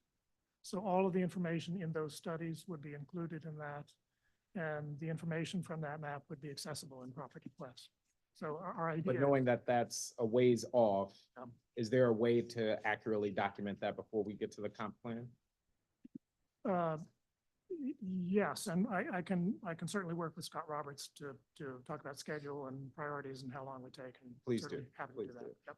Yep. Scott, I will make sure I follow up with you as well, but I'm also happy for you to work directly with Scott on that. One more general question around historic designations, and this is around school modernizations. To what extent do you work with DC Public Schools around school modernizations for school facilities that should be historic, even if they don't have that designation? We work extensively with DGS and DCPS and with the public charter schools. One of our senior staff members spends nearly half of his time working on these projects. So I'll give you a specific example. Burroughs Elementary School, which is slated for modernization. It is my understanding that school does not have a historic designation, but it is the only California-style developed school in the district. There were supposed to be several. There was only one built. It is Burroughs. Right. While I do not want to get in the way of the school modernization. There are some neighbors that are concerned around maintaining the integrity of the design and the facade of the Right. building. So where would you point neighbors who may have an interest in protecting the history of that school site? Sure. First of all, again, we'd be happy to talk with them. And I'm familiar with Burroughs and that aspect of its history. The thing that is a little bit different about DC government properties and historic preservation review is that they come under a different section of the preservation law. And the section that does deal with DC government projects says that a consultation with the SHPO is required. And the consultation deals with any effects on historically designated or eligible properties. So that means, and this is modeled on the federal review of federal government projects. So it means that for all of the DC government properties, the first thing that we do with DGS and DCPS is to sit down and evaluate the building, evaluate which parts of it may be eligible for historic designation. Typically, the schools have both original sections and later additions. So our focus obviously is on the older, typically more historic portions of the school and not all the new additions. And we are also focused entirely on another mandate in the preservation law, which encourages adaptation of buildings for current use. So in addition to protecting the historic aspects, we are charged with encouraging adaptation for modern Can you use. give me an example of a school where the building structure was maintained or protected? Sure, there are many of them. Roosevelt. Okay, I'm just thinking of historic schools like a Dunbar. To my knowledge, none of that historic structure remains. And again, the fear, I think, from some neighbors, this isn't a multitude of neighbors, but there is a subset of neighbors that are concerned about the history of the school. I will follow up with you on that because I'm just not clear on how we're preserving the history, but it is helpful to know how you're delineating school buildings from, I guess, your general process. Yes, and very typically on all the schools projects, we are able to work with DGS and DCPS to both rehabilitate the important parts of the school historically and also to do the Gotcha. modernization and addition. I guess one quick question. To your knowledge, are you prepared or are you in process of doing that regarding Burroughs? I don't know whether or not it's been started, but I can certainly find out. Okay. Yeah. I walked in, Director, as you were talking with the chairman, I believe about the comp plan prep that is set to be delivered March 31st of 2024, at least by your pre-hearing responses. Was that what you were talking about, the delay? So no, that's actually one where we've delivered it before we predicted. So the comp plan kind of paper to talk about the rewrite, we actually put it on our website last week,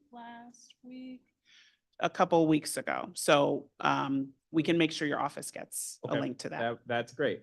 We like early, that's good. Every once in a while, we can I do deliver. have some questions around the comp plan process. So we heard some neighbors testify with questions around how your agency is approaching the racial equity lens that is part of this process. And there seems to be some ambiguity around how you're applying that. Will we find that in that document you uploaded last week, or can you shed light on how you're thinking about applying a racial equity lens to the comp plan? Sure. So, well, we won't find that information in, I can talk about how we're doing it in the context of the existing comp plan, the 2021 comp plan. We are developing an approach for assessing racial equity for the 2025 comp plan, or DC 2050 as we've been calling it. So that was one of the things that I was referring to. So in my when you say we're testimony. developing, what does that look like? When can we expect it? Is that going to be a tool, a process, a framework? We probably more of a process, because we need to do a little bit of kind of research, and then we need to take that as part of our community engagement and get feedback on that process and that approach. And I can tell you right now, one of the things that we're doing, what our racial equity lens means, and this is something that's documented and has been documented in our small area plans for Chevy Chase, Congress Heights, Pennsylvania Avenue, has also been included in the Wisconsin Avenue Development Framework, and the New York Avenue Development Framework is really talking about 4 pieces. Documenting the history of discriminatory land use in the particular kind of area that we're focused on, disaggregating data for that area by race, discussing the equity-focused policies that are in the 2021 comp plan and how they apply to that particular area that we're focused on, and then having a transparent and open engagement process that's focused on people who've been underrepresented in our kind of planning processes. So those are the 4 pillars.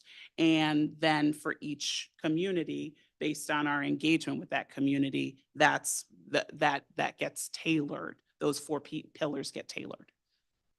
Mr. Chairman, is it possible to get 2 extra minutes here? Okay, that is super helpful. I'm thinking about Ward 5 in particular, which shoulders the lion's share of the district's industrial land use. There are questions around development in general. And so there are a lot of neighbors who are laser focused on this racial equity tool. It is helpful to have those 4 pillars. Do you have a timeline when we can expect the delivery of whatever is to come? I need to get back to you about that, because one of the things that we're trying to do is really figure out which pieces, as we go into the 2025 comp plan, or we start 2025 looking at a comp plan rewrite, just the work plan and phasing. So let me get back to you about when we think we can confidently start the conversations about a racial equity framework for that comp plan rewrite process. Okay.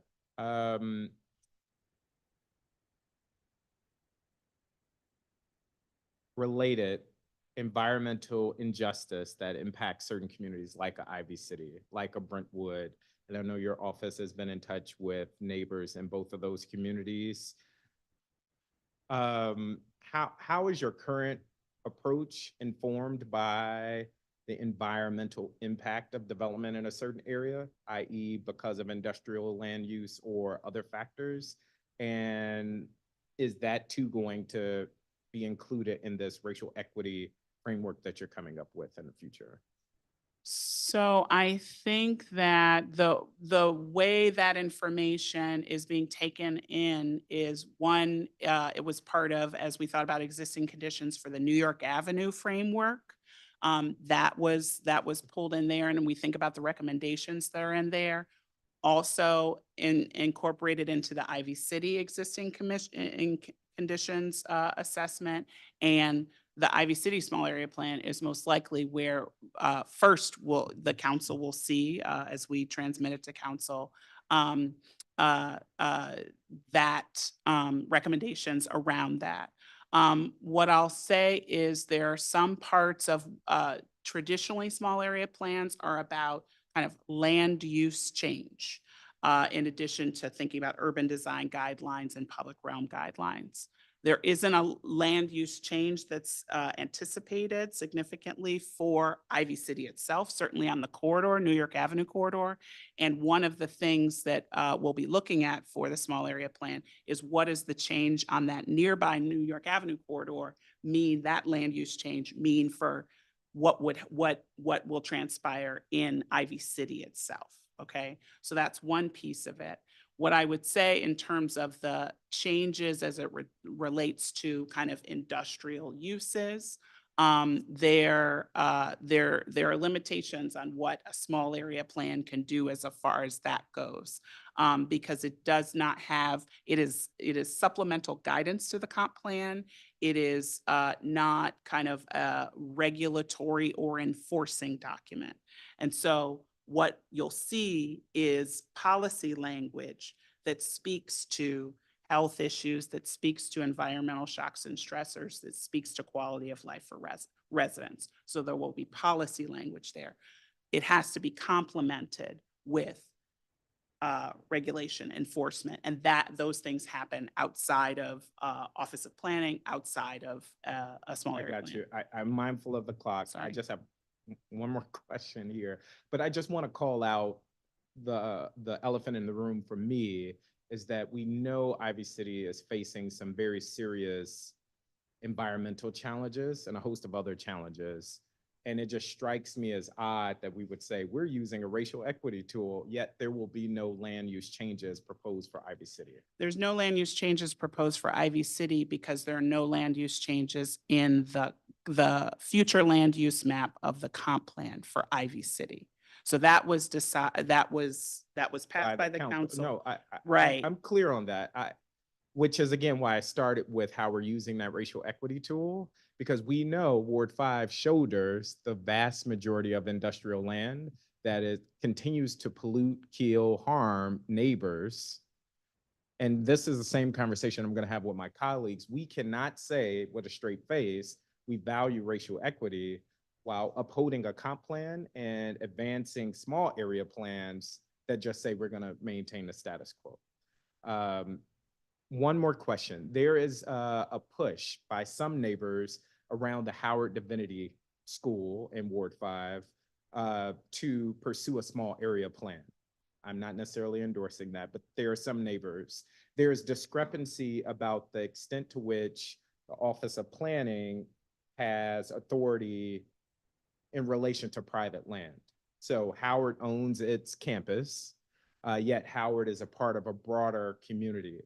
For the record, can you delineate where your agency's authority ends as it relates to private land, even if there were a small area plan around that part of the ward? Does that make sense?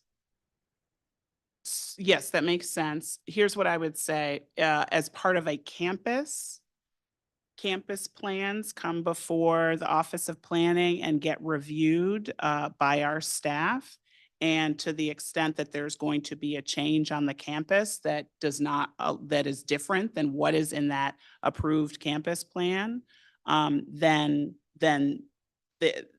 so what I would say is the small area plan. Some neighbors Okay. are advocating loudly for a small area plan for the area. There's confusion, I think, between who has authority if that campus is in the boundary of that small area plan. Does your office have the authority to dictate to Howard in this scenario what it does within their gates on that private land, even if it's within a small area plan? In some, no. Got it. No. That is helpful. You're over your time, but let me see. Large tract review and campus plan. Campus plan has to do with the zoning commission and zoning and development there. If all that's happening is the use of existing buildings, there would not be a campus plan to do that, or? Some neighbors are concerned about Howard's right to development. Howard and others say it's private land, we have the right to develop it. Some neighbors who have gotten used to green space and trees and the rest say, well, we should have a say in what happens at this site. And regardless of where one lands, I think it's important for people to just understand what authority your office has. And the Office of Planning cannot tell Howard you can or cannot do X, Y, and Z on your private land. But neighbors want to have a say because they feel as though that campus is part of the broader. I think we redesignated it in the comprehensive plan, the Divinity site. Yes.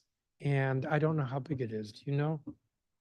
I don't know. Well, if it's over 3 acres, I think it's large tract review. So I guess what I would say is that, a small area plan, what's the right way to say this? So large developments are going to be subject to some kind of review, right? Yes. And I would say specifically in the green space, for that example, you cannot have a small area plan that dictates to Howard that you must have this green space here and have that be enforceable. Does that help? That, yes, I think neighbors, I needed that on the record to further educate neighbors, and I don't mean that in a patronizing way, but there are other avenues for neighbors' voice to be heard about the future development on that site. Yes. And that a small area plan, even if it were to be granted for that area, would not get them the outcome that they want, which is to be able to have a say in how the development moves forward. So, thank you. Thank you. Thank you, Councilmember. So I have a few more questions. I'm going to start with this. I'm very concerned about a number of questions that have been asked about historic preservation. And I think what I'd like to do is ask, this is a bit of a burden on you or on HPO, but to put together like a one-page paper that responds to some of the testimony or criticism or questions. For instance, that a simple homeowner occupation would go to the mayor's agent. I find that a little hard to believe, or that the HPRB, if the HPRB says no, well, there's no recourse. We know there's some recourse. I'm looking at some of the testimony that the whole point of preservation, meaning historic preservation, is to preserve the built environment and make change more difficult.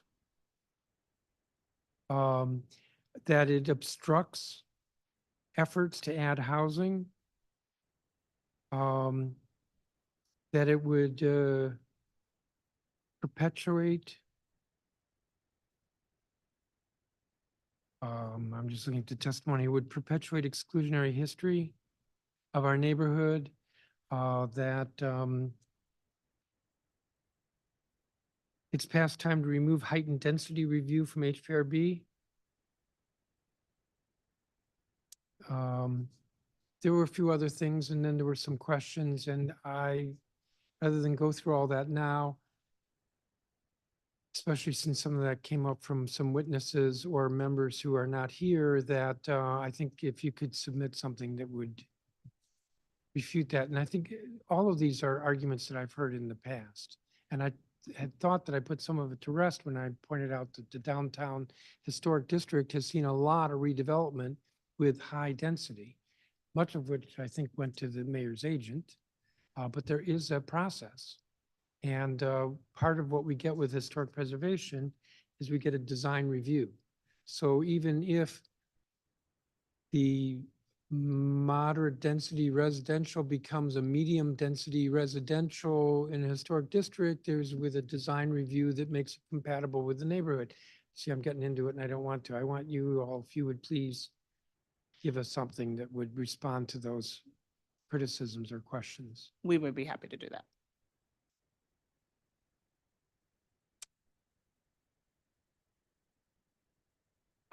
I have a question here on downtown recovery. What planning efforts are you involved in to address the future of downtown? But I sort of know that because you're in the thick of the mayor's different plans. And there are 2 or 3? So there's a downtown public realm plan that OP is leading. There is a downtown action plan that is, the leadership is with the Office of the Deputy Mayor, as well as the 2 bids, the Golden Triangle bid and the downtown bid, and we've been actively engaged in that. There's the Gallery Place Task Force, and we have engagement in that. And so those are all things that we're excited to be engaged in, and you can expect soon some more information, concrete information coming out about the downtown public realm plan and the downtown action plan. Has there been any involvement with these efforts with the Commission on Arts and Humanities? Yes, they've been participating in both the How? downtown action plan and the public realm plan. How? We've had a number of, brainstorming sessions and visioning sessions, and they've been a part of those. They've sent representatives to participate and give input on that, especially as it relates to kind of the arts community being able to kind of come together as it relates to downtown and leveraging that for the benefit of both visitors and residents alike. HPO did not produce an annual report for 2022. We did produce it. This is one that was a little late, but is available and we can send you the link to that. When did it come out? It came out the first week of February. Meaning 2 weeks ago? Correct. Okay. There was I think a couple witnesses comment on that. By the way, the comp plan outlook for the district's next comprehensive plan was submitted to the council on February 5th, and it is available on LIMS, Legislative Information Management System, on the council's website under reports and possibly outlook for district's next comprehensive plan. I have no idea if the annual report from HPO is there, but if you submit it to the council, it should be. Okay.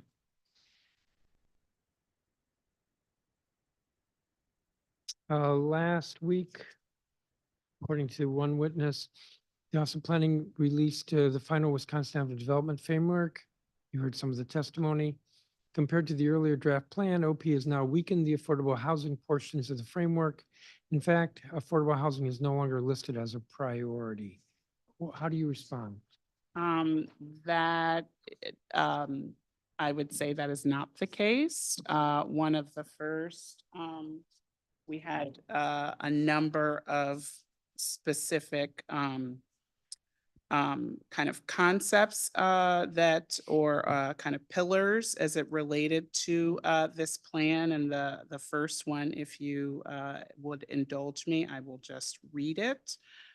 It is on page 5 of the document. Prioritize housing, especially affordable housing supported by active retail, restaurants, and cultural and entertainment uses. And so this is about the vision for kind of equitable development. So this is how the comp plan's vision for equitable development is expressed through the development expected on the Wisconsin Avenue corridor. Again, that's from page 5 of the Wisconsin Avenue framework, which we posted or was made available last week. I'm sorry, not last week, last week. Okay. And there are other mentions throughout the document about affordable housing. Okay, so you disagree with the assertion? Yes. But that reminds me, and this is an earlier issue. We just emailed you within the last half hour, the UDC commemorative works. Thank you. Report. I don't think we sent it to you. What's that? Yes? Oh, So, not you, but somebody on your staff. Somebody on my staff. Okay, In fact, excellent. 2 people on your staff. I could make sure to follow up. Yes, hopefully they talk to you. According to your Schedule A, currently you have 7 vacancies. 3 of the vacancies are in HPO. Is this just normal staff turnover, or is there something else we should know? Normal staff turnover. How long have these been vacant? Let me just check. So one has been, one person has a start date of the vacancies, things that are reflected on the Schedule A. They have a start date of March 11th. Another person, the position has been vacant for 53 days. Another position, the position has been vacant for 115 days. 115. 115. 4 months. In FY23, Office of Planning achieved 8.2% spending on CVEs. However, OP's budget was significantly inflated in FY23 due to large amounts of federal funding that was used for the Streets for People program. Do you expect that OP will come closer to meeting its CVE spending goals as close as it was pre-pandemic? So part of what we had to report, it does not include the fourth quarter total expenses and year-end adjustments. And so I expect, and we're happy to follow up once those are made available, but certainly yes is the answer to your question. Yeah, I thought the question was a little too easily written. Um, I don't know what your pre-pandemic numbers were. Do you? We can get back to you with those pre-pandemic numbers. No, I might get back to you in a second.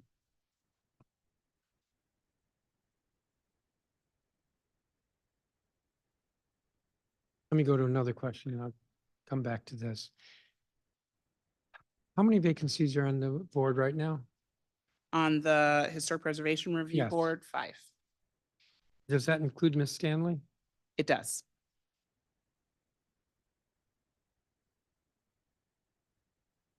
That doesn't sound right. And you know why? Because you have 9, so that means you can't even meet. We just confirmed Marnie Keith. Yes. So I thought you made number 5. The current members are Marnique Heath, Andrew Auerbach, Gretchen Failer, Matthew Bell.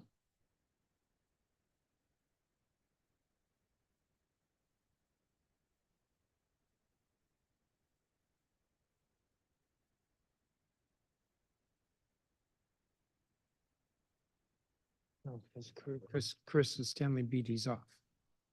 Correct. So she took you from 5 to 4. Do you know when the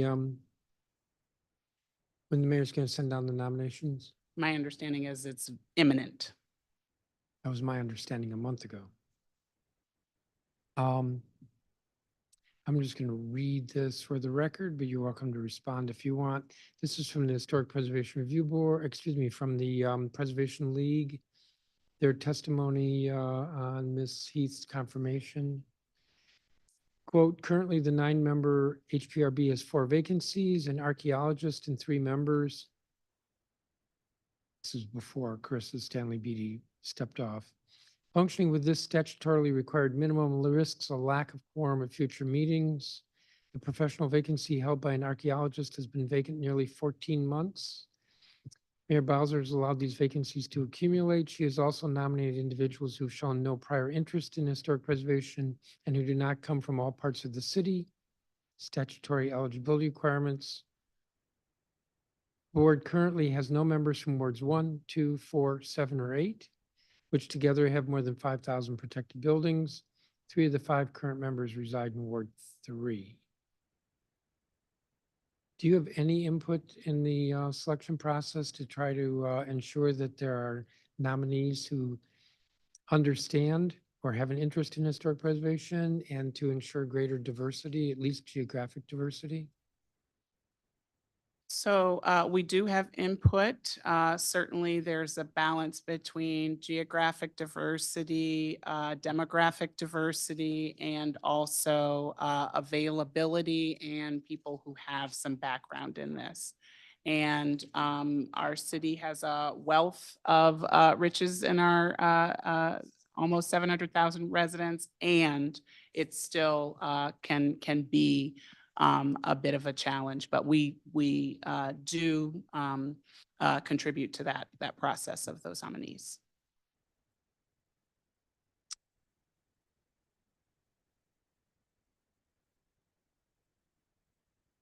How would you answer this question? I don't know if you want to answer this or Mr. Maloney. This came from Greater Washington's testimony. While historic preservation and housing production may not always be in conflict, they may not always be harmonious either. What takes precedent, historic preservation or housing production, when the two are in conflict? How does OP determine what takes precedent? So I want to say one thing and then turn it over to Mr. Maloney. So we certainly have really worked to help people understand kind of how you balance these priorities. And it was a while ago, but we kind of shared publicly through our newsletter examples of adaptive reuse projects where we have been able to get infill development and have goals around adaptively reusing and celebrating our historic sites and landmarks and bringing in new housing. So we have actual examples of those. I think sometimes people don't hear enough about that and what sticks in their minds are the places where things were at loggerheads. And so I take that as a charge to make sure we're sharing those examples much more frequently. And I can just add that in the long run, overriding public goals are more important than preservation. And that's reflected in the structure of the preservation law and the process, where the mayor is provided with a recommendation from the Historic Preservation Review Board. And then there is the possibility of going to the mayor's agent for a balancing test of preservation benefits and preservation recommendations versus overriding public goals. And if in a situation, the issue of affordable housing overrides preservation concerns, that is the purpose of the mayor's agent's hearing, to establish whether or not that's appropriate in any given project. So another way of phrasing that is that the HPRB would look at a proposal strictly from the perspective of the Historic District Landmark Act. And then the public policy comes in with the mayor's agent. Correct. Second question from Greater Washington. How much decision-making power should be granted to the mayor's agent to resolve conflicts, and how frequently? Currently, there are typically no more than 5 to 10 mayor's agent hearings per year. Clearly, the position is not designed to adjudicate much beyond cases that become a big deal, but the impact of preservation on individual homeowners is quite extraordinary. What is OP and HPO's role in ensuring that the mayor's agent, a role seemingly structured for extraordinary circumstances, is not too heavily dependent upon for more prosaic, though no less important, conflicts? So I may take issue a bit with the premise of the question that, you know, maybe implies that more of those, that implies that the current state, which is that a lot of the issues, the majority of the issues, the majority of the kind of problem solving for projects that happen in historic districts or on historic buildings, it happens at the staff level. It does not get to the HPRB and does not get to the mayor's agent. So most of that problem solving, that balancing, that resolution, that happens at the staff level. And I think our staff should be commended for that. And that's the way we want things, the trend that we think we want things to happen. And I think that trying to kind of change the process or adjust the process for what are outliers that get to the mayor's agent.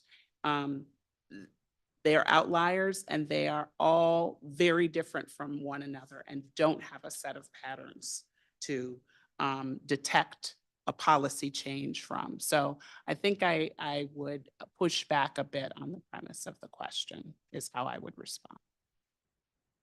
And again, you will follow up with Yes. a response.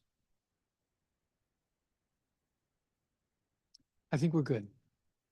Mr. Chairman? Yes, Mr. Parker. Just as a reminder about deliverables, and you can Yes. deliver them to the committee and I will get them. But the update on the historic firehouse on North Cap in Bloomingdale, information pertaining to the historic designation or process involving Burroughs Elementary, and then any information in writing about the racial equity tool that will inform the comp plan moving forward. Thank you. And we'll also do the follow-up with Mr. Roberts as well. I did actually see one other question. You have only one special purpose fund, I just had in front of me the Historic Landmark and Historic District application fees. That is correct. Thank you all. Thank you. See you in a month.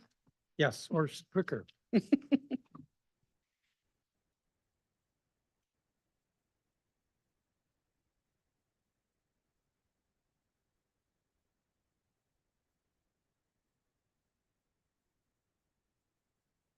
All right, we're turning now to the Department of Buildings And I am told that the first 5 have requested a translator whom I think we have. So I'm going to call them and then I'll call the rest of the public witnesses. Maria Paola Miranda, Irma Tzul Morales, Yasmin Cardoso, Ariani Amaya, and Teresa Aspinwall.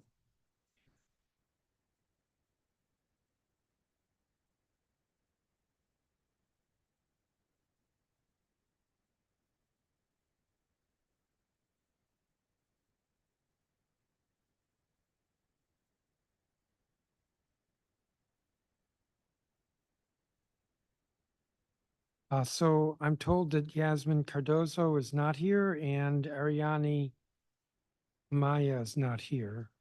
I think the other 3 are.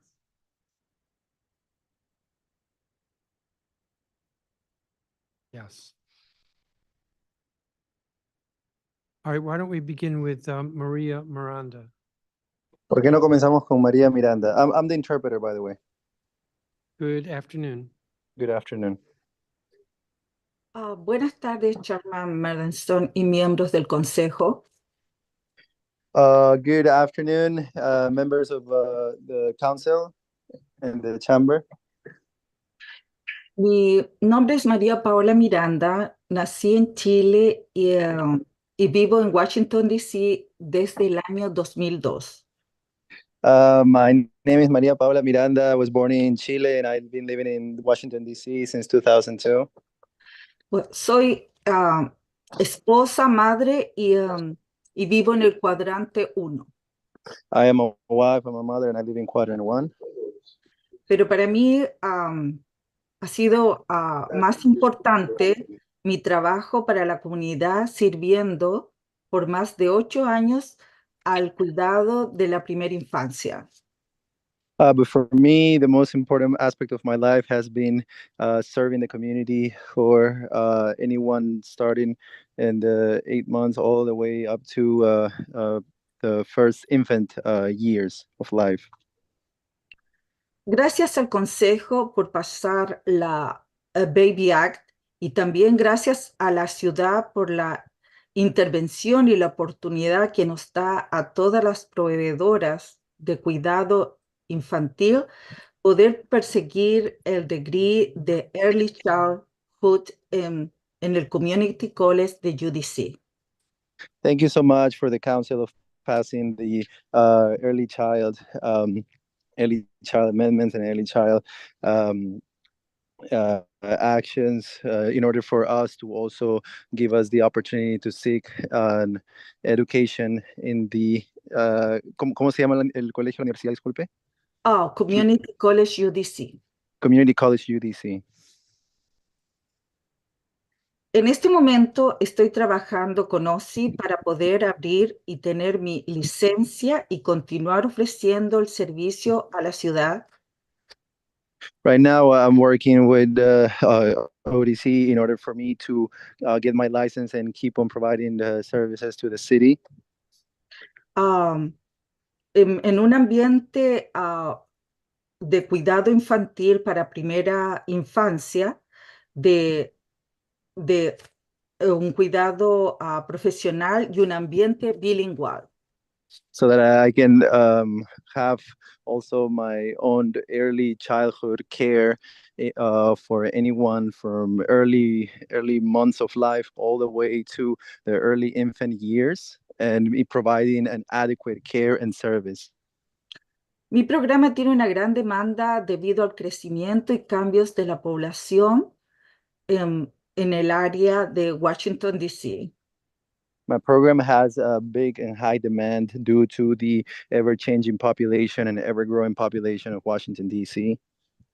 Debido también a las transformaciones de la vivienda en el área. And also due to the changes in transformations of housing in the area. Mi propiedad es un primer piso, es un condo que fue comprado en el año 2006 durante la conversión para personas de bajo ingreso. My housing is a condo on the first floor that was bought in 2006 during the conversion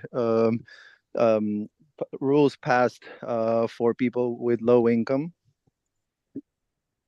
Necesito aclarar en mi zona el gran porcentaje de de casas que han cambiado a multiunidades.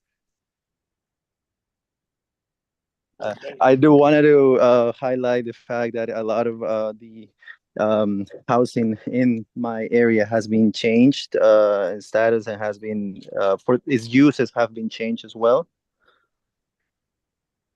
Lo que hace que DOB no permite, no ha ido con el cambio y permitir a Family Child Care que sea autorizado para una building o multi-units. And OB has not been able to keep up with the necessities of the people in order for these buildings to be turned into a multi-unit buildings.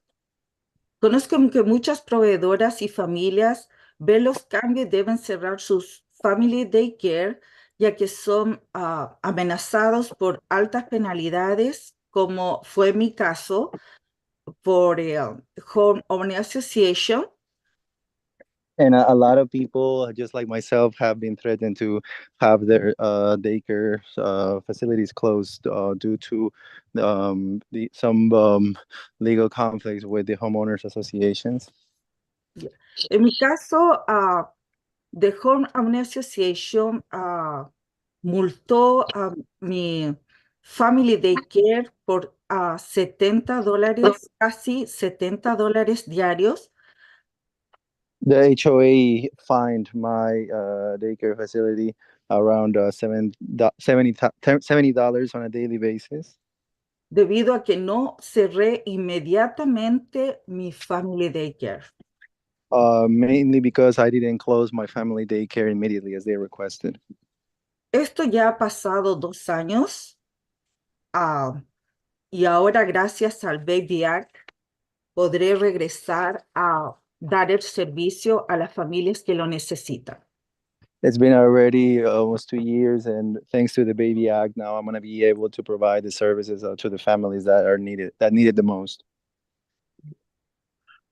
Por último, debo dar a conocer al Consejo acerca de las DOB. Debe incluir y debe cambiar sus pólizas acerca de Family Daycare en residencias comunitarias. I also wanted to bring up and remind the council that you should consider changing your regulations and limitations for family daycare and also in the multi-unit aspect. Agradezco al Consejo por escuchar mi testimonio y estaré en línea para cualquier pregunta. I'm very grateful for the council to listen to my testimony, and I want to remain online just to see if there's any pertaining questions from here on. Thank you very much. Gracias. Muchísimas gracias. Let me go through all the witnesses. Irma Morales. Irma Morales. Yes, I am ready. Thank you very much. Mi nombre es Irma Yolanda Zulde Morales y vivo en el distrito de Colombia, específicamente en la zona 5. Soy propietaria de Little Blessings Family Daycare. Hello, good afternoon. My name is Irma Morales. I live in the ward number 5, and I am the owner of Family Little Daycare. Como proveedor de cuidado infantil en el hogar durante los últimos 15 años, he sido testigo de la importancia de tener las regulaciones que favorezcan nuestro trabajo mientras garantizan la seguridad de los niños. as a provider of family services for the past 15 years, I've been witness of the enhancement and services that the benefits that these have provided, as well as the lackluster characteristics for kids of such a young age. La demanda de cuidado infantil en el hogar es alta y es crucial que las leyes cambiantes del Departamento de Edificios y Construcciones consideren esta realidad. I will, ¿puede repetir, disculpe, la primera parte de la oración? Disculpa, que se cortó un poquito el internet.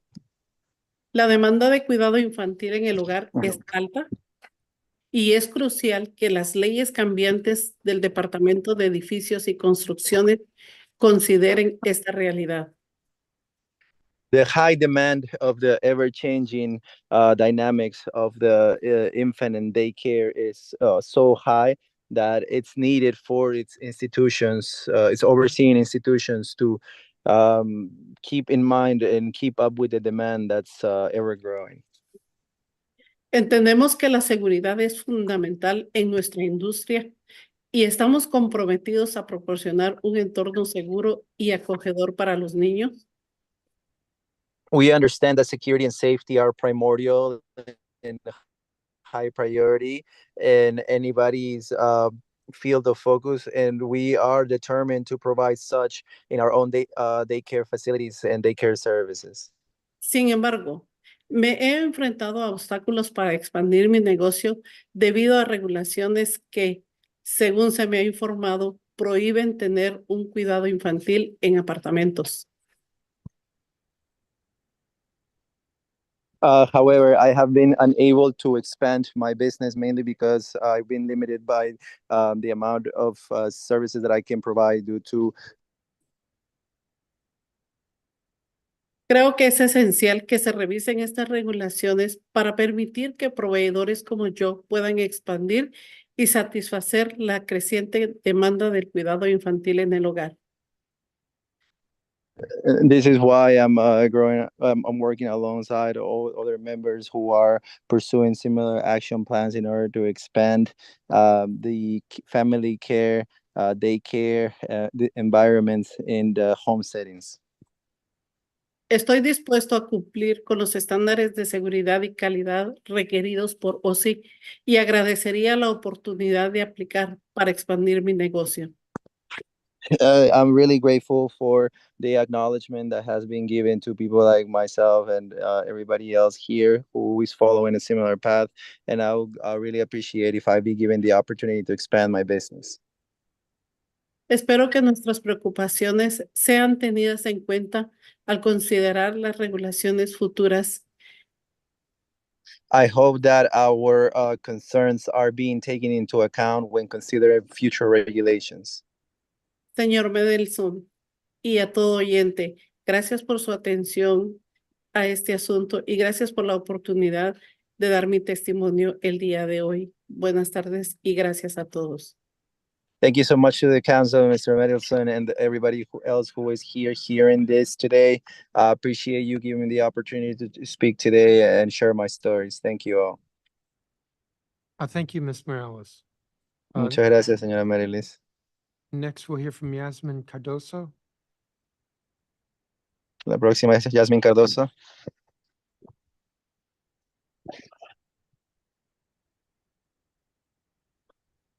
Sí, hola, buenas tardes, presidente Miss Maldeson y miembros de concilio de DC. Agradezco la oportunidad de presentar mi testimonio hoy. Mi nombre Yes, hello, good afternoon, and thank you, Mr. Malison, and everybody else in the council, all the members of the council in Washington, D.C. I appreciate the opportunity of presenting my testimony today. Mi nombre es Yasmín Cardoso, soy de México y me mudé a Washington, D.C. desde 2005. My name is Yasmin Cardoso. I'm from Mexico, and I moved to Washington, D.C. In 2005. Menciono que he hecho trabajo voluntariado desde que estaba en high school, asistiendo a maestras y me convertí en madre de un niño especial en 2014. I've been working on this particular field since I moved to Washington, D.C., because I've been assisting teachers in this particular realm, and I became a mother of, la madre de alguien con ¿qué? Con discapacidad, dijo, con... Sí, con discapacidad. I became the mother of a kid with disabilities in 2014 myself. Logré tener mi credencial de CDA en el 2015 para ser educadora preescolar y ahora soy estudiante del programa bilingüe de UDC.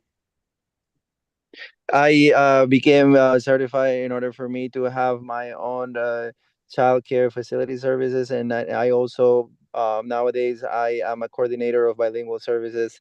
And ¿cómo se llama la institución? Disculpe. UDC, Universidad Distrito de Columbia.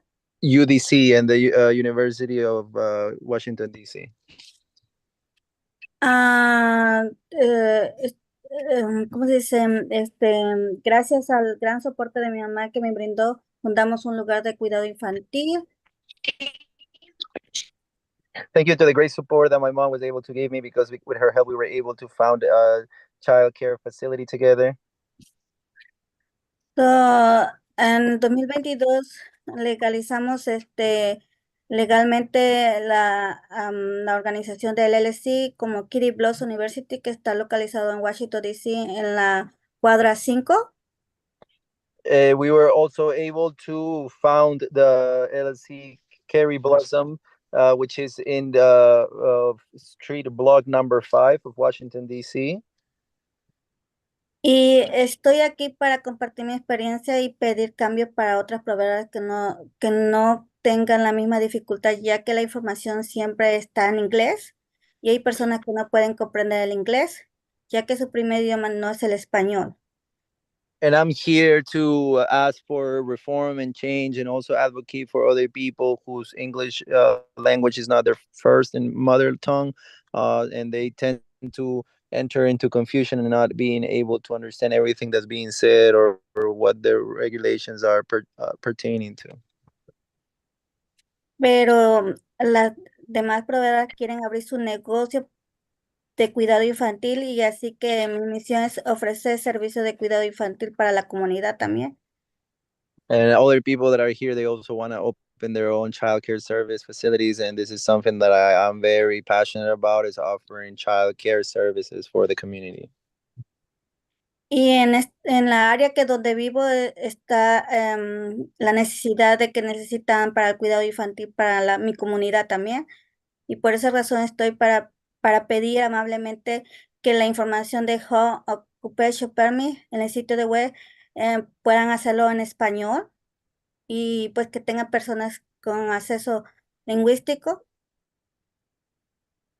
And there's a lot of people in my community, in my vicinity, who are in need of these child services. And also, just to reiterate, since their English is not their first language, I'll appreciate that the information pertaining to these regulations and laws are also in Spanish or other languages for people in my community who are involved in the same field.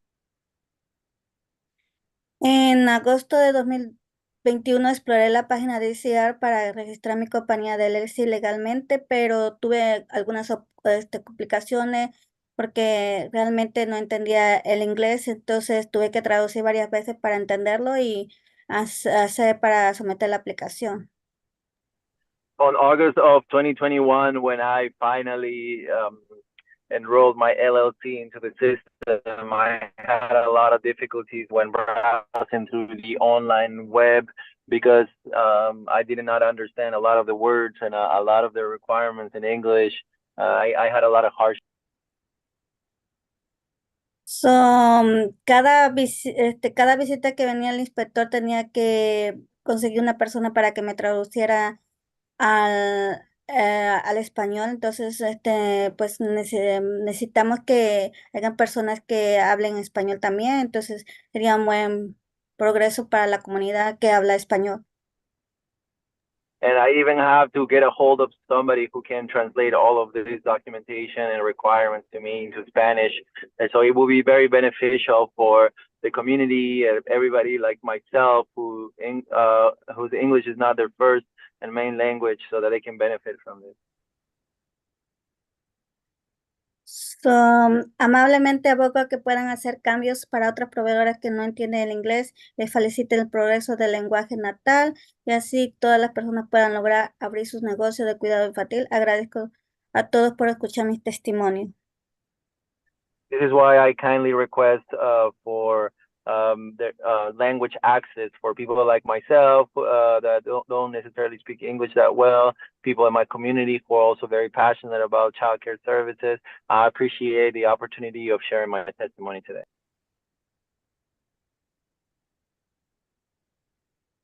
Thank you very much, Ms. Cardozo. Muchísimas gracias, señorita Cardoso. Teresa Aspinwall. Good afternoon, Chairman. Thank you. I am biliterate and I wrote my testimony in English. So I will proceed that way. So first of all, I wanted to start by thanking the council for the continual support and investment in early childhood education. Specifically, the Pay Equity Fund, which ensures educators receive a living wage, the Higher Education Incentive Fund, which provides scholarships so that educators can pursue a degree in education. And then most recently, the passage of the Banning Associations from Banning Youth Amendment Act, which protects current family childcare businesses. Today, I'm here to ask that DOB fully comply with the DC language access law, that they create a streamlined process for programs needing to modify their permits, and 3, to identify opportunities such as variances that are more reflective of DC's housing inventory. The DOB is responsible for issuing home occupancy permits to providers before they can apply for an operating license from OSSI to actually open a family childcare program. 20% or about for close to 100 programs are currently operating in DC. However, there's been no growth for this type of program. Actually, I was shocked to learn that in 2023, there was only one new family childcare program that was able to open their doors. I work with dozens of educators who want to establish childcare programs, but they're unable to do so because of language access or non-inclusive HOP regulations. DOB should comply with the language access. As a public agency, DOB has a responsibility to include residents with limited English language skills. Unfortunately, the HOP application and process is only available in English. Providers need translation of the HOP application and process, plus interpretation when interacting with DOB. Second, DOB can create a more inclusive process for providers who need to modify their current licenses. Providers continually adapt to support changing demographics that families require. For example, a new permit should not be required if a provider wants to change the mix of children within age groups of infant and toddlers. Also, providers that would like to expand their program from 6 to 9 children are being asked to reapply for a permit and install a home sprinkler system, a whole house sprinkler system. Obviously, the associated costs and extended timeline create a prohibitive process. DOB can review the regulations to identify modifications or variances that better reflect DC's housing inventory. HOPs are only issued for single-family dwellings or multifamily units with up to 2 units. DOB will not accept applications for programs in converted single-family houses with as little as 3 units. Each request should be reviewed individually and allowed for variances when occupancy safety concerns are met. As an example, a ground-level family childcare that has sufficient egress should be considered. In closing, DOB should identify solutions to support the essential businesses and be an active partner in the city's priority goal of creating more childcare slots for DC families. As always, thank you for the opportunity to testify. Thank you, Ms. Aspinwall. I do not have any questions for any of you. I want to thank you for your testimony, and I have copies of your statements. So that's very helpful. And I will ask the Director of Department of Buildings about these restrictions. So thank you again. Let me turn to the next group of witnesses. Chuck Elkins, who's an ANC Commissioner, ANC 3D, Sabrina Rhodes, who's an ANC Commissioner, ANC 5D02, McKenna Osborne, who's with the Children's Law Center, Andrea Chapman, who's with Empowered DC, Eleni Christidis, who is with the Legal Aid DC,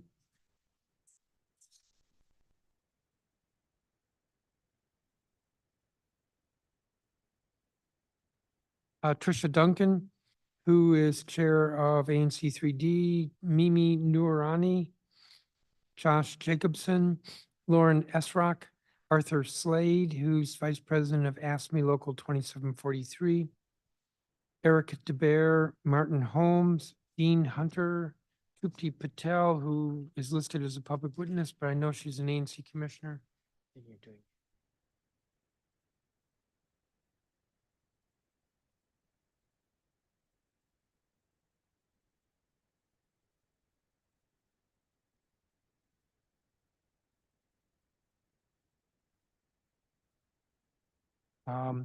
And Mommy Preston.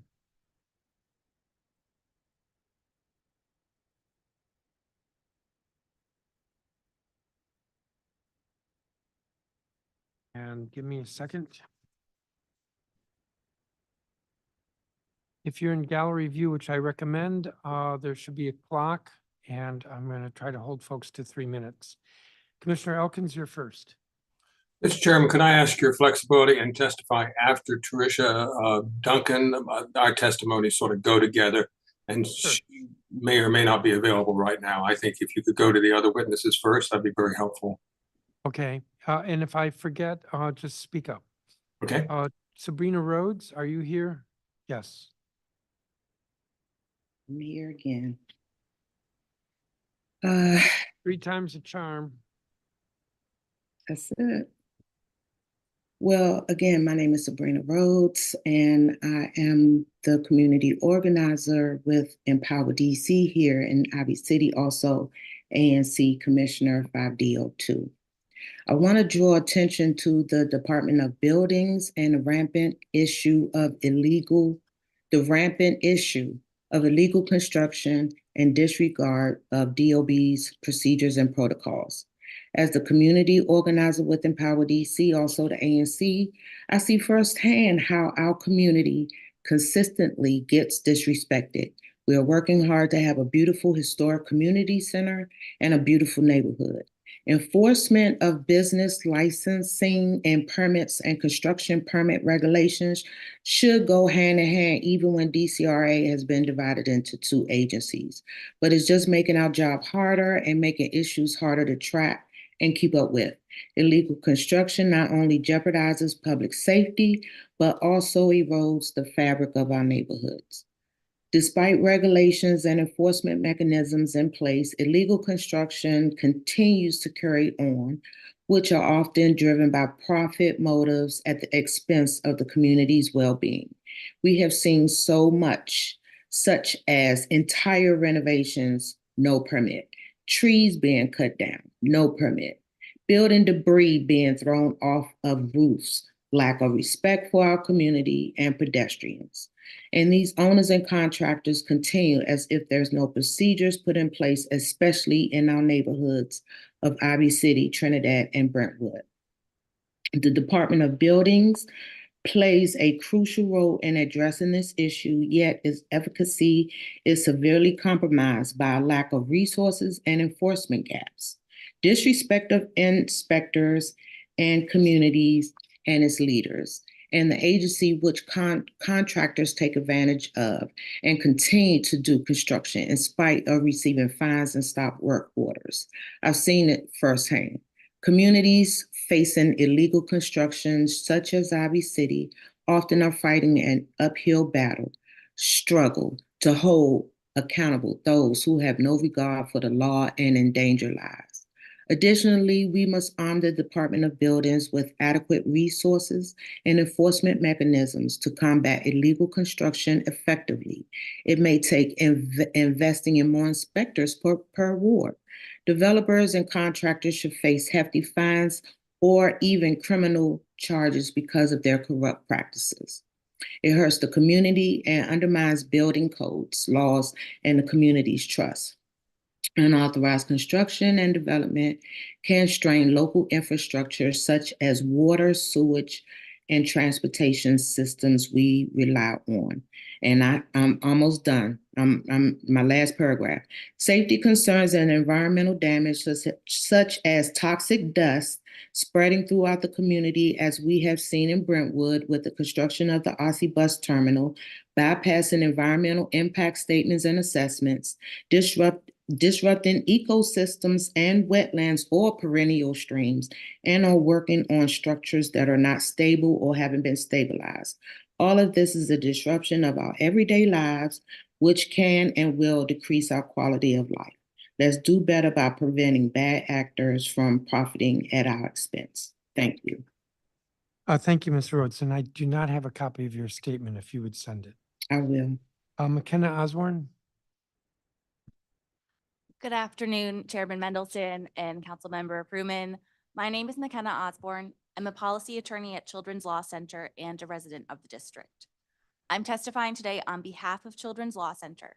Our more than 100 staff work with children, families, and partners across the district toward a future where every child can grow up with a strong foundation of family, health, and education. Thank you for the opportunity to testify regarding the performance of the Department of Buildings. Children's Law Center has long advocated for better housing code enforcement in the district because we know it is essential for promoting stable, safe, and healthy housing for low-income tenants.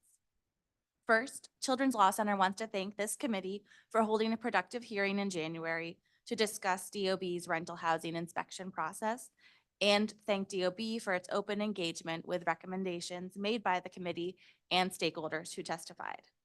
Also, we applaud the council for unanimously passing the Proactive Inspection Program Act to ensure that DOB is proactively inspecting buildings where tenants are more likely to have health-harming housing conditions. My written testimony goes into greater detail about the importance for DOB to hire and train enough professional housing code inspectors to conduct the number of complaint-based and proactive rental inspections needed per year in the district. In my oral testimony today, I want to focus on why more of these inspections aren't translating to improving living conditions for tenants, which should be the ultimate goal of DOB's housing code enforcement.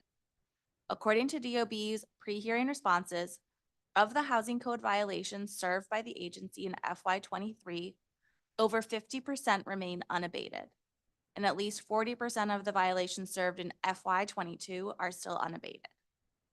There are currently 53,710 unabated code violations impacting 11,739 tenant households.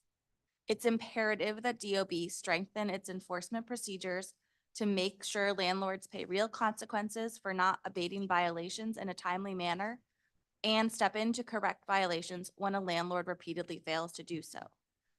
DOB's main tool to incentivize compliance is fines. However, fines are not effective if landlords never have to pay them. Property owners currently owe the district over $30 million in fines assessed for housing code violations and upheld by an OAH adjudication. There are also over $42 million in fines and notices of infraction awaiting OAH adjudication. We encourage the committee to work with DOB, OAH, and other agencies to identify actionable steps for increasing the teeth of DOB's fines and other possible enforcement tools like denying the business licenses of landlords with a pattern of failing to abate serious code violations. Also, when a landlord fails to correct serious housing code violations, DOB can and should abate conditions that place tenants' health and safety at risk using the Nuisance Abatement Fund. And we hope the committee will continue speaking with DOB about what resources and support it needs to employ abatement funds in a more strategic way that meaningfully improves tenants' living conditions. Thank you, and I welcome any questions. Thank you, Ms. Osborne, and thank you for being here in person. Andrea Chapman.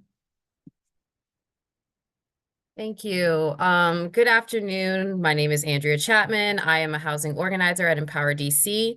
I would like to discuss the Department of Buildings' goal of strategic enforcement as part of its work to enhance inter and intra-agency collaboration.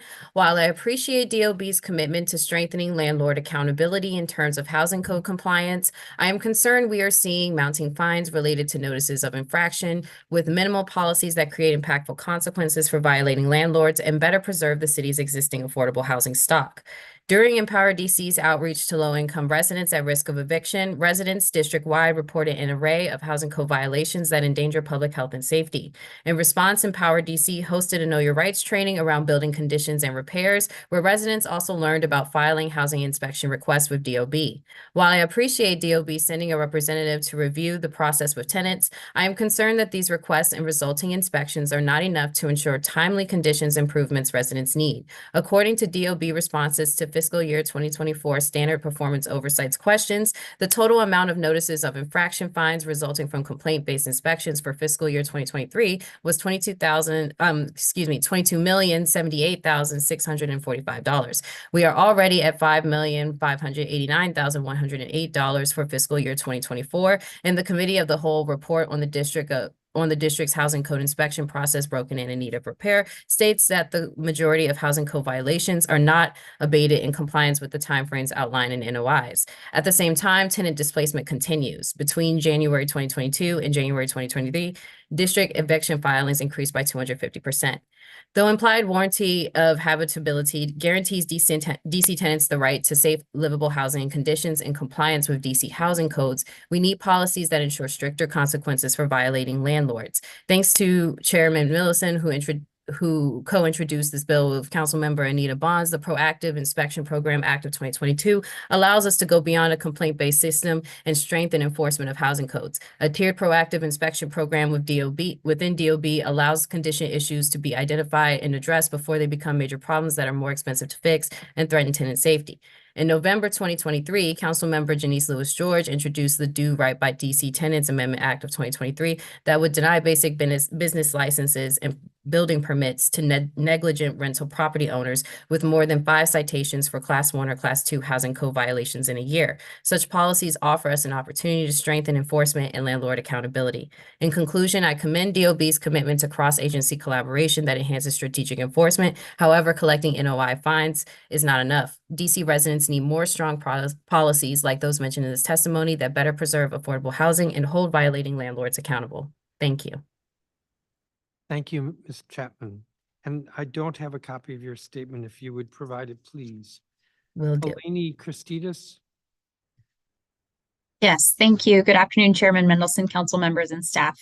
My name is Eleni Christidis. I'm a DC resident and supervising attorney in the Housing Law Unit at Legal Aid DC.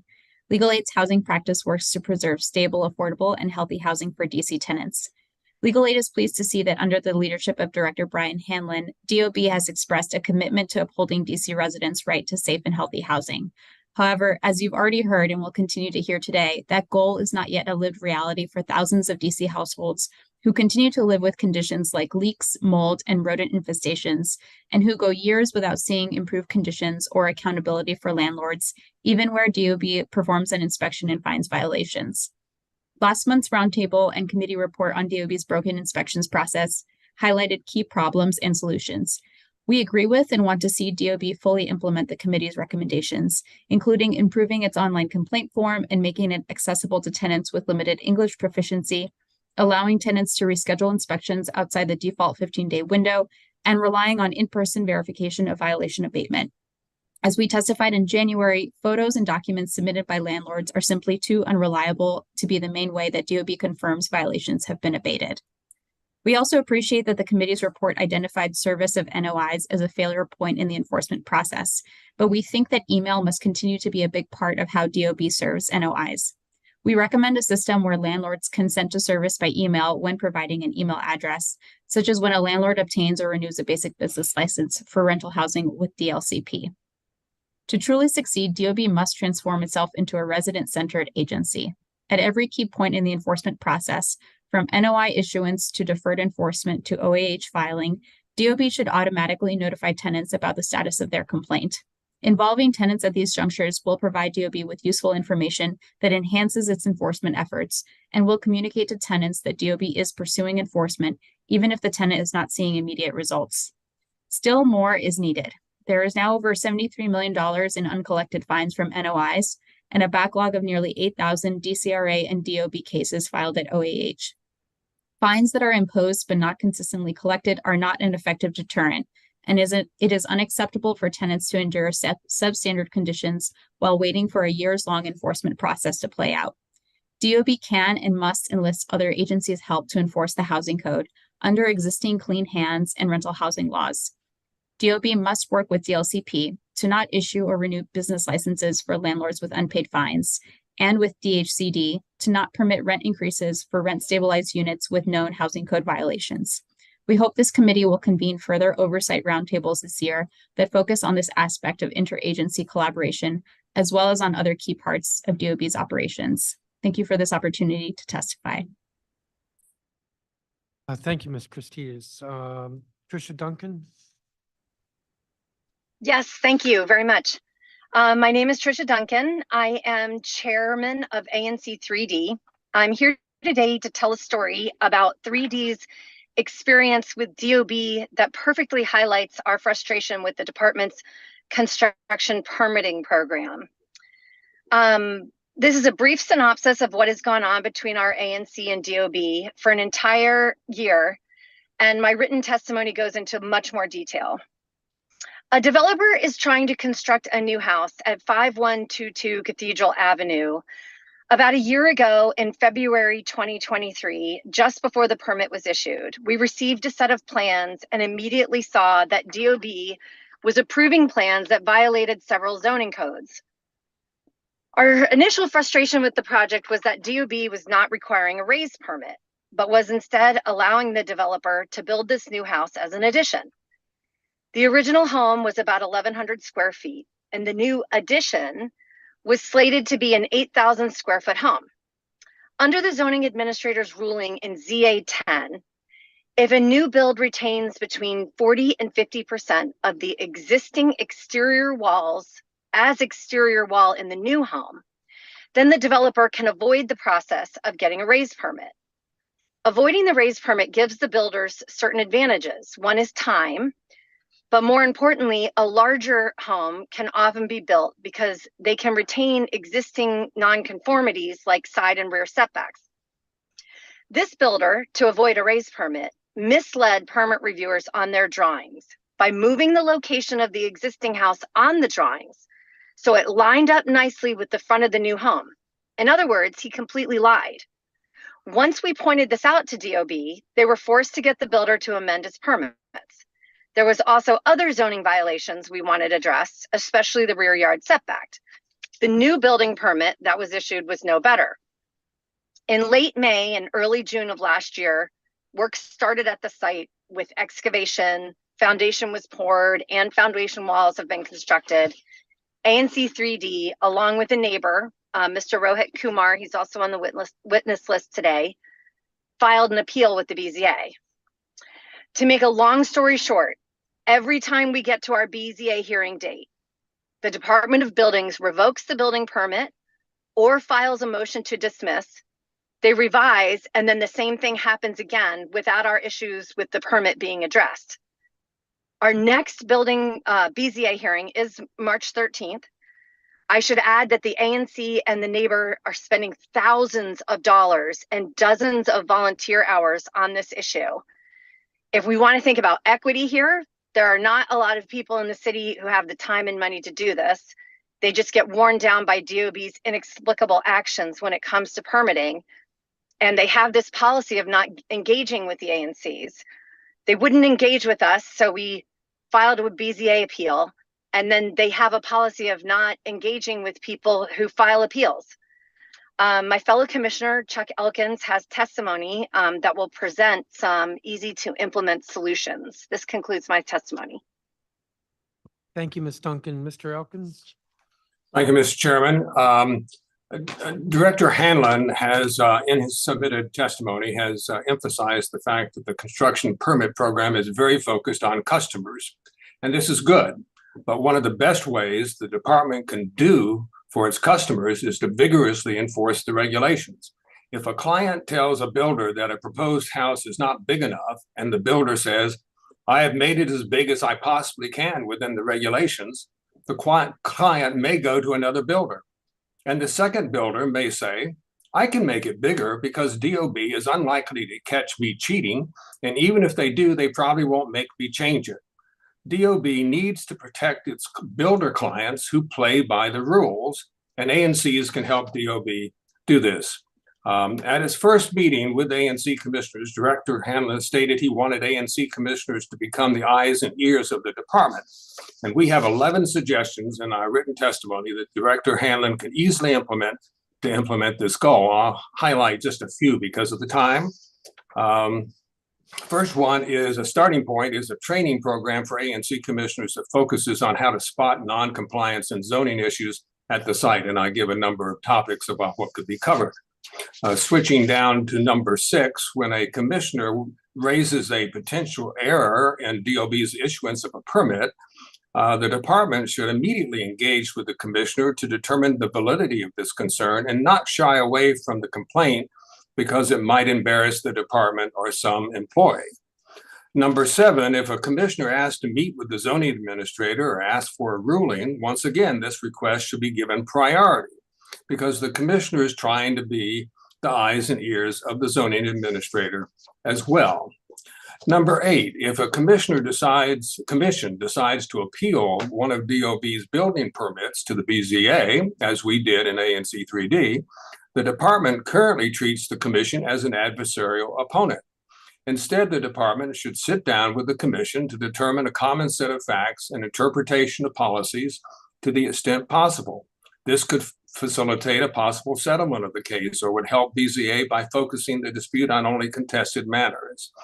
Number 9, DOB should allow the ANC to review a permit while it is still undergoing review by the department in those rare cases when an ANC requests it, so that the commission's grassroots understanding of the site and neighbors can be input into the department's initial decision on the permit.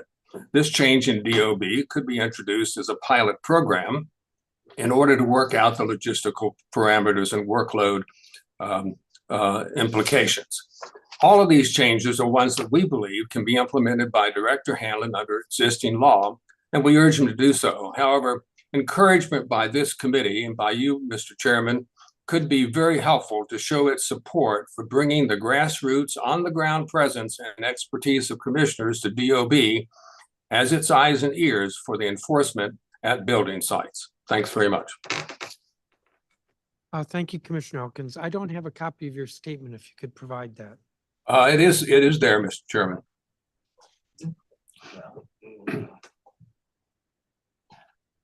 It's on the hearings site. I did submit it yesterday. It has all 11 recommendations in it. All right, well, we'll look for it. Thank you.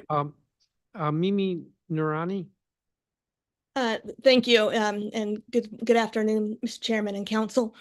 My name is Mimi Noorani, and I'm a Ward 5 property owner, and I really want to thank the testimonies of Sabrina Rhodes, Tricia Duncan for talking about equity and how worn down this process is for homeowners, that most of them cannot. I feel like we are fighting for the ones that can't, and also for what Chuck Elkins said, and honoring the builders that operate with integrity in this city and want to do better.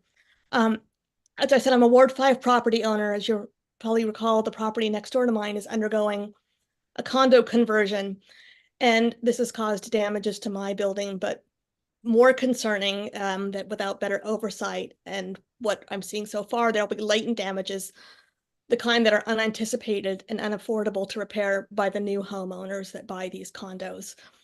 My concerns and interaction with DOB began primarily in April of 2022, when DOB confirmed that the neighbor next door had no sheeting and shoring permit in place, yet allowed a full basement excavation and underpinning to proceed, and allowed it to proceed despite knowing that there was a removal of all cross-structural support. When they demoed, they removed all the floors, and there was no bracing or shoring in place. despite this one example of the many, my point today is not a list of complaints. I really want to ask how we can go forward, how my experiences and hard-earned knowledge can best serve this agency progressing. I'm going to say to Mr. Hanlon, I hope your intention is, and if your intention is to improve the construction and permitting division and value the public safety, then I hope you'll consider me as a stakeholder in this conversation. I'm hoping that there's a roundtable conversation that includes the design professionals and builders with integrity, code experts, community reps, the ANC people and council, because we do need a high functioning, efficient agency in place. I know I'm just one piece of the puzzle, but my experience has taught me a lot about the serious shortcomings of the agency. I strongly feel my knowledge has value to taking the agency steps forward, and I hope you will agree and reach out. Thank you. Thank you, Ms. Narani. I don't have a copy of your statement. If you could provide that. Josh Jacobson. I believe he's not here. Lauren Esrock. Yes, hello. Good afternoon.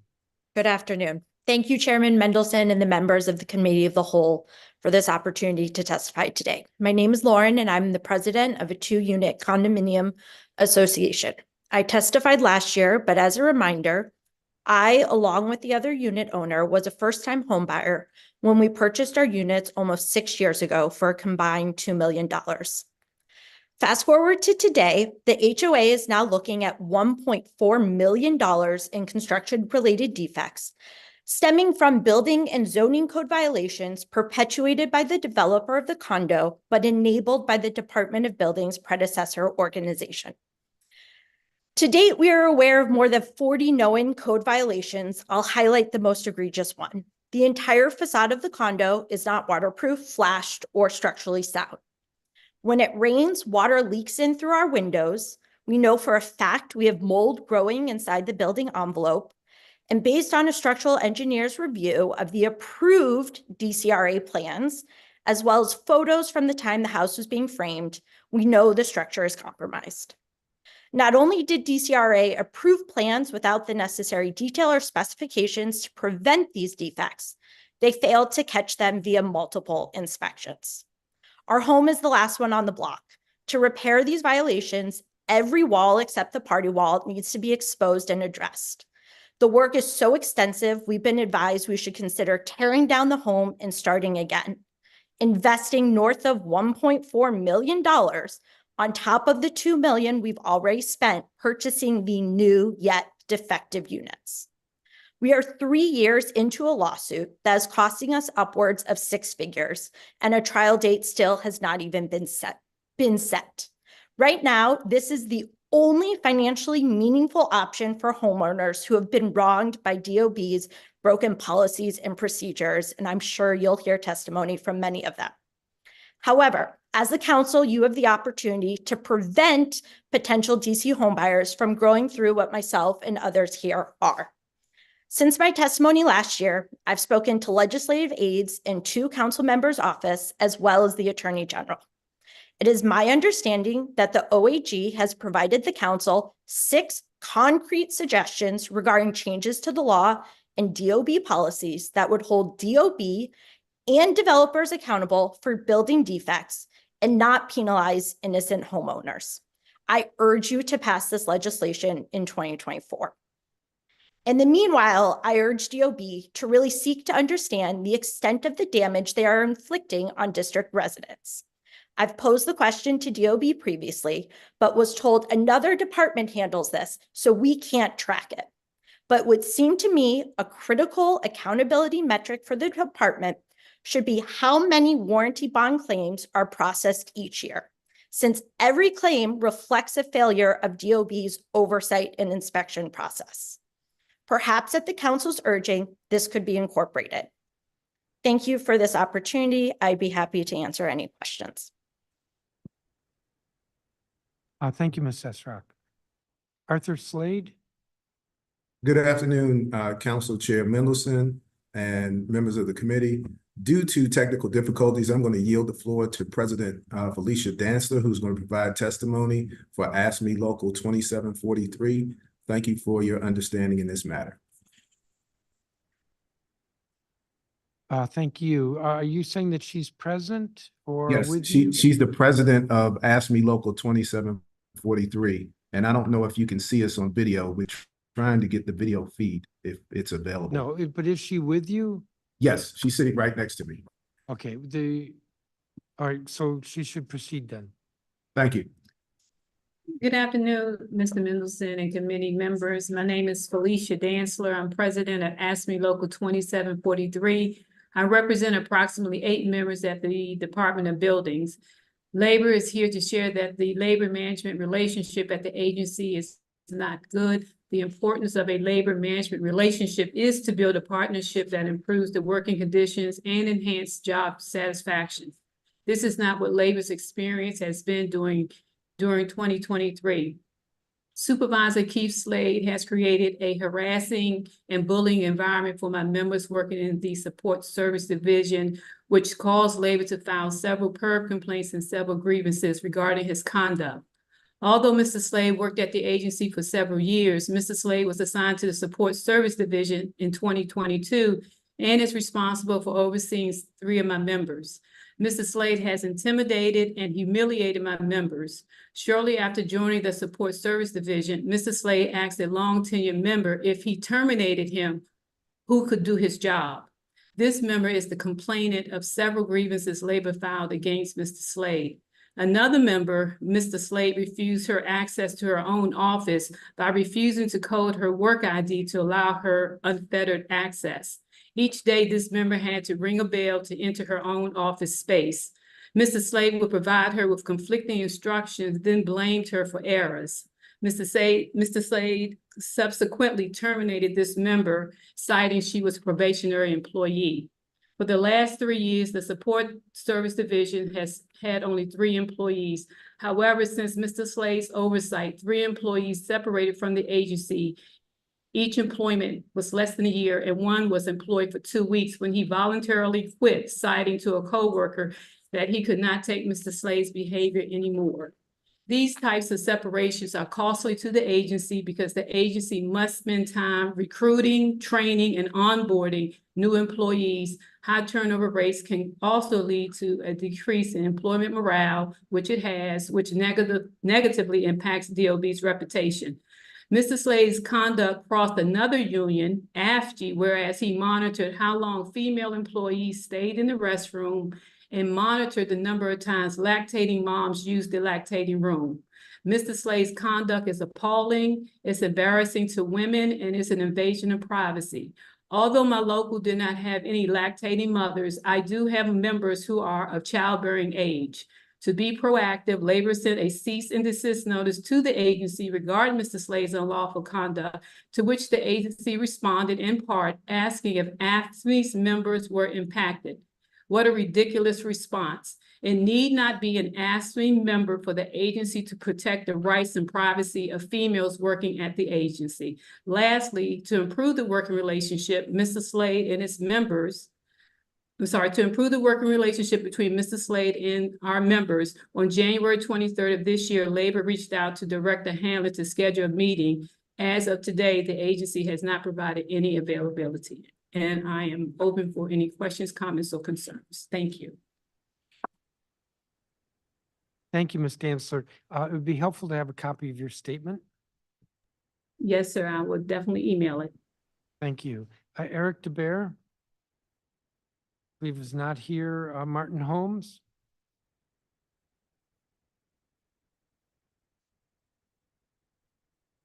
Good afternoon. Thank you. I own a townhouse in Northeast DC, Ward 5. The adjacent property was bought by a developer who flipped the property, which is 1212 Oak Street, into 2 two-story condos. In the process, the developer cut corners everywhere to save money.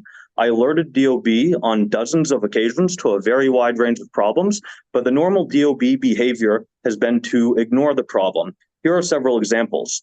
1, the developer failed to protect my property during construction, causing my basement to flood.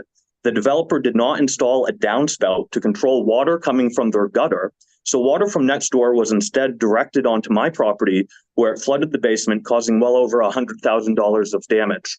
DOB issued a limited work authorization and a stopped work order, but then failed to enforce the limited work authorization and lifted the stop work order without full compliance. Number two, cheap construction may have caused structural damage to my property. 1212 Oak Street wanted to save money by avoiding underpinning. On February 14th, 2023, DOB Inspector Abbasi found, quote, "The pit near the front of the building did not seem to have adequate footing under the party wall. I believe there is not enough evidence that the party wall has adequate footing on either side," end quote. I've repeatedly followed up with DOB about this legitimate safety concern, but DOB has ignored the problem for almost a year, and in the last month has not even responded to any of my emails. So I do not know if my property is structurally safe based on the adjacent construction and based on DOB's own inspector's findings, but DOB is ignoring the issue. Three, the developer next door built a property that exceeds the zoning height limitations. 1212 Oak Street is higher than the 35-foot limit, but DOB has not enforced that violation or required modification to come into compliance. Four, the developer works illegal hours. They were finally caught on Mother's Day, a Sunday. DOB inspector found workers at the property, caught them red-handed, and issued only a warning that does not appear in any records. So even on the rare occasion when DOB sends out an inspector and catches someone red-handed, there's no enforcement. Five, the building does not match drawings and permits. So 1212 Oak Street built their building and using false permits, sought a special exemption, self-certified compliance with the law, and then based on those false permits, DOB, zoning, and planning recommended approval for a special exemption.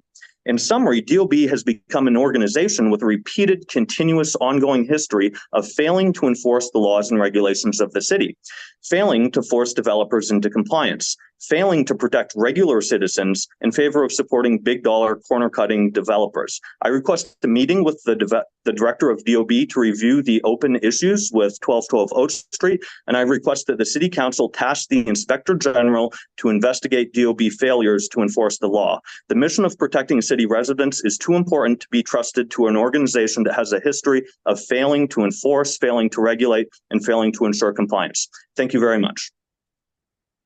Thank you, Mr. Holmes. Dean Hunter?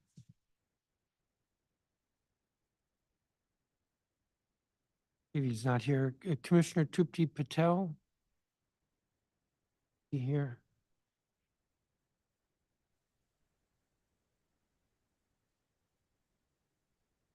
Good afternoon, proceed. Chairman. Are you ready for me? Yes. Okay. Good afternoon, Chairperson Mendelson. I appreciate you holding this oversight hearing so that I may enter these comments into the record. My name is Tripti Patel. I'm a third-term ANC commissioner that represents 2803, which is a historic Foggy Bottom. I bet you're tired of seeing me, and I can't blame you after all. I'm a problem child for you. Seems that my SMD has all sorts of issues. First and foremost, my constituents have appreciated your intentional attention to all the issues that have been plaguing the Snow Sport Corridor. And the chairman they trust, as it seems when you started paying attention, a lot of agencies started to respond and take action on major projects in the Snow Sport Corridor. For the duration of my tenure, there have been numerous issues plaguing ANC 2A03, such as vacant and blighted properties, illegal construction, and an illegal weed dispensary. While still early in the process of now having the Department of Buildings become its own entity, I have felt there has been an improvement. While it has gotten better, I've received feedback from residents on how to make it more sense and make it more cohesive.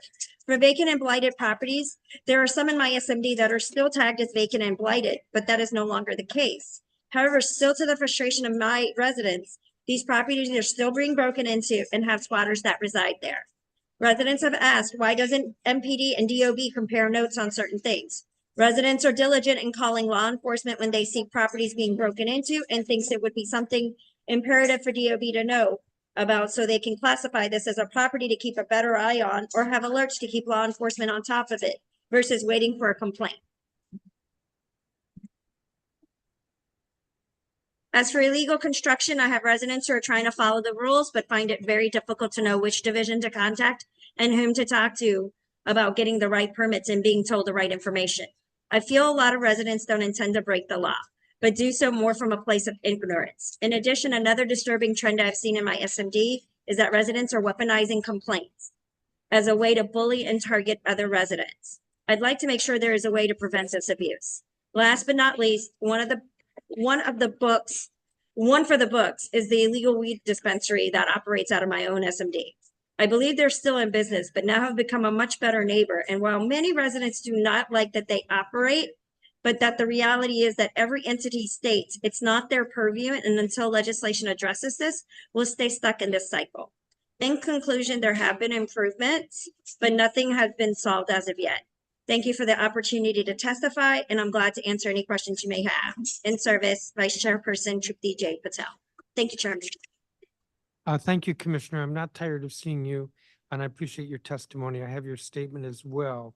Mommy, Chairperson Mendelson, I actually submitted it. I uploaded it to the system about 1:30 this morning. But if you want me to send No, I it have it. to, I have it. oh, you have it. Okay. Last witness for this group, Mommy Preston, if she's here.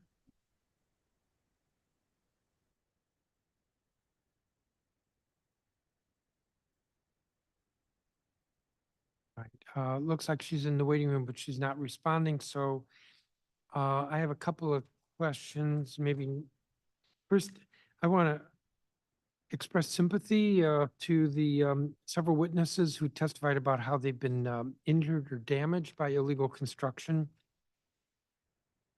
I'm never quite sure how to articulate this because I mean, it's not my fault, but I feel sorry that this is that this has happened. So I just wanted to say that. Ms. Esrock, in your testimony, you said it's your understanding that the Office of the Attorney General has provided the council 6 concrete suggestions regarding changes to the law and Department of Building policies that would hold Department of Buildings and developers accountable. I'm not familiar with that.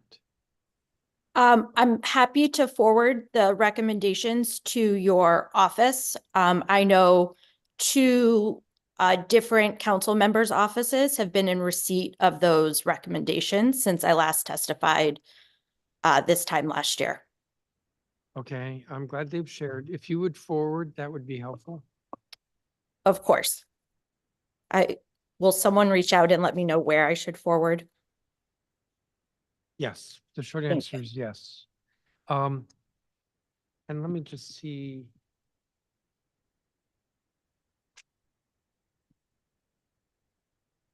If I have any other questions.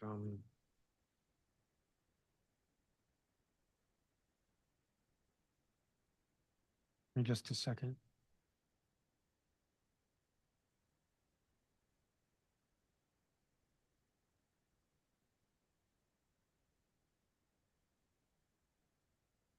I don't think I have any other questions. I'm looking through some other testimony. There are questions I'll have for the department. Councilmember Fruman, do you have any questions? I do. Thank you very much, Chairman Mendelson. Ms. Osborne, you and a couple of other witnesses testified to the deplorable situation where a landlord may be in violation of all different kinds of things and you need to get DOB to move.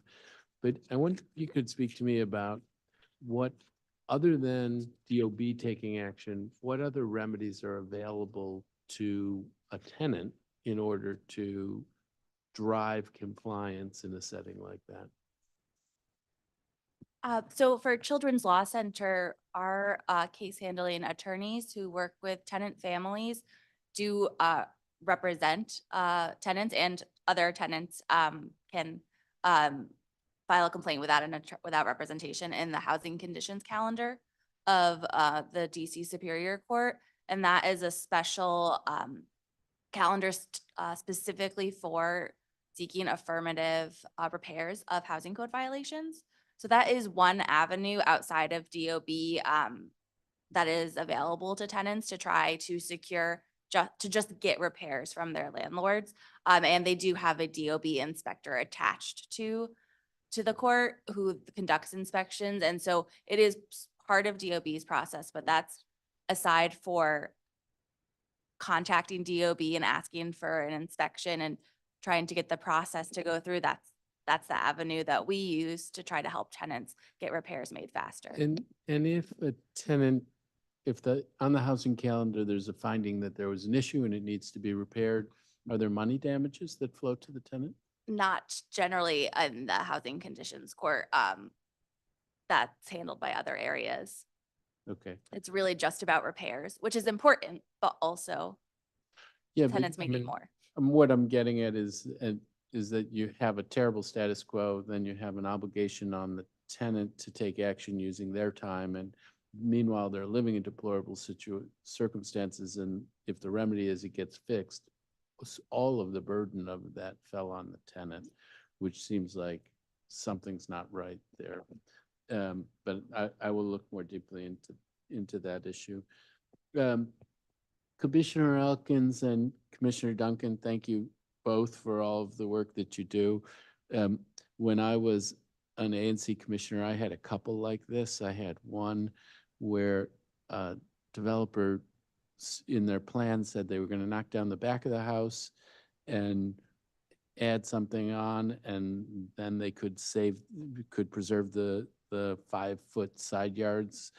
And then they knocked down the back of the house. They built the big addition on the back. And then they decided they needed to knock down the front of the house, and they knocked down the front of the house, which they always knew they were going to need to do. And lo and behold, you had a whole new house that violated every rule, and it was a fait accompli on the ground. Although, you know, we were able to get it adjusted some. There was also, I had one where, and you see it around town, you see the 40% of the walls sitting up, and you wonder, why is that? And the reason is somebody's playing the game, exactly the game that you're talking about. And we had one like that, and then one day the contractor mistakenly knocked it down. It knocked down the last 40%. So we had a chance to have an impact on that one. As you, in the nightmare scenario that you described, where you couldn't connect with DOB about the issues before you brought the case, and then once you brought the case, they wouldn't talk with you about it. Remind me, was that a policy of DOB that they wouldn't talk with you about an issue like that? Or was it just difficulty in reaching somebody at DOB who would be sympathetic to the problem that you were raising? So I can quickly answer that. So initially, we did have one short meeting with Garrett White-Scarver. He's no longer there, for about 20 minutes. And we saw a little bit of movement, but then we never had a single phone call or email ever returned. And then once we filed the appeal, I have been told directly from the Deputy General Counsel, Eric Cox, that it is a DOB policy that if you are before the BZA with an appeal, that they do not communicate with the appellants. ANC 3D put in a FOIA request for written communication between the developer and DOB, and the FOIA request came back and said, we can't fulfill this request because you have an appeal before the BZA. So it's really a black box at this point. And I might just add, we're part of the same government. I mean, you would think that they could at least consult with us. Yeah, I mean, it's actually, I mean, it's a very challenging thing because people try to stay in technical compliance, and DOB can feel like their hands are tied. But the spirit of the law, and then actually the letter of the law, very often gets violated. I mean, But if I could just say, in this particular case, they could just defend their building permits to the BZA. They could defend their building permit at the BZA. Like, as soon as we get to the hearing where they would be able to say to the board, to the zoning adjustment board, hey, this is the reason why we have approved all this.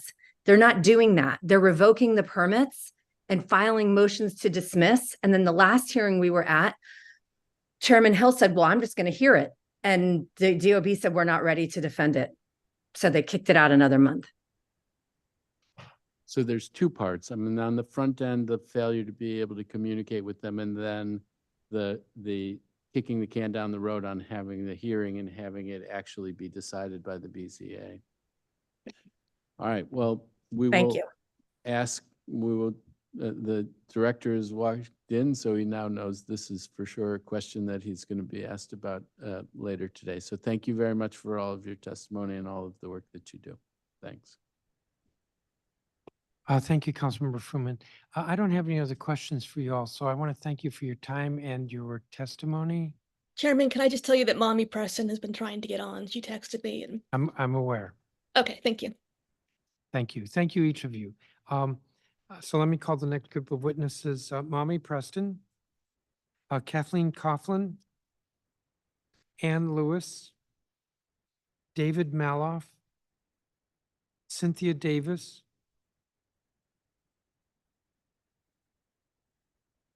Kirby Vining, Susan Shore, Sarah Bage, or Bagge is the last name, Guillermo Almeida, Mario Natani, Rebecca Miller, Rohit Kumar, Warner Session, Samantha Fallon, Valeria Ibarra, Betsy McDaniel, Valerie Jablow, Joe Fretwell, and Amy Fisher.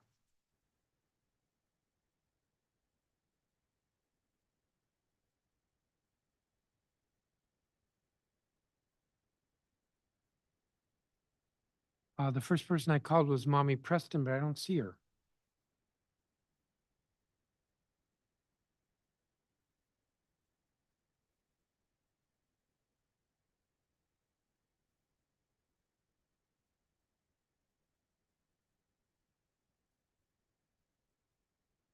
Ms. Preston, you're first up.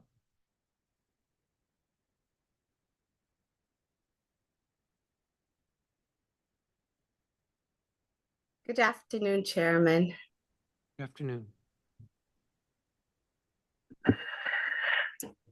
Good afternoon, Chairman Mendelson, respectable council members, and everyone participating in this hearing. Thank you for allowing me to speak. My name is Mommy Preston, and I've been a resident of Ward 1 for the last 25 years.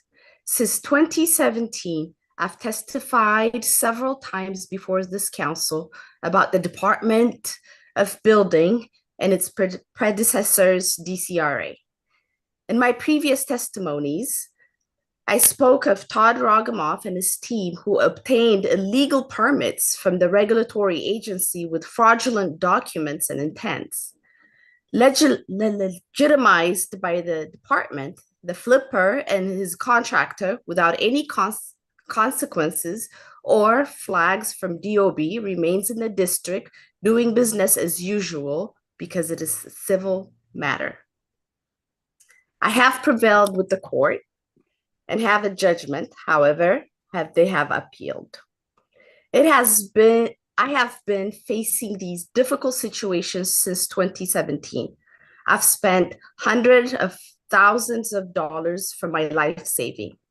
The root of the problem lies in the lack of regulation, whether intended or unintended, that puts the safety of DC residents at risk, undermining the integrity of the structures around the city, exploiting the economic health of residents, marginalizing, displacing the underserved and working class, and exacerbating the inequity in the city.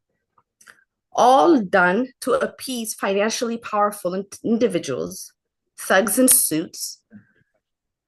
I am not exaggerating when I say that I fear for my life and safety of my family, as I believe that those involved in these issues are dangerous, and because I refuse to be silent. Chairman Mendelson, it is of utmost importance that the council thoroughly examine and evaluates the reason behind the prolonged failure of the department. It is imperative to identify whether incompetence, lack of resources, corruption, or combination of these factors are the cause and gap of regulation. A comprehensive inquiry into the matter will help identify the root cause of the problem, enable the department to rectify its shortcomings, and perform its duty more effectively. I'm not an expert on the matter, but I do recognize that something is terribly wrong. There are intentional loopholes that are neglected by DOB to accommodate bad actors. Chairman Mendelson, how long do you suppose we testify about the same matter repeatedly without any measurable outcomes? With that said, I want to share exceptional and below average encounters with DOB since the new administration's arrival under Director Hamlin's leadership. Thank you, Ms. Director Hamlin, for your prompt response and follow-up.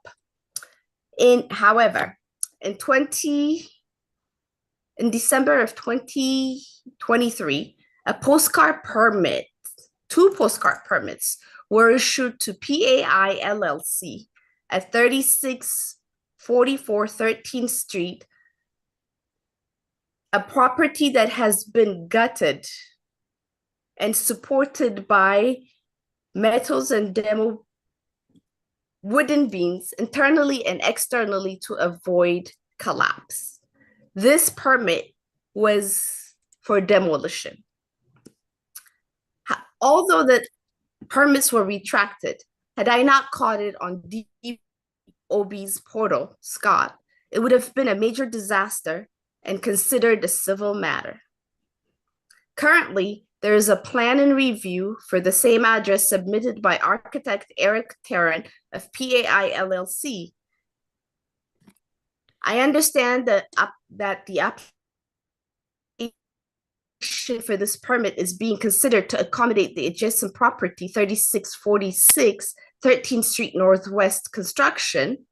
The issue is that PAI LLC, the corporation, is a revoked entity in the District of Columbia.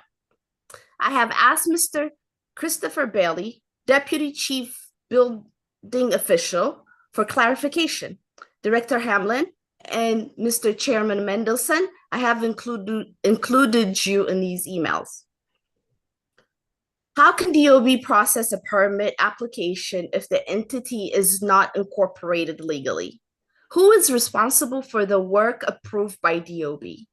Mr. Bailey responded that the owner is, under Title 12 of the district's municipal regulation, have the right to obtain permits. Who is the owner? The shell? How does this property or owner meet the insurance requirement? Does it have an insurance policy on file? Or is it Mr. Terrence and his professional license? May I get some clarity on these issues so that it doesn't become another civil matter due to failure of regulation? So why do I testify before the council? I want to make a difference in my community by sharing my stories of endless hardship, and despite of all the suffering, I want to encourage others to take action and stand strong. And to alert council, the situation on 3600 block of 13th Street Northwest remains unchanged, although the agency's name, formation, and administration has changed. Just a new facade with better potential skill set and a popularity contest. It is important that we inform the council of the ongoing issue and work together to educate and empower district residents. I have some recommendation. DOB should have a meaningful engagement with residents that have experiences with DOB and bad actors. Ms. Preston, DOB should review I have a little permits bit of a- before processing. Ms. Preston, I have a little bit of a challenge Yes. here. You've been 7 minutes on a 3-minute clock, and I don't have a I'm copy of sorry. your statement. I will So send it in. Great, because I'd like to see your recommendations. So Perfect. thank you. Although let me ask you, so you still have the structural damage to your house? Yeah. Yeah, now you're breaking up.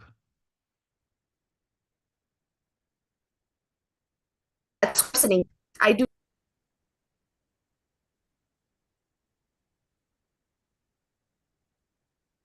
I think I'm gonna have to I come can't back hear to you. Yeah, I didn't say anything because you broke up. You were frozen. I said yes, yes. I still have the damages and it's getting worse. And you have a judgment against the developer next door.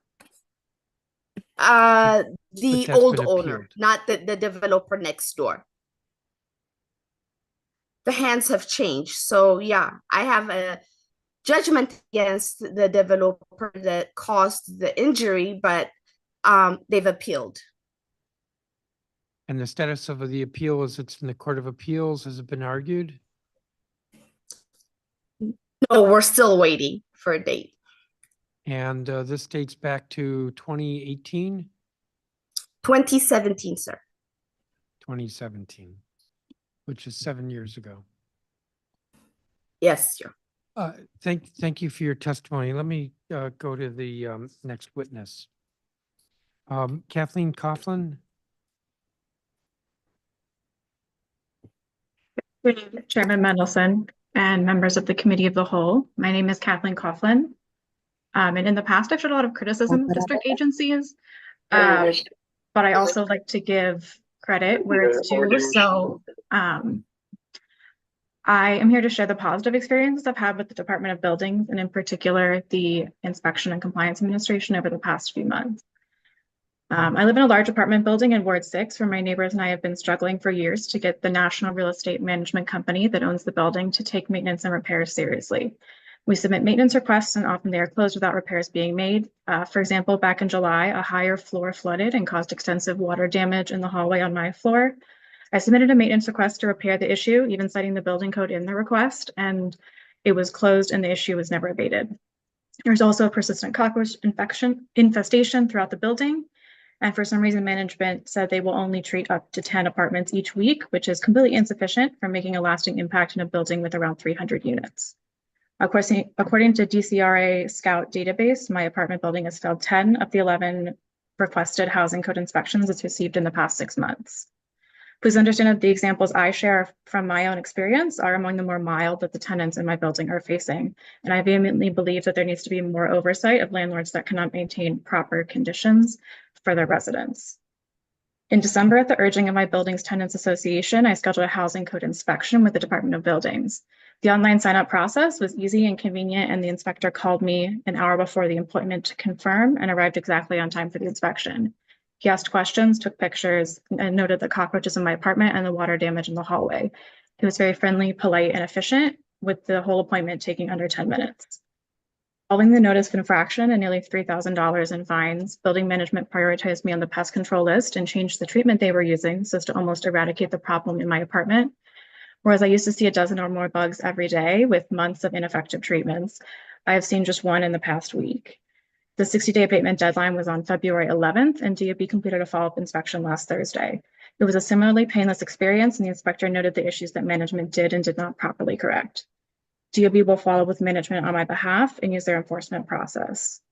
Around the same time, another resident in my building submitted an inspection request upon counting 298 burnt out light bulbs in the hallways of our building after individual residents' maintenance requests went unaddressed, management saying light bulbs are on back order.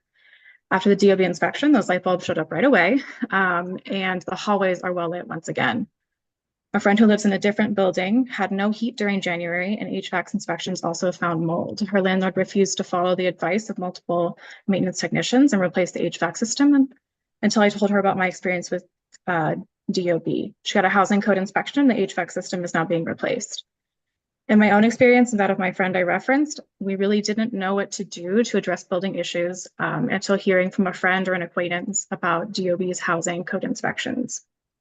I think it would be great for the district to work to increase public awareness of the service DOB provides so more people can benefit from enforced building standards. I'm happy to continue recommending housing code inspections by word of mouth, but a more formal process would probably be more effective. It's unfortunate that we must get government agencies to impose fines and official citations for our landlords to properly maintain the buildings, but I know we would be in a much worse spot without DOB's intervention. I'm extremely grateful for the professionalism I've experienced from DOB and their support in making my home a more livable space. Thank you.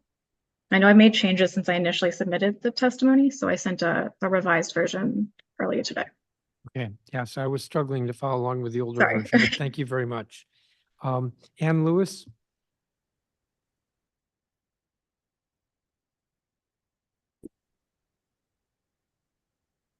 Good afternoon, please proceed.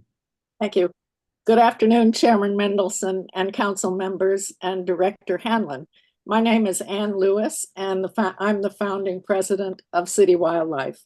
I'm here to support implementation of the Migratory Local Wildlife Protection Act of 2022, which takes effect on October 1st of this year and will be administered by DOB. In December of 2022, the DC Council voted unanimously to pass this law, also known informally as the Bird Safe Buildings Law. The purpose of this law is to reduce the large number of birds killed in DC every year in collisions with glass buildings.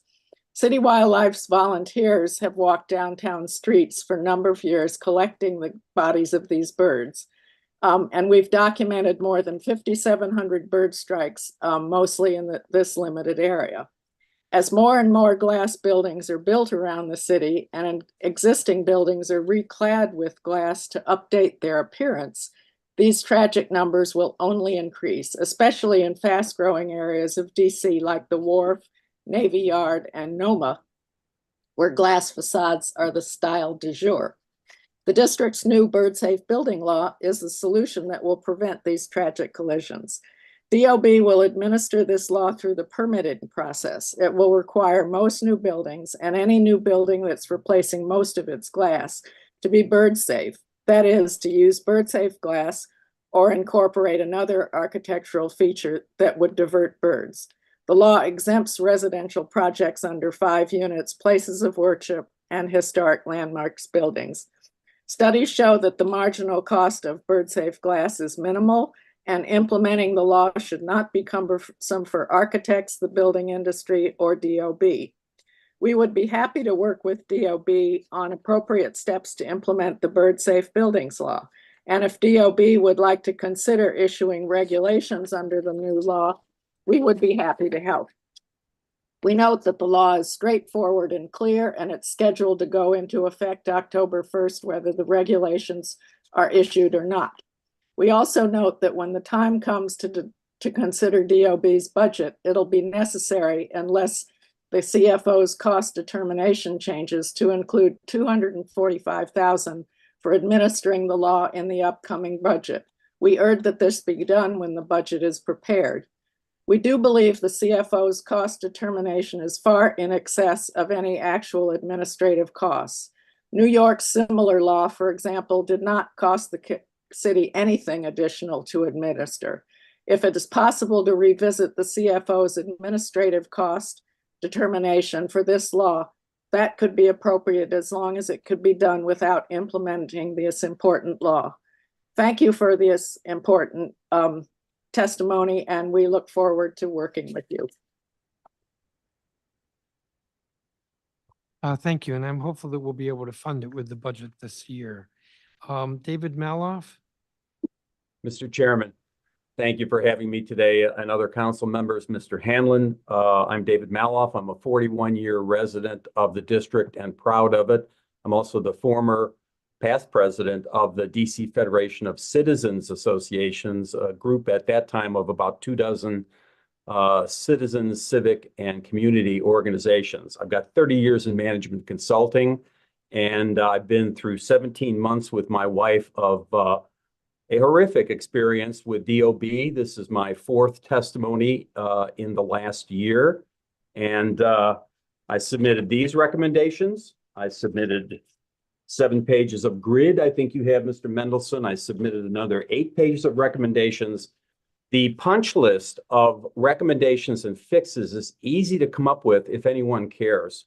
DOB has a continuing culture of insular non-responsive behavior, management, and in the general counsel's office. Those two together make for a witch's brew of mutual reinforcement of lax permitting, rushed permitting, sloppy oversight, and a general counsel's office that wants to defend it all and treat the citizens as if they're the enemy. They work for us.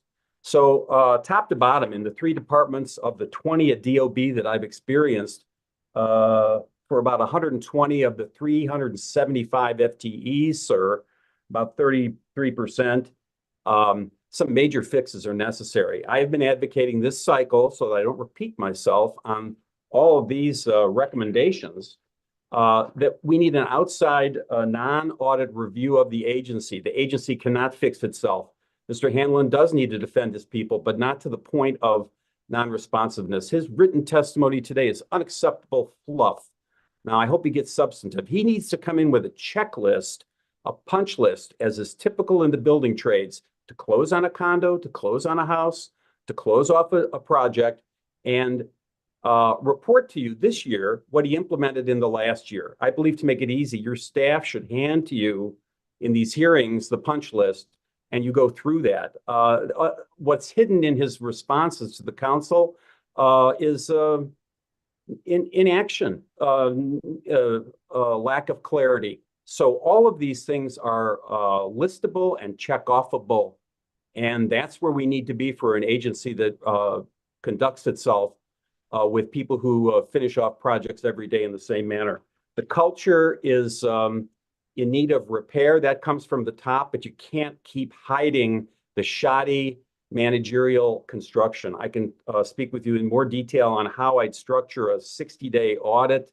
I wouldn't participate, but I think Ms. Patterson and the auditor's office should. Very tried and true methods, and it's the mid-level managers who know what needs to be fixed. It's the residents who are here for the fourth time in a year who've given you the punch list, who know what needs to be fixed. These things can all be easily documented and checked off. It's not rocket science. You don't need to hire Booz Allen. Mr. Maloff. And be very inexpensive. Thank you, sir. Thank you. And I don't have a copy of your statement if you have one to provide. Yes, and I'll resend all of that I've sent before. Okay, I'm not looking for all the other documentation, but if you had a statement for today. Yes. Thank you. Thank you. Cynthia Davis? Hello, can you hear me, council member? Yes, I can hear you. Oh, hello. Greetings, Chairman Mendelson and committee members. My name is Cynthia Davis, and I am from Kings and Queens Child Care Center, a home-based facility in Ward 4 that has been operating for 15 years, and the executive director of the DC Family Child Care Association. I testified before the DC Committee on Housing. I had an excellent opportunity to speak with the upcoming and now new permanent director of Department of Buildings, Mr. Brian J. Hanlon.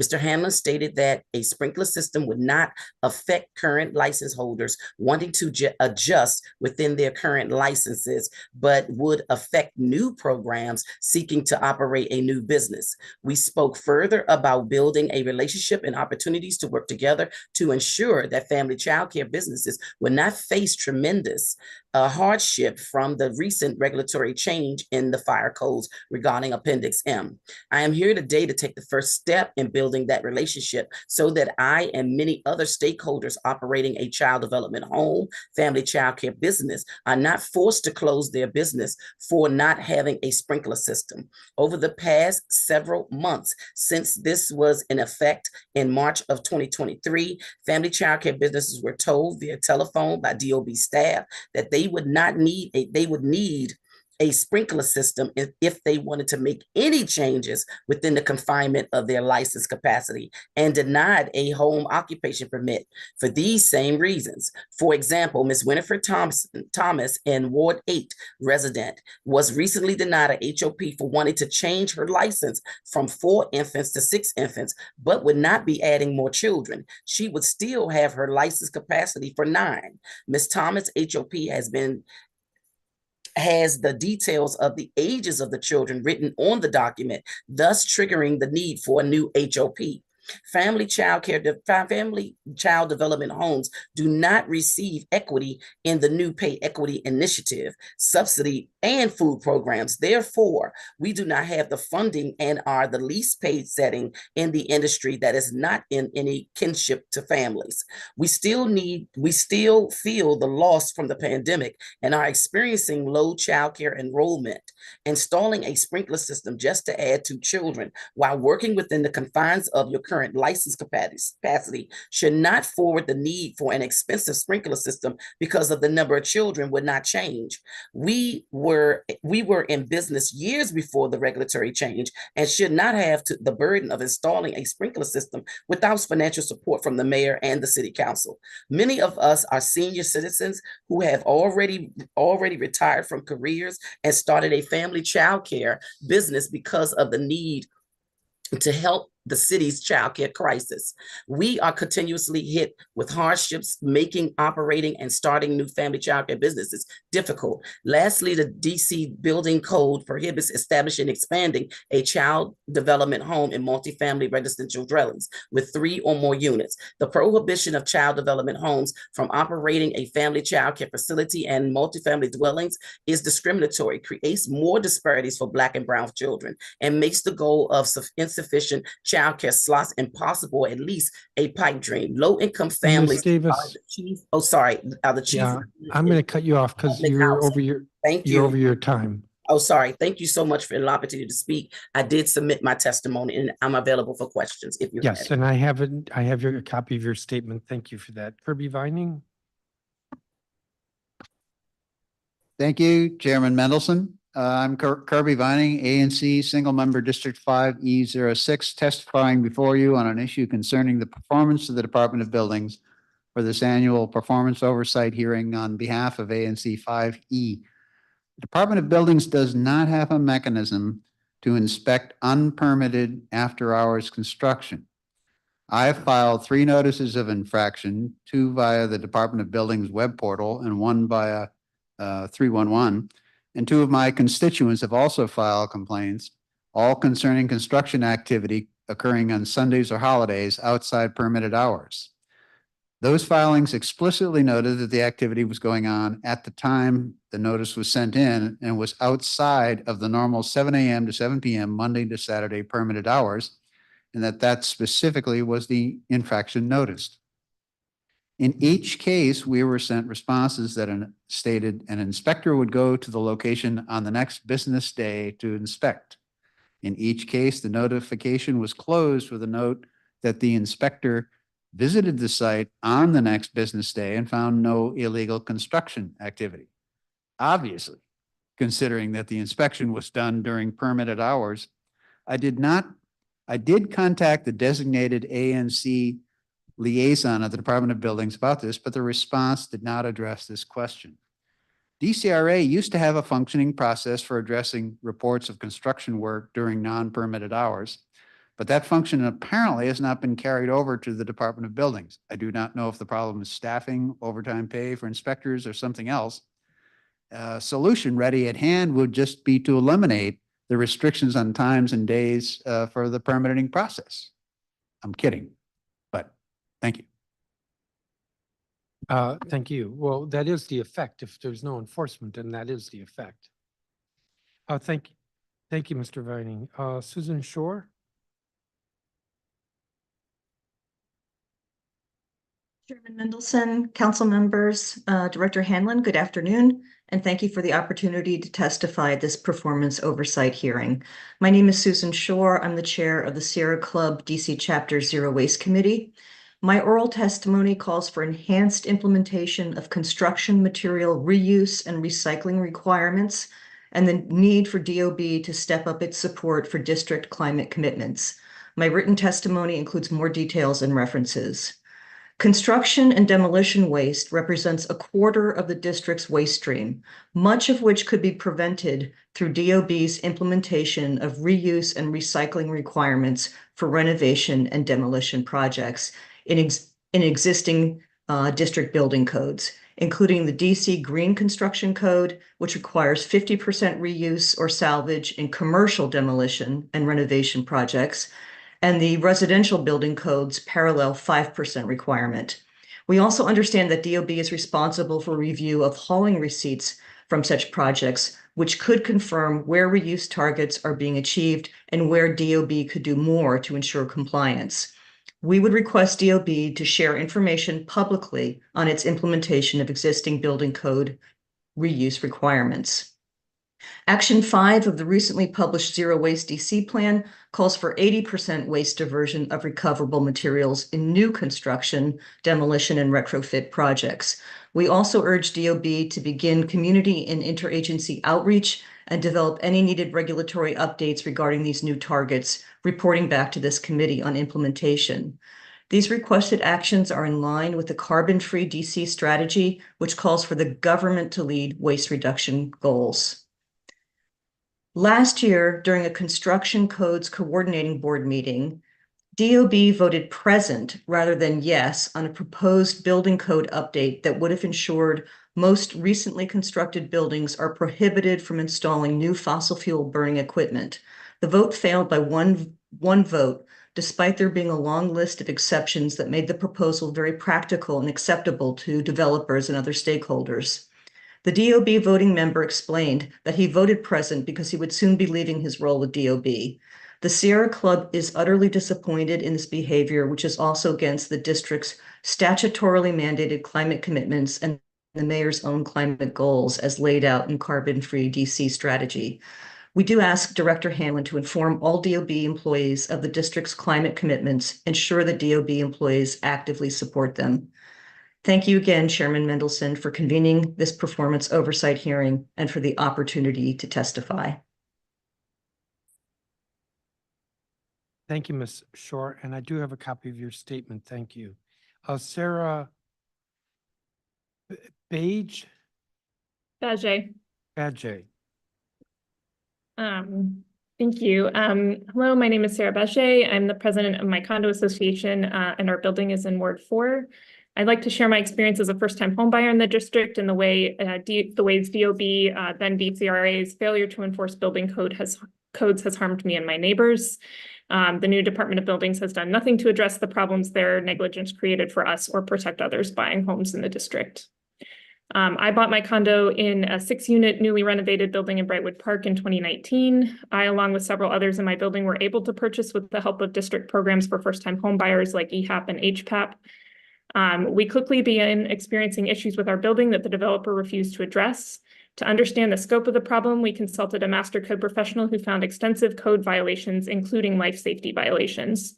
She found the most significant violation, a lack of fireproofing between our units, when she, with my permission, cut a hole in the wall of my electrical closet. All of these issues should have been found as a part of the inspection process, and the developer forced to bring things up to code during the construction process long before our units went on the market. So why weren't they? DOB's third-party inspection and plan review program allows developers to hire third-party agencies approved and overseen by DOB to review building plans and do code inspections during construction. This means that people with a financial interest in the project get to choose who does their code enforcement, and the results are about what you'd expect. The inspector we hired was legally required to report the issues she found, and that's when DOB finally started doing their jobs. DOB staff did their own inspection of our building in May of 2021 and wrote their own report citing a total of 47 code violations. They also issued us, the homeowners, with an order to correct everything their failed oversight had missed.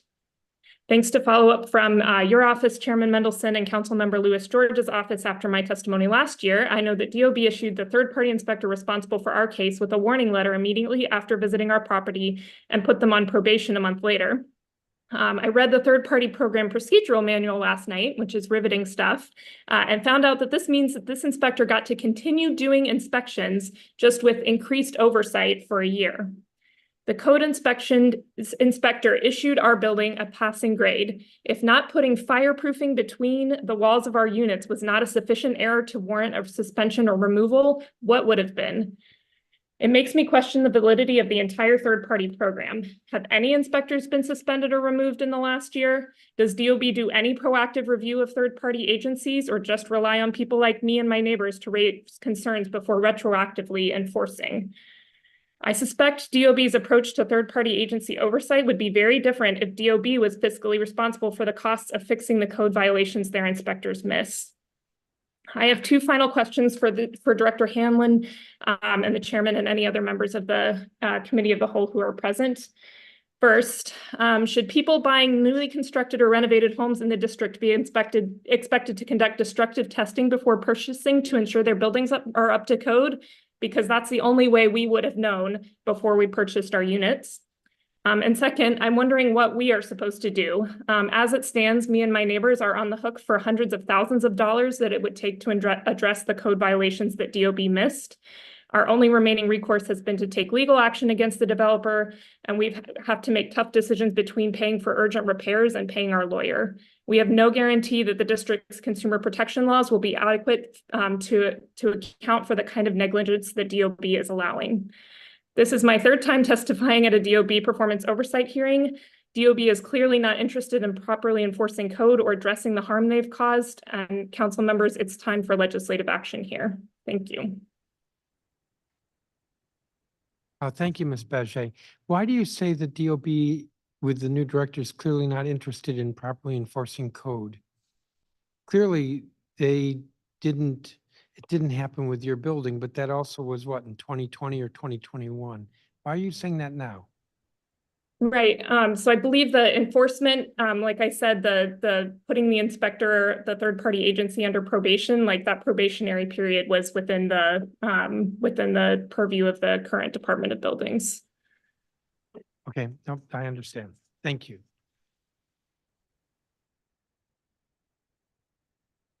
Guilherme Almeida, I believe is not here. Mario Natani, I believe is not here. Rebecca Miller. Mario Natani is trying to get in. He's just. All right, well, not here yet. Okay. Rebecca Miller. I believe is not here. Rohit Kumar. Yes, I'm here. Can you hear me? Yes, please proceed. All right. Thank you, Chairman Mendelson and commissioners for allowing me to testify. I am the neighbor of 5122 Cathedral, which Commissioner Duncan, Commissioner Alkins testified about in the earlier panel. I just want to reiterate one point and then make it a collateral point. The first point is, after a year of essentially litigation, DOB pulled the permit. Several months later, reissued a permit on the same plans. And we say the same plans because they used the original neighbor notification as meeting the criteria, and then said we should dismiss the original appeal because it's a new permit and therefore you need to start anew with litigation, which is just, frankly, kind of abusive treatment of a constituent who's having to pay, that would be me and the ANC, a lawyer to finance the entire operation. In addition, to that, because I was working from home, pandemic and all of that, I got to witness several times when inspections for a stop work order, which was lawfully in place, and yet construction was continuing to occur, we would routinely call in inspections. And the builder managed to evade 4 inspections in a row. First time seemed like bad luck. Second time, maybe a coincidence. Third time, even I get a little suspicious.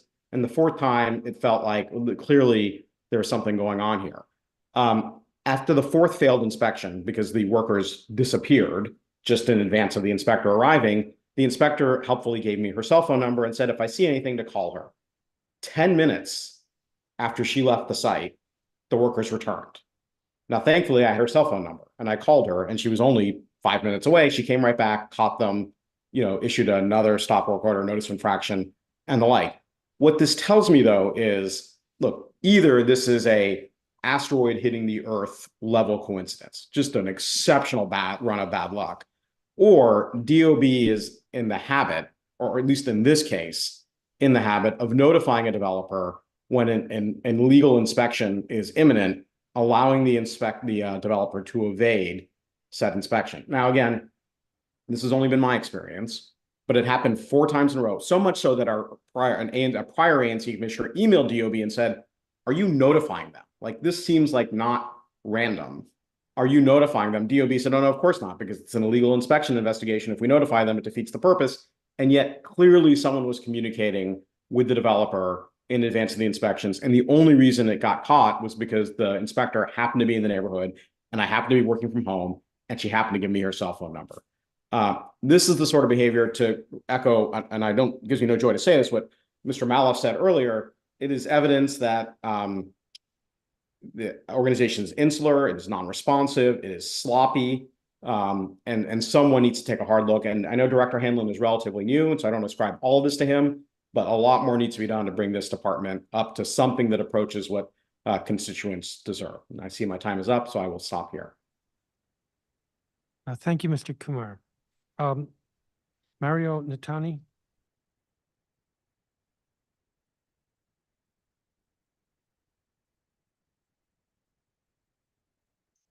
Okay, can everybody hear me? Yes. Hello? Yes, hi. Good afternoon, Chairman Melosan and members of the council. My name is Mario Natani, and I'm a resident of Ward 1. I have been passionately working with young children since 2013. I'm certified and trained and meet all the state credential requirements. In the fall, I began pursuing the associate degree in education at UDC. I would like to thank you, the council, for approving the Baby Act. This law was introduced in direct response to the unfair closure of my family child care program. When our HOA asked us to close immediately and stop caring for the children, we contested the request and did not close. Even though we were fined daily by the HOA, we felt a moral obligation to all the children who depended on us. We were providing a needed service to the families in the neighborhood. Unfortunately, we were ordered by the DC Superior Court to close our program. I have been trying to open a new family care, child care program in Ward 1. This process has been ongoing since we applied for an HOP in August 2022. We were asked to upgrade some system in the house, and immediately after the alteration has been made and the walls were closed up, we were informed that the whole house sprinkler system was required.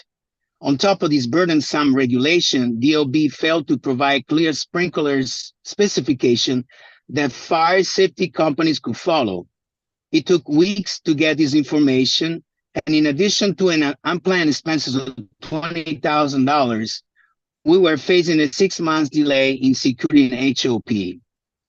With such a certainty, we told families on the wait list that we could not promise an opening date. These families were mostly hospital workers that needed the non-traditional child care hours.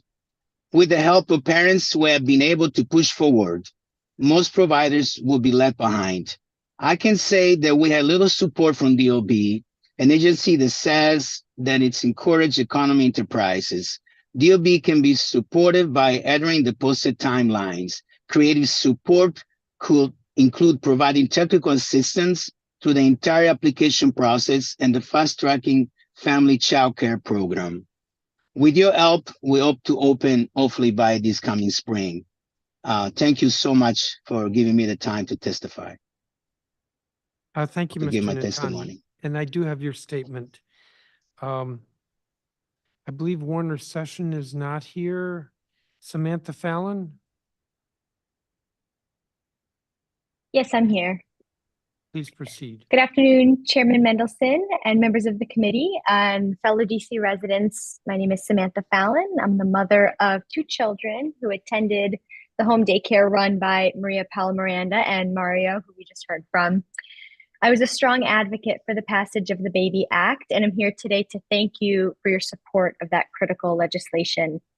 Access to home daycare has been deeply meaningful for my family. It is the most economical option for us, and the partnership that can flourish between parents and the teachers who care for our children is truly something special. My friends and peers are constantly asking me how I was lucky enough to find Paula and Mario, and how they too can find a home daycare for their children in their own neighborhoods. And unfortunately, the answer is that there are too few of those options for families in DC. That's why I'm so grateful you passed the Baby Act last year, and ask for your continued support for daycare providers today who still face major hurdles in opening new facilities. To build on the example Mario just referenced, after he and Paula spent a year renovating their beautiful new Warder Street daycare location, my family was so excited to be returning my daughter to their care. Their home was finished down to the drywall and paint, and after they'd been in touch with DOB all throughout the entire renovation and permitting process, it was only then, after completion, that they were told they needed to install a sprinkler system. I don't know how that could have been missed in all the conversations in the year leading up to the completion of the property, but we were eventually referred to Appendix M, which I attached to my uploaded testimony. It is so confusing. The lawyer I asked for help to interpret it wondered aloud whether it was written to intentionally dissuade daycares from opening, which is clearly not the objective here. Luckily, Paula and Mario were not dissuaded, and they eventually got clarification that they would need to install these sprinklers, but then no one could answer what type. There were no specifications available. Finally, that was figured out. A contractor was engaged. He submitted the permitting request to the Acela portal, and nothing. It turns out the application was deleted due to a technical glitch. So it took more weeks of the contractor working with DOB employees to simply re-upload the document, let alone approve the document, let alone begin the work of tearing open the daycare's newly finished walls to install the expensive system. This was just one step along this daycare's journey of attempting to reopen, despite the lack of clear guidelines and support. As of today, and actually as of the no-show inspector appointment earlier this week, the project is still not complete, and it's now been a year and a half that we've been waiting for this daycare to reopen, and they've been waiting to recoup the enormous investment they've made in adding childcare capacity to our community. So I urge you to streamline and clarify the steps for daycare facilities to open and operate. Your support is vital for working families and children across the district. Thank you so much for your time. Thank you, Ms. Fallon. You said something that's not in your statement about a no-show appointment this week? Yes, yep, I believe, I don't know if Paula is still here, but when I spoke with her on Tuesday, she had said they'd been waiting for the inspector on Monday. No one showed up, and so they have yet another appointment scheduled for next week. I'm not sure what happened there. It's been par for the course with this project. And that's an inspector to certify that the sprinkler system was installed properly. Correct. And until that happens, they can't get a certificate of occupancy or whatever they need. Exactly right. Yep, that would be the next step. And you have no idea why the inspector didn't show up? Nope, they didn't hear. Thank you. Valeria Ibarra?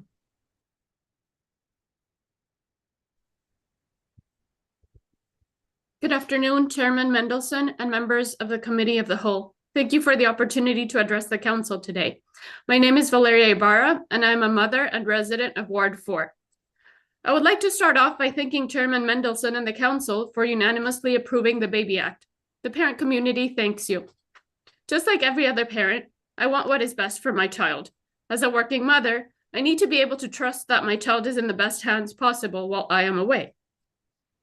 While my mother volunteered to help care for my daughter, caring for an infant and now toddler has proven to be too difficult for her, so I was forced to look for a daycare. As I embarked on my search, I spoke with a number of parents who expressed their frustrations.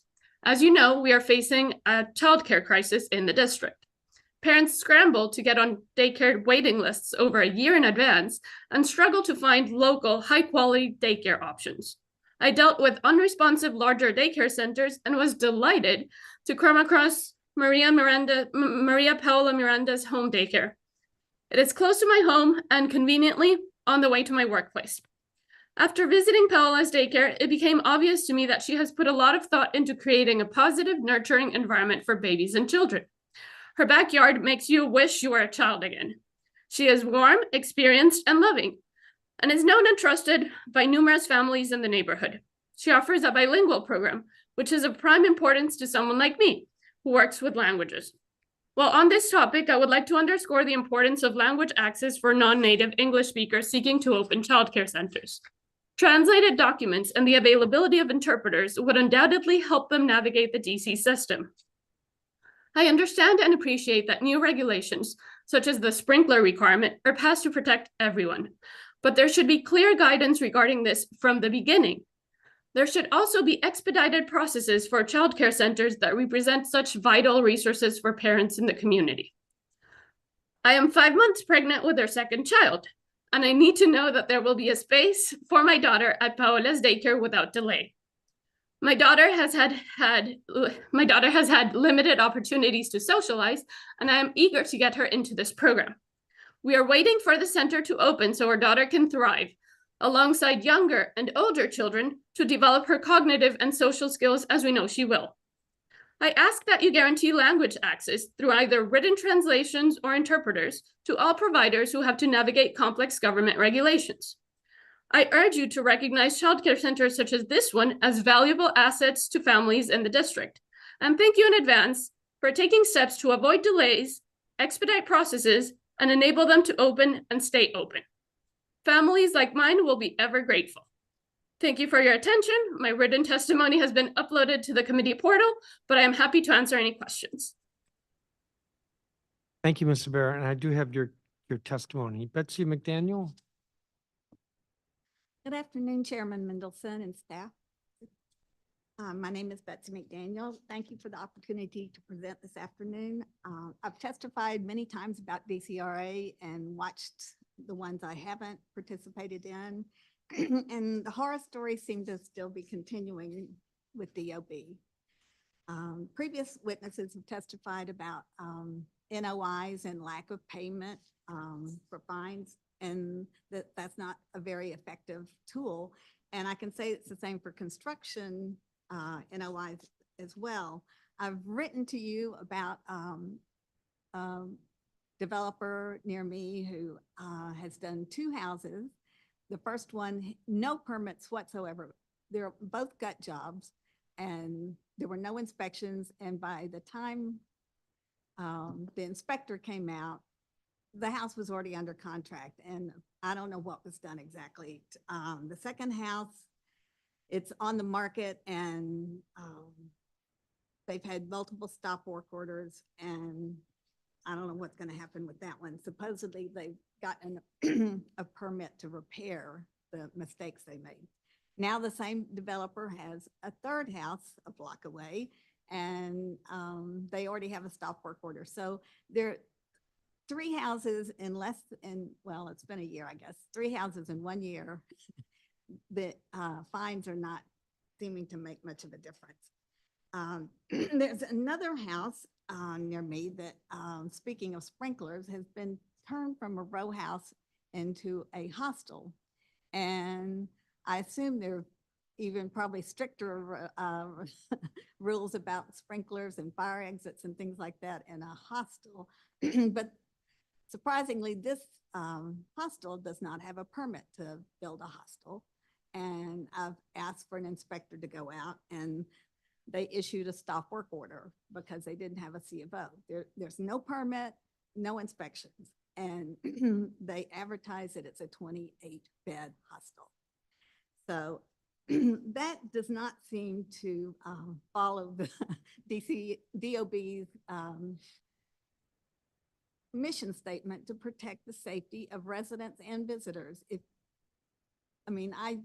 Perhaps the building is just fine, but who would know until something happens? And I don't seem to be able to get anyone to seem that, I think this is very serious and no one else seems to think that. Another house I wanted to mention about getting inspections, I asked for an inspection for a house I saw that had 2 dumpsters outside, the ones with the big sides or wood and stuff, and the lower sided one, which they use when they're digging out a basement. And so they didn't have a permit to work in the basement. So I saw someone carrying buckets of dirt out. So I asked for an inspection and I filled out the form like they asked.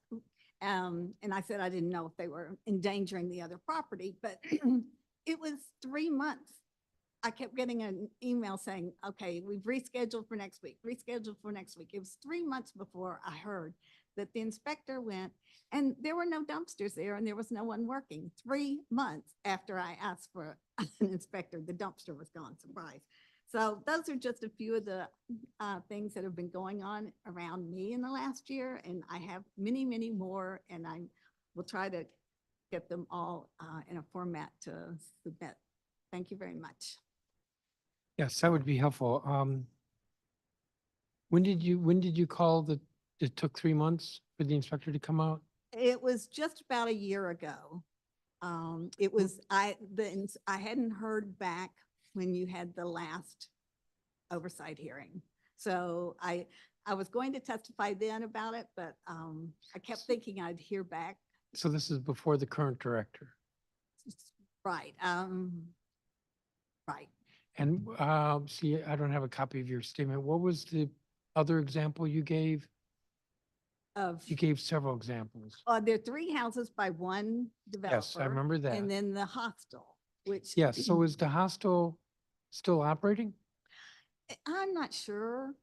The last couple of times I've walked by there, I didn't see anyone there, but their website's still active. You can make a reservation apparently, but I haven't seen anyone going in or out. And you contacted 311 or Department of Buildings directly? I went through the Department of Buildings and my council member. And Department of Buildings came out and issued a stop work order? Yeah, because they don't have a C of O. What work was being stopped? Well, that's, that's a stop work order. And that's one thing I would like to see, that DOB start posting either the reason for the stop work order or post the copy of it in e-records, so that people who say, I want to report something, I could look and see if it's already been reported. What's the address for the hostel? You remember? Oh, yeah. Well, you can tell me. 107 Rhode Island Avenue, Northwest.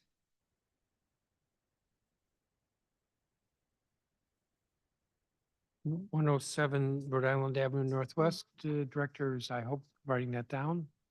You can Mm. find it on the new Black History site map too. Okay. And so the website suggests it's still active. Yes, but, and no one ever seems to want to follow up. So it's been a couple of months now. And I can't see on Scout at least that anything's happening. Now, maybe something is happening, but it's not visible to me and no one's told me. And so I think about, fires, 28 people with a full kitchen, in Yeah. a row house. Yes. Of course, we don't really know what the interior is, but Well, they have pictures on the website. okay. Thank you. Let me turn to the next witness, Valerie Jablo. Thank you. My name is Valerie Jablo, and I live in ANC 6C on Capitol Hill. Almost 6 months ago, I testified before you about what the head of DOB, then in an acting position, had not done about the inappropriate use of residential properties in my neighborhood solely for corporate offices and events. I asked you then to hold DOB accountable for such corporate abuse of residential properties. I even created a list with documentation of dozens of such properties and sent it to elected and appointed officials. Since then, the only thing that I know has changed is that some of the people thusly abusing residential properties have literally laughed in my face about it. As a result, I have thought about what would happen if I turned my own Capitol Hill row house into, say, a corporate social club after I'm done living in it. It would not be rented out for this purpose, just used for those who are members according to my corporation. Members could even take meetings in the private rooms upstairs. Despite DC law prohibiting this without appropriate permits, inspections, and zoning, I now have dozens of examples of DC agencies refusing to apply those rules to Capitol Hill residential properties used solely for corporate activities. So I would expect no interventions in my case either.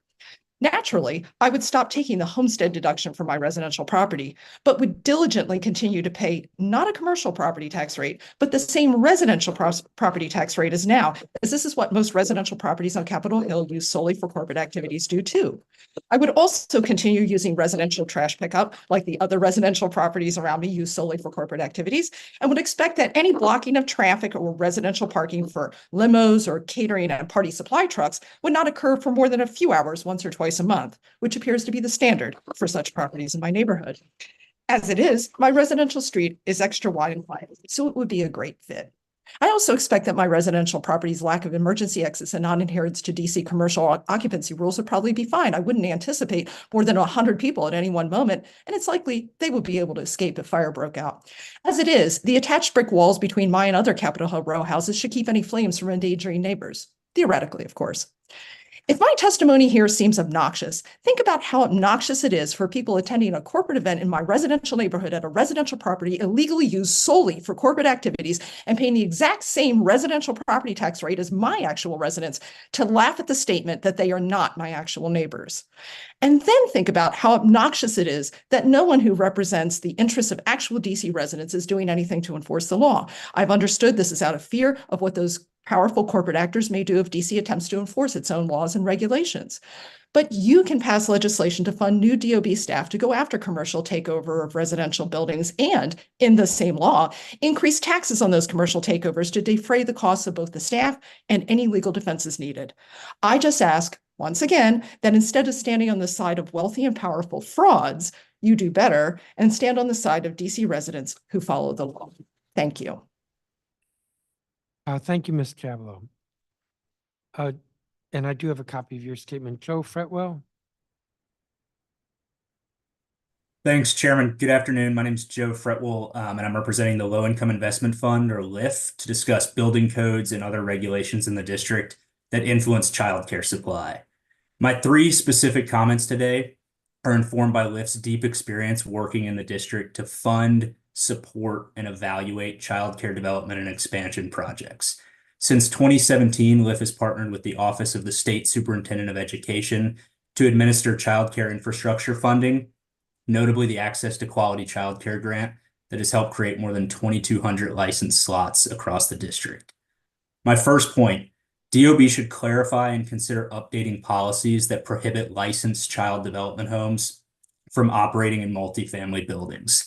The district's fire and building codes were amended in recent years to disallow child development homes from operating in buildings with more than 3 total units. Some exemptions are made for ground floor units with direct egress, but review processes are unclear and the field misunderstands the exemption process. DOB should amend codes so that ground floor or other units with safe and appropriate exits in any building type are allowed to be used as child development homes. Such changes are critical for building childcare supply, especially in the densest areas of the district. Secondly, the district must either develop alternatives to or create a dedicated funding stream for commercial sprinkler requirements for child development homes. Childcare programs seeking home occupation permits currently must have fire suppression sprinkler systems to complete permitting.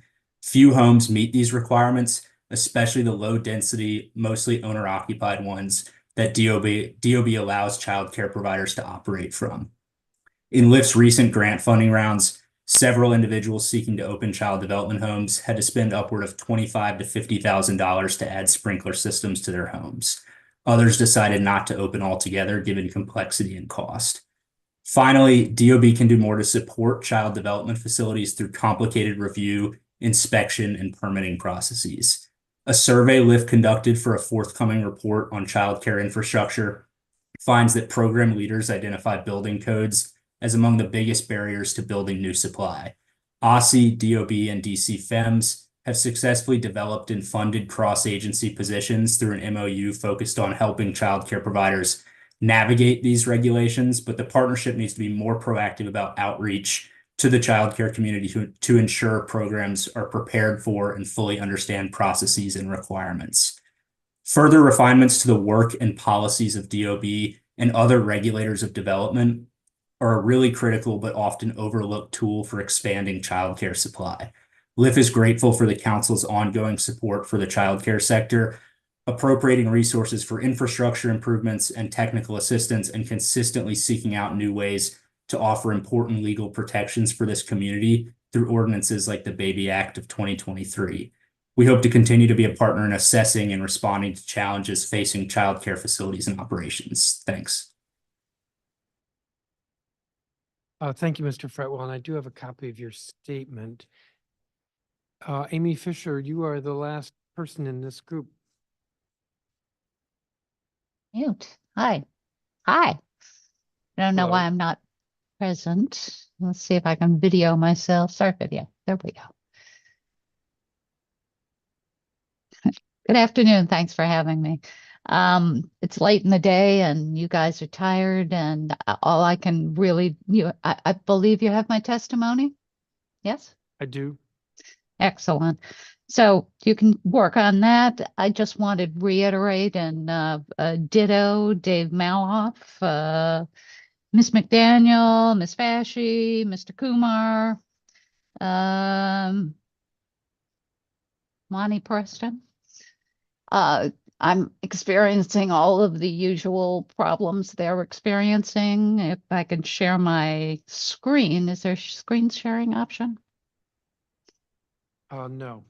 Okay, well, then,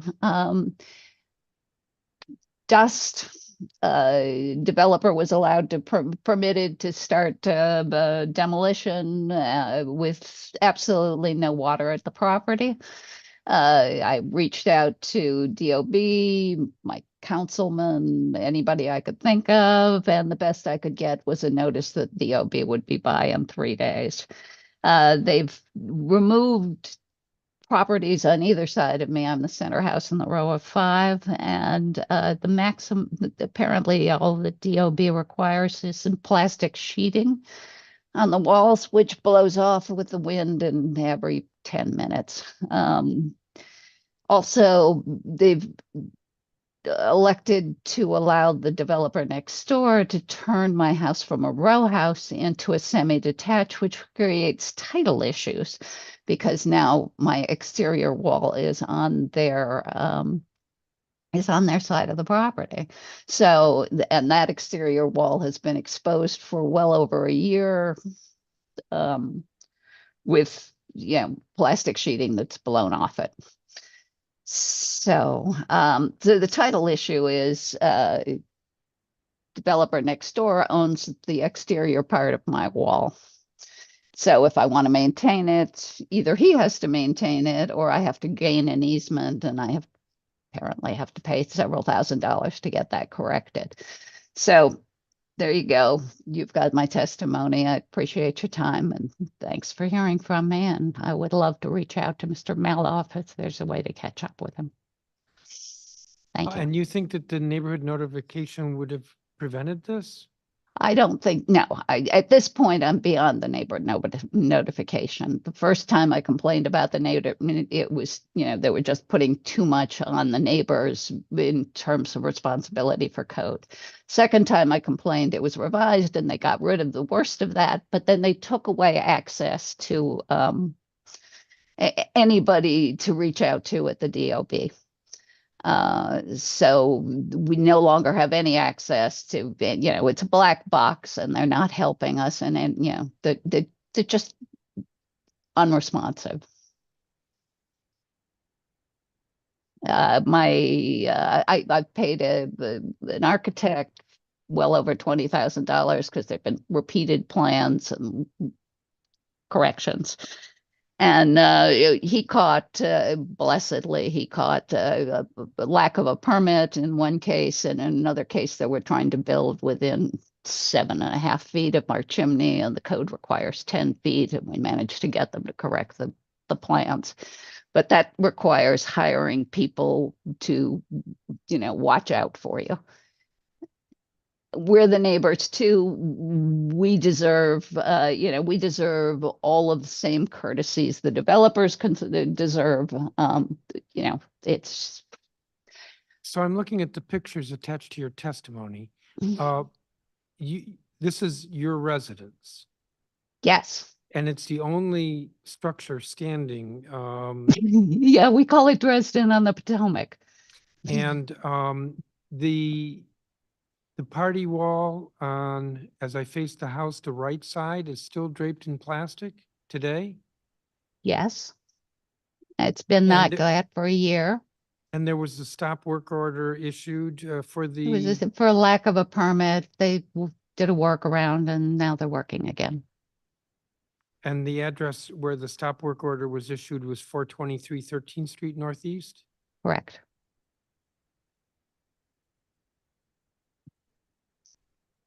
And are they doing work today legally, or are they, you said a As far as workaround? I know, yeah. No, the stop work order was some months ago and they corrected whatever that was. They did some sort of workaround, supposedly. And if they're doing work, then why is there still plastic sheeting on your house? Sounds like You they're tell trying- me. I have no idea. It's been a year. They haven't managed to put any sort of finish on that wall. It's exposed. Okay. Thank you, Ms. Fisher. Thank you. I want to Appreciate thank it. all of the witnesses. I've asked some questions as we've gone along, so I don't have any other questions at this point. But I want to thank you all for your testimony. A few of you didn't give me statements. If you would do that. So you all are excused, and I'm going to call the director, Mr. Hanlon.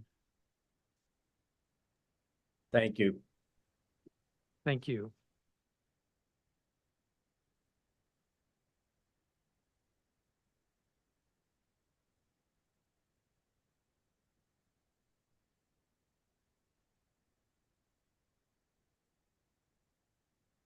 Yes, sit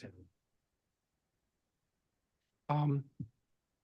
I'm a little bit concerned because this has gone on, this hearing, because you're the fourth agency, has gone on very long. You have a 13-page statement. Are you planning on reading all of it? Not to put you under pressure. I'm happy to jump right into questions, Chairman. Am I on mic? Yeah, you're not, yes, you are on mic. I am now? Yes. Okay. Give me a second.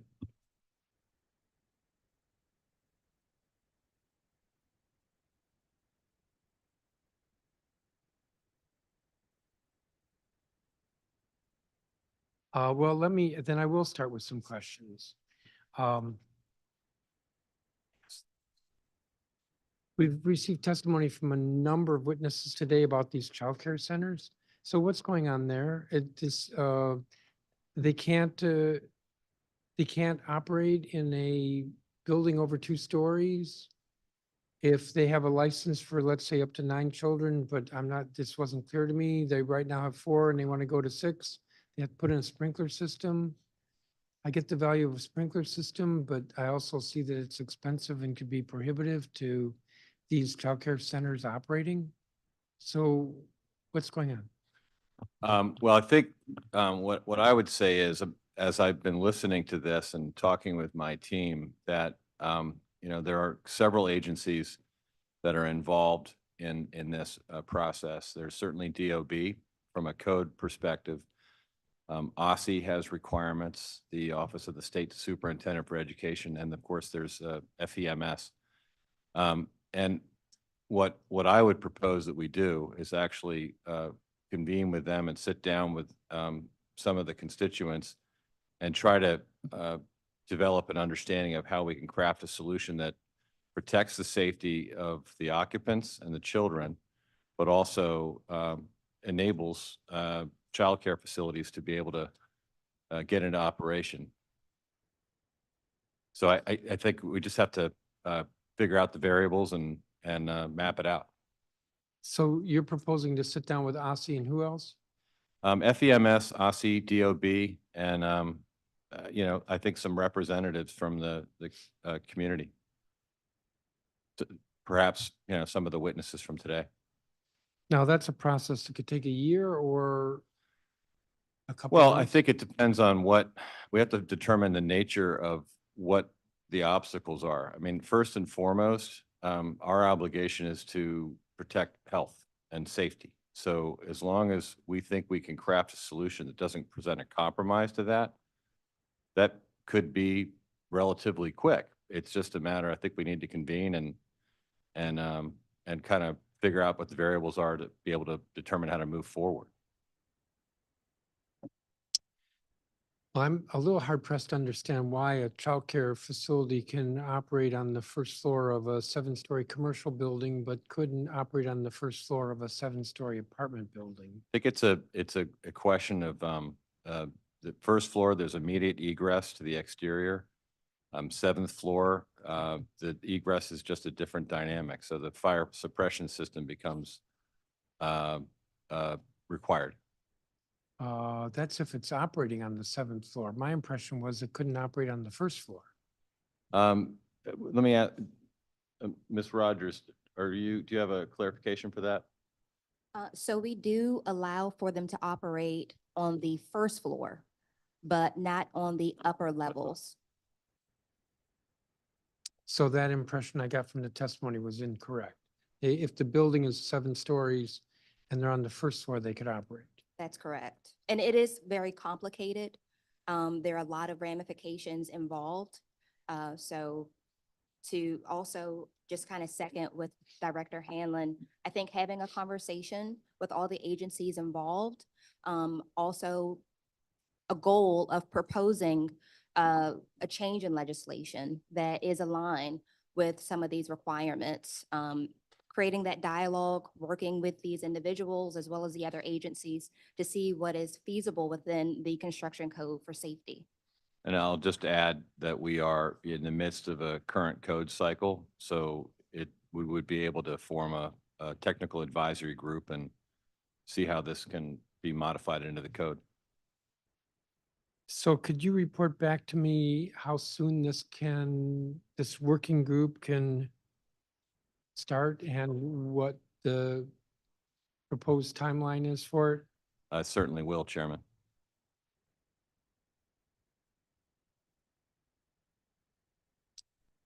There also was testimony related to that about language access and also about confusion over requirements. You heard some of that, I think. I heard some of it, and as we've, I think our progress in that, we've continued to make progress in language access, and my understanding is our last communication with the Office of Human Rights, that they were pleased with the progress we've made. And nevertheless, likewise, if we've got individuals that are having difficulty accessing documents, I understand like our online forms are in English, and if it's not your first language, it presents an obstacle. We've actually got, we tried to develop some workarounds through a sister agency, but likewise with the, prior response, happy to sit down and talk with folks and see, how do we craft a solution that actually works for people? Well, I'm looking at Ms. Aspinwall's statement. Besides language access, she said homes would like to, ECE, Early Childhood Educator Homes, would like to expand their program from 6 to 9 children, which is permitted as a matter of right by DC code, are being asked to apply for a new home occupation permit and install a sprinkler system. So if they're existing, it doesn't make sense to me that they would, just to go from 6 to 9, that they would then have to put in a sprinkler system. Yeah, I may actually have to research the specifics to that unless our chief building And then official she has a also response. wrote, currently home occupation permits are only issued for single-family dwelling or multifamily units with up to 2 dwelling units. Now, it sounds like what Ms. Rogers was saying is that's not correct, but that's what their impression is. Or maybe I'm confusing home occupation permits with other. So home occupation permits are actually issued for single family, well, primarily for single family dwellings and 2-family flat structures. Yeah. I do want to mention that I want to go back just to verify the specific requirements, what triggers the sprinkler, because there are some caveats to that. So I would like to follow up to provide you with those specifics. I was going to suggest maybe we come back and do a comprehensive briefing on the overall issue. And we could meet with your office in a couple of weeks. We could try that.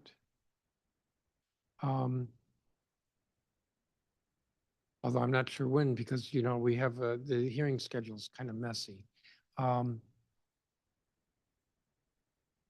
Why don't we start with you getting back with a timeline of putting together a task force and what other steps? And if you want to include in those steps. We'll do that. Briefing me, that's fine. Okay. We'll have timeline and everything. We'll get everything back to you within 2 weeks. Were you, Mr. Hanlon or your staff taking note of these different addresses where there were complaints about construction? We may need to circle back on all of them, but yes, we were taking notes. And I would say, we also in the team, we'd like to reach out to Ms. Preston and Mr. Ronnie to have them sit on a working group with us. You said Mr. Ronnie. It's Ms. Mimi Narani and Mommy Preston. Yes. Okay. I'm trying to remember ANC 3D. They filed an appeal. I don't understand what's going on here. Why would this be like, so they get a date and then Department of Buildings pulls a permit, then the BZA cancels, and then there's a new permit, so now there's a new date, and why can't this be sorted out? Plus, just having a little dialogue up here. This is an appeal of the zoning administrator's decision, I assume. This is at this point, a quasi judicial proceeding before the Board of Zoning Adjustment, but it doesn't require attorneys. As I recall, the last time I saw an appeal before the BZA, the zoning administrator is the one who shows up. So why is it that your office is unable to talk to the ANC? That just sounds to me like making it more difficult to resolve or settle the case. Well, frankly, I agree. I heard the commissioner refer to that as policy. It's not my policy. We are open and for communication, and very happy to sit down with the commissioner and talk through these issues. I think that there has been a couple of attempts and that hasn't occurred, but I need to correct that. Okay, so I'll repeat what you just said. You'd be happy to sit down with either Commissioner Elkins or Absolutely, yeah. Commissioner Duncan. Yes, I'm sorry, I blanked on her name, but yes. Yeah. He's the chair of the ANC. Yeah. I think that would make a lot of sense and see if this can't get worked out. Agreed.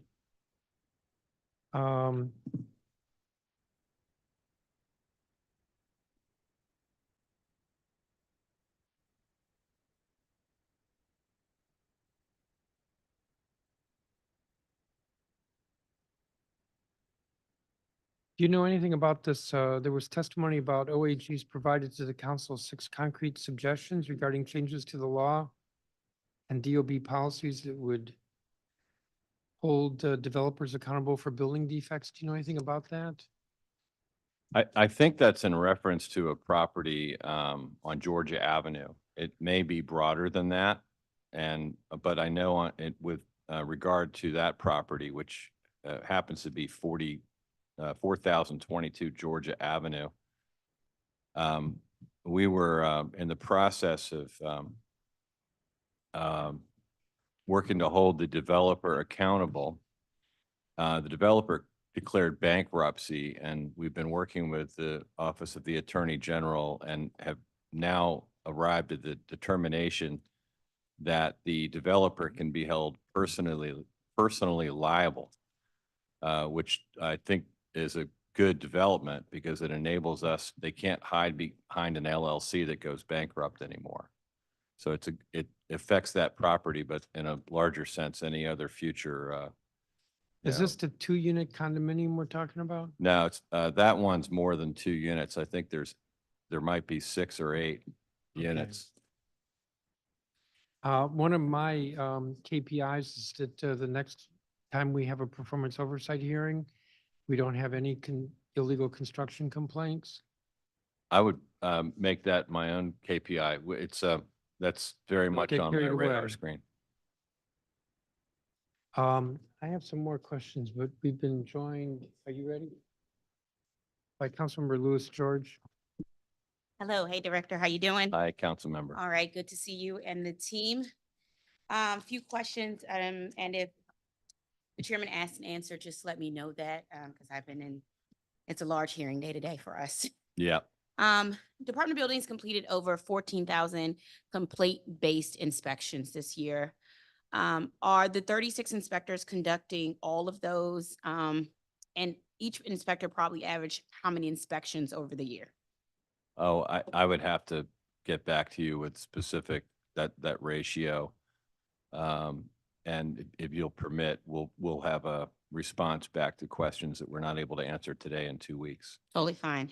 How does your agency prioritize inspections and follow up with tenants and owners? Well, I think I may ask our code enforcement administrator, Keith Parsons, to jump in, but it's really kind of a twofold process for prioritization. If an issue is deemed an emergency, or if there's the perception of an imminent danger, which means, there's some sort of structural issue or fear of collapse or something that's pretty serious, that rises to the top. If it's an ordinary inspection, it goes into our queue, and it is scheduled. And I don't have it in my head the number of days that it takes to respond to a variety of different inspection types, but it goes into a queue, and then our inspectors, it'll go into their schedule and they'll inspect. And was there a second part of your question? Yeah, I guess what I'm getting at is do you guys, in like the facilities land, we prioritize like emergency work order, high priority work order, routine work order, and that's based on whatever that concern is. So for inspections, I'm wondering if you have sort of a similar priority system. So emergency inspection order would be, this is a life safety issue or a health safety issue, and so you do it that way, or is it sort of first come, first serve as it enters the system? Yeah, it's not quite first come, first serve, but I'm going to ask Mr. Parsons to chime in, because he's got this is his day-to-day world. Thank you, Director. As Director Hanlon said, we have sort of a two-tier system. There are emergency inspections, and then there are other inspections. Okay. So the emergency inspections, we attempt to schedule basically as soon as possible. And the other inspections, we attempt to schedule within 15 business days. Got it. Okay. I think that sounds good. I think, as you all look forward thinking, as you think about how you should tier those out, sort of what categories end up being sort of emergency inspections, what ends up being high priority and sort of routine, and how you all foresee doing that in the future. I think it's something that might be good to be able to start collecting data on, for how you disperse inspectors in the future. And maybe even put it on our dashboard, which is dob.dc.gov. It's in the About DB tab. Yeah. If you go in there and explore, there's a lot of information in there about a variety of topics. Yeah. At DLCP's hearing, the agency mentioned that they don't have access to the same database that you have. Are there any concerns with DLCP and DOB having access to the same information, especially when it comes to renew licenses or grant new licenses to people or corporations that have outstanding or consistent infraction issues? Thank you for the question. I actually wasn't aware that there was a disconnect, and it sounds like something that we could address. Okay. And I'll just ask my team here. Are you aware? I believe since the agency split, the separate systems has been a challenge. Okay. So that's definitely an area where it would be great to work with them to coordinate. Yeah. Yeah, I mean, there are, data sharing agreements, and I meet with Director Crow quite often, and we have a great working relationship. So Yeah, what I'm trying to get them to do is sort of, since you all have a database and a dashboard of information, sort of, the properties that are in terrible condition, who is compliant, who is not. And so when it comes time for someone to get a new permit or certificate of occupancy, does DOB scrutinize those applications or permits of repeat offenders? I'd say that's a work in progress right now. Okay. We're talking about it internally in depth.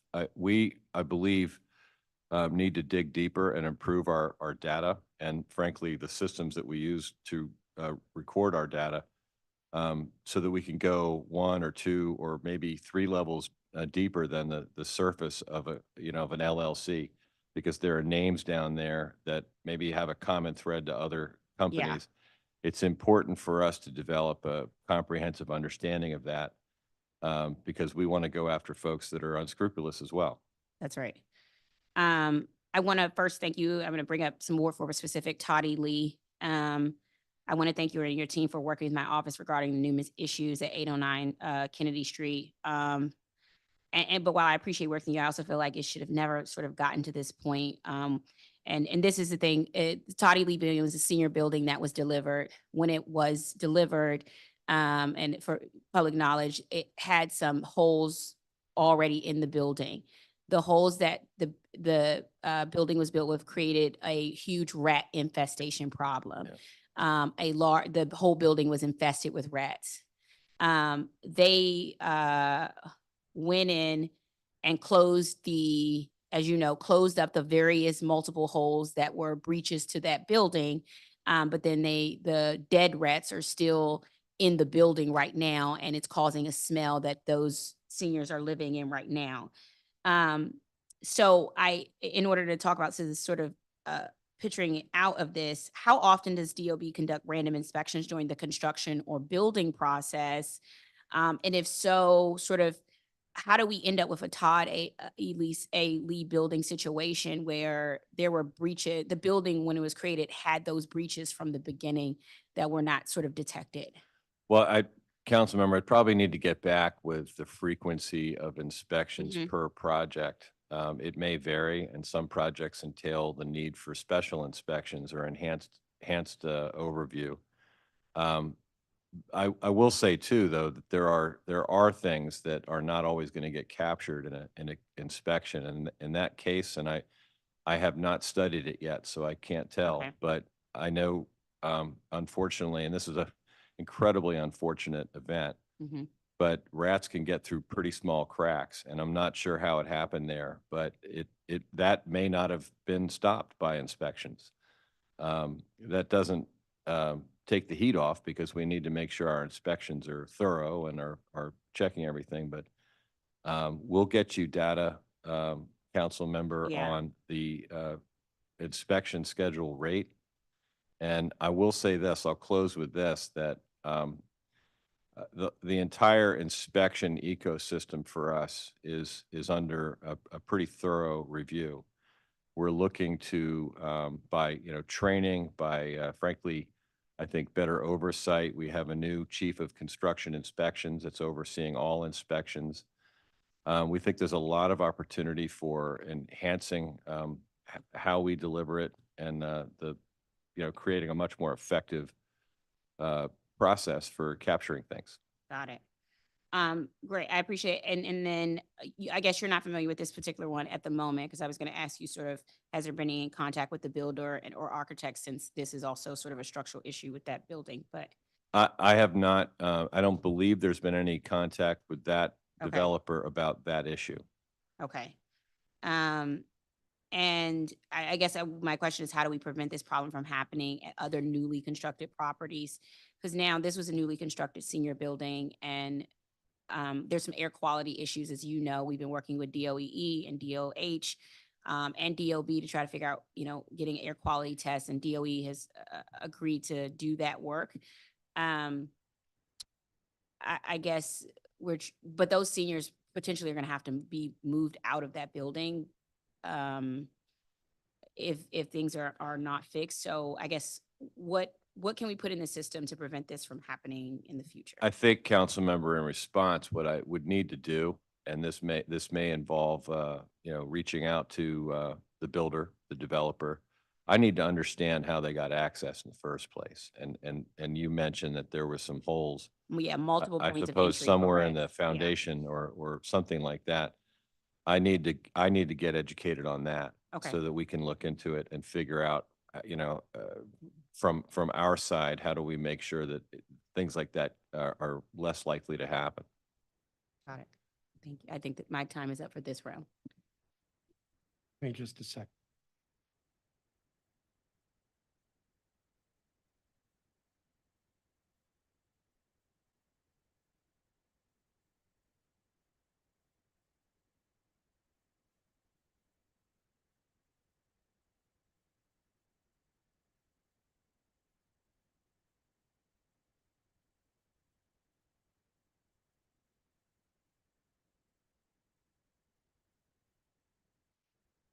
I'm going to do one more round of questions, and then I'm going to do something that's a little strange or unusual. There was another hearing we were supposed to have at 3:30. You're very popular, so there've been a lot of witnesses, and so I'm going to recess this hearing after my round of questions. I'm going to call to order the other hearing. I'm going to recess that hearing, then I'll reconvene this hearing, and then I'll let Councilmember Lewis George close this out. I have to be somewhere. I have to be somewhere 20 minutes ago. Mr. Hanlon, the organizational chart you provided in response to question 1 of our pre-hearing questions lists 48 vacant positions, 34 of which are in the Office of Construction and Building Standards or the Office of Residential Inspection. What is the department doing to fill those vacant positions? Well, we continue to actively recruit by the normal channels. And let me just say how grateful I am to our HR team. It's led by Ms. Tanya Ricks, and she's done great work, she and her team. Recently held a job fair, and we're able to recruit a number of great candidates. And we've got 13 pending offers as a result of that. So that means that you will be down to 35 vacancies. That would, yeah, in theory, depending on how many are actually accepted, we're able to bring on board, it would drive that number down. Okay. The FY23 budgeted, in fiscal year 23, we budgeted 56 positions. Children's Law Center, in their testimony, recommends 59 to 104 positions. In housing, you've got 33. Not clear to me if those include resident inspectors. I'm very concerned, particularly with the forthcoming budget, that with these vacant positions, again, that they're going to be cut. And so we've got to figure out how we get these positions filled. I'm going to move on. The FY23 budget, in the FY23 budget, the council included a public health analyst position. Was this position filled? If so, when? In what ways are you using this individual to apply a public health lens to the department's enforcement efforts? Thank you, Chairman. Yeah, that position was actually filled in April of 2023 and has been, hard at it since coming on board. They work actually with our code enforcement administrator, Mr. Parsons, to my left. And I'm just going to refer to some notes here because this individual actually covers a lot of activity. It's largely right now is focused on outreach and collaboration with other agencies. So there's coordination and collaboration with Department of Energy and the Environment, Department of Health, and Office on Aging. We also have a built environment working group. They're actively on that. They have since then, they actually represented the mayors on the National Maternal and Infant Health Summit. So this individual's been pretty active since coming on board. And one of the things that we are proud of is, frankly, our public dashboard at dob.dc.gov, and will be, as this work begins to show results that we can then share. We'll have information on that on our dashboard so that we have a much more robust kind of dialogue with the public about public health. In response to question 11, you listed 11 MOUs with district agencies. There were no data sharing agreements with other agencies such as DOEE, that's the Department of Environment, or DC Health. What, if any, plans does the department have to enter into data sharing agreements with other agencies in the district? We actually have 2 in the works. We have one that is, I think, getting finalized with the Department of Energy and the Environment. We also have another with DHCD. So those data sharing agreements are in process. And I actually, forgive me, I wrote a note earlier during a public witness testimony to create a data sharing agreement with another agency. It's in my notes and I'll get it to you. So that may be one that is new, net new, but right now we have 2 that are in the works. In response to question 25, you list two key performance indicators added to the agency's performance plan for FY '24. One of those indicators is, quote, percent of initial illegal construction inspections that are completed within 34 business days of the original request, unquote. How did you determine 34 business days, which is probably more like 45 or 50 calendar days? And on average, how long does it currently take to complete an initial legal construction inspection from the date on which the complaint is received? Thank you, Chairman. I may ask, forgive me for jumping in, I may ask Mr. Parsons to jump in, but my understanding is that the we did an alignment with the 311 system, and so the KPI actually now aligns with a system that they had in place. And though it actually has a larger window, I've actually we've developed some data on the amount of time it takes to conduct inspections. And I believe that our average in 2023 was 2.7 days. 2.7. Yeah, call it 3 days. In what year, FY '23? FY '23, yeah.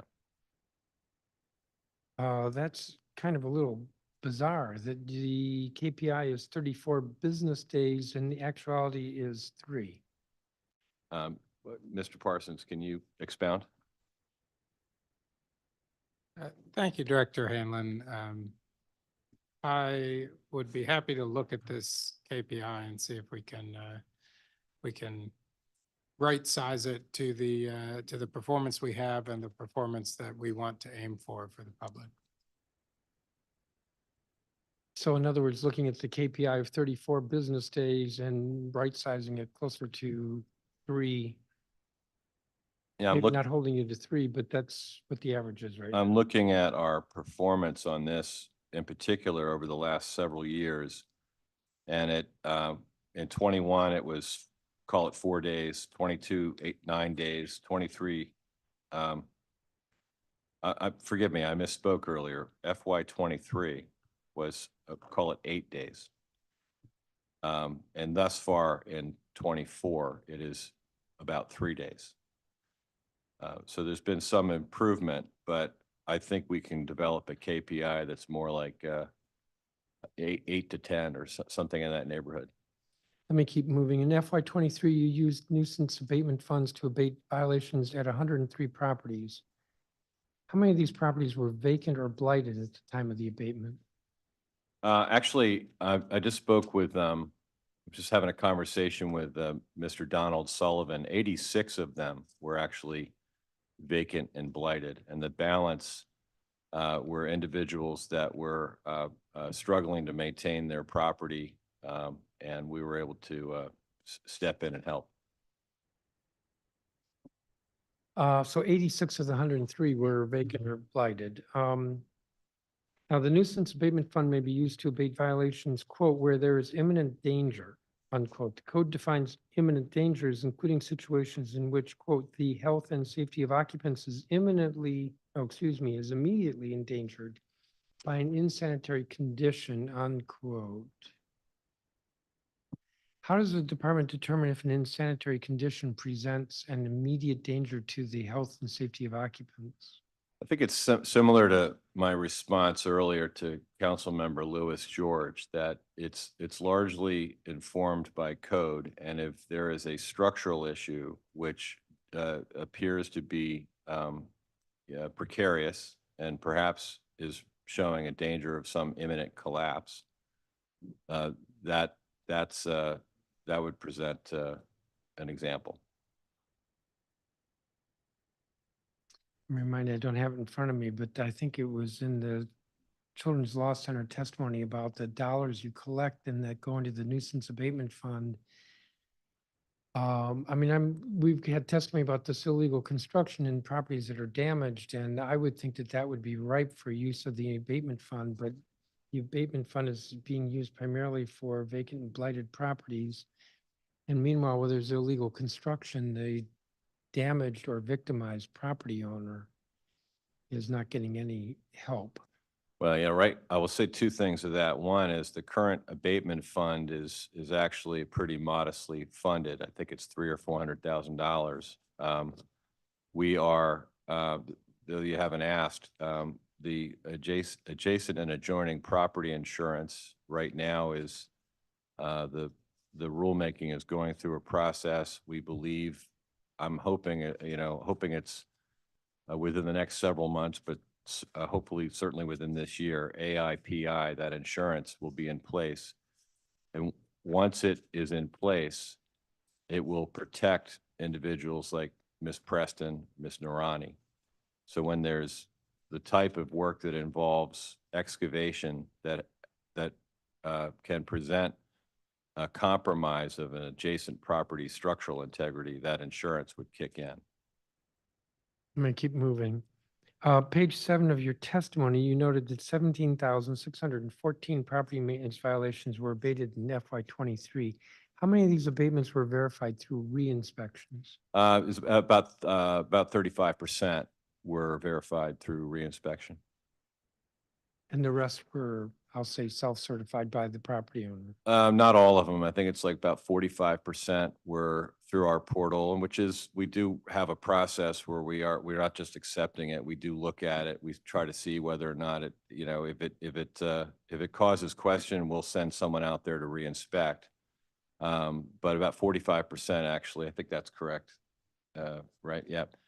And the balance are actually resolved through some sort of alternative means.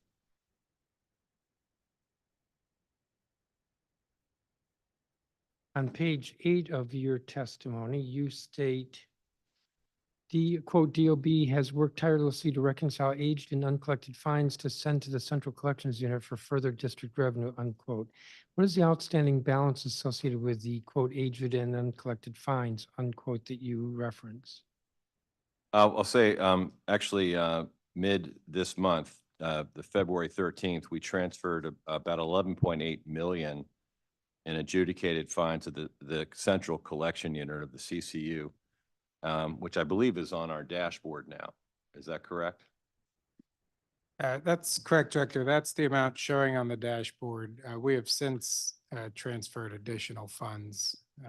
And it we should show up soon. We are in a process of very vigorous collaboration with the CCU to make sure that we audit the data, scrub the data, because we want to get this stuff moving. So I think there's another, I'm not sure if it's about 25 million. What, That's if any, correct, Director. Yeah. What, if any, coordination or collaboration between the department and the Central Collections Unit occurs to ensure that respondents pay their debts once the debt is transferred to the Central Collections Unit? Well, I think the answer to your question is that there has always been some level of coordination, but what we've done is we've actually ramped it up. So the auditing process that is now occurring is enabling us to synchronize our data and to be able to ensure that fines are actually being processed through that so they can get collected. When do you anticipate that the council will receive the department's annual enforcement report? I actually received a text earlier that said it came in just after 1 p.m. today, so it's within council now. Came in, meaning that it came in the doors of this building to the council? Well, it may have come in electronically. I'm not sure how it entered the building, but it may have been an email. Glad we stimulated that. Chairman. How many people participated in the Career Pathways program? We had 39 applicants, and we actually from that I think we looked at 10 folks for internship positions. We actually retained 8 of them that actually had internships, and then from that, I'm happy to say, we interviewed 5 and actually hired 4. So for us, I mean, we got some. I met them, talked with them a couple of times, and we got good candidates out of that process.